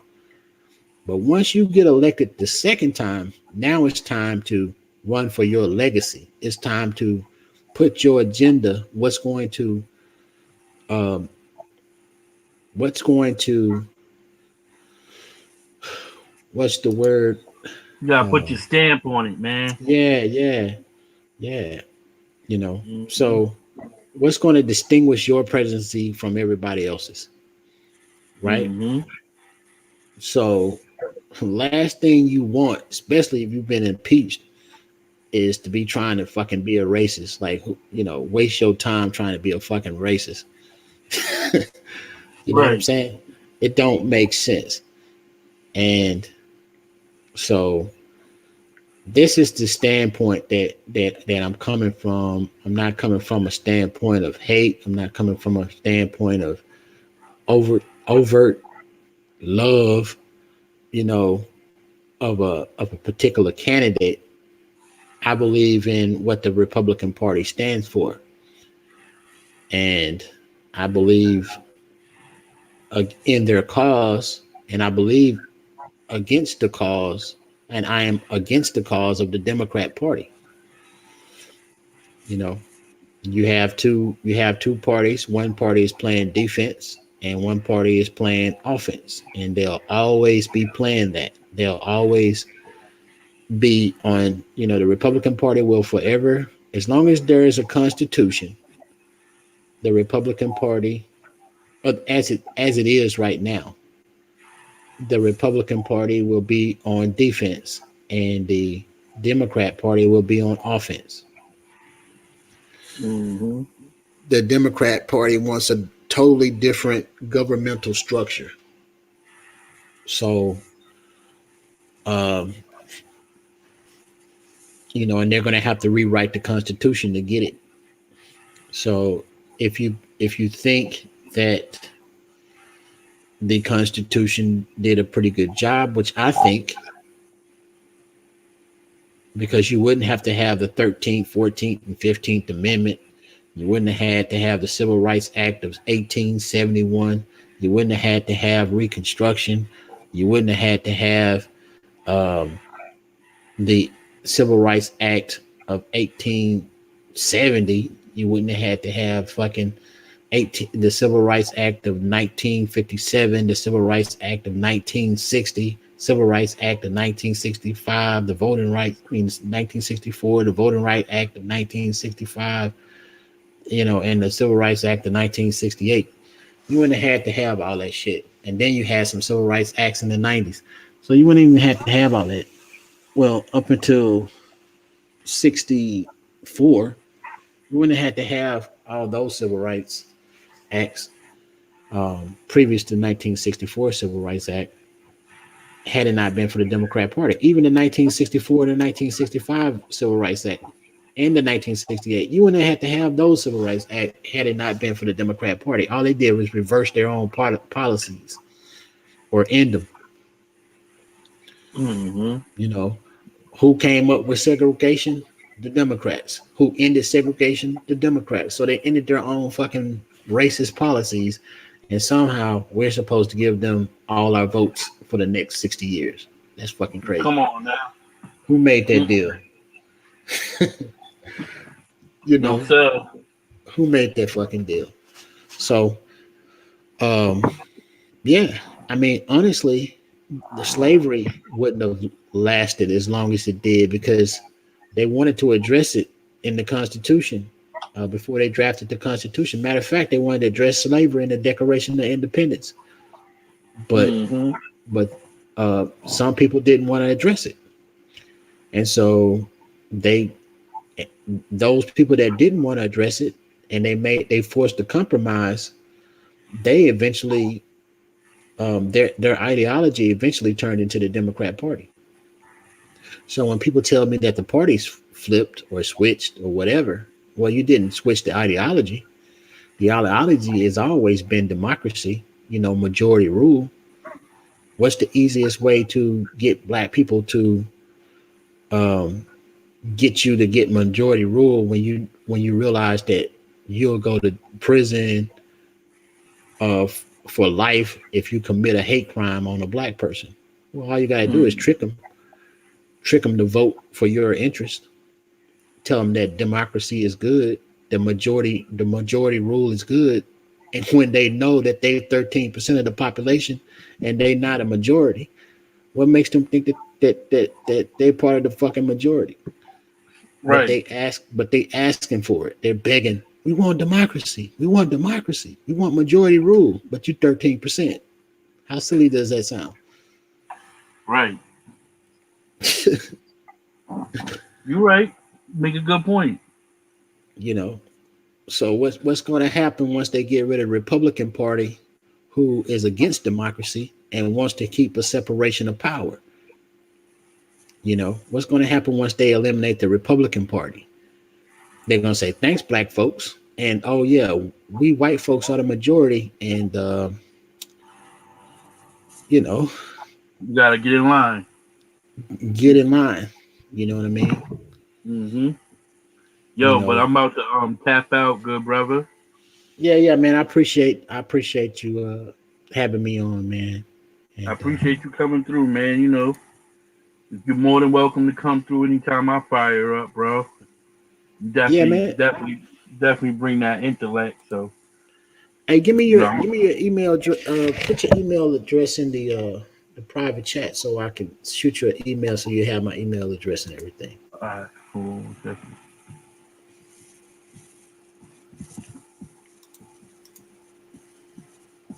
Yeah, man, you're more than welcome.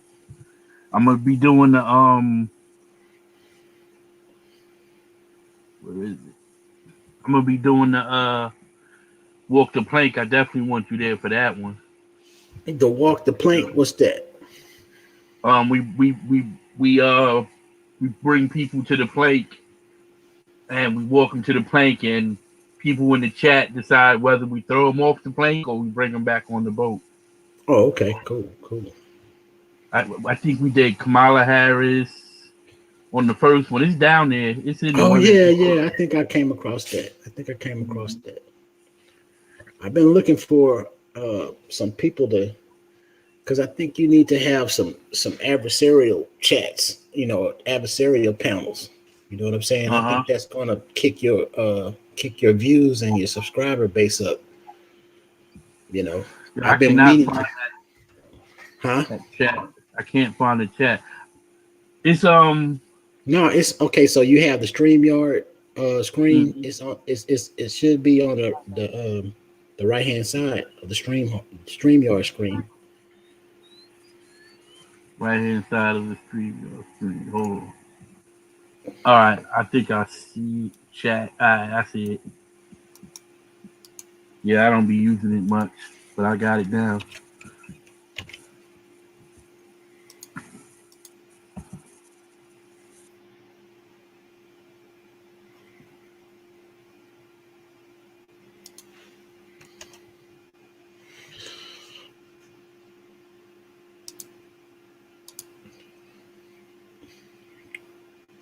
You see it? Because I know in the Yeah, I in the got it. panel. Okay, I'm gonna put mine in there real quick.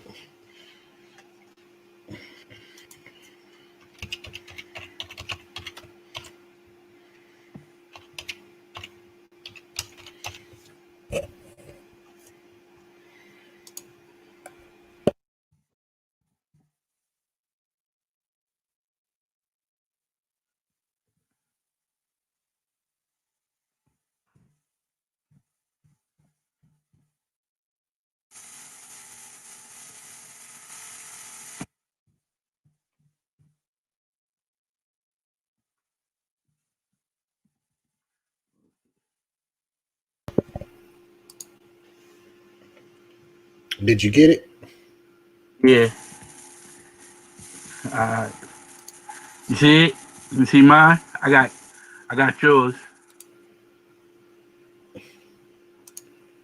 Yeah. I got it. Got it. I spelled it all wrong. You I don't. spelled it wrong. Yeah. I can't. I couldn't even. I spelled it wrong. It's socially balanced soaps. Okay. It was just At the G. Yeah. At gmail.com. Mm-hmm. I'll go ahead and send you a little email real quick.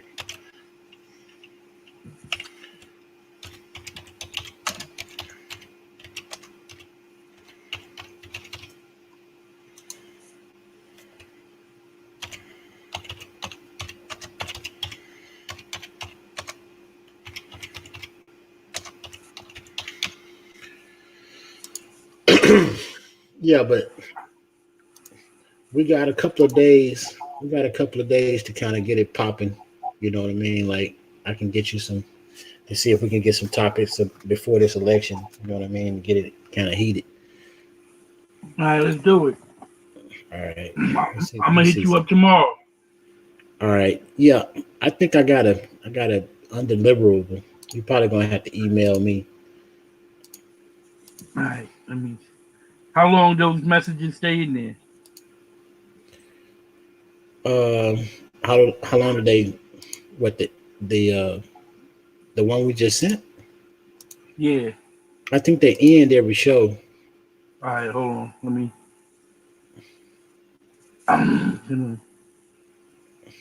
Send me email.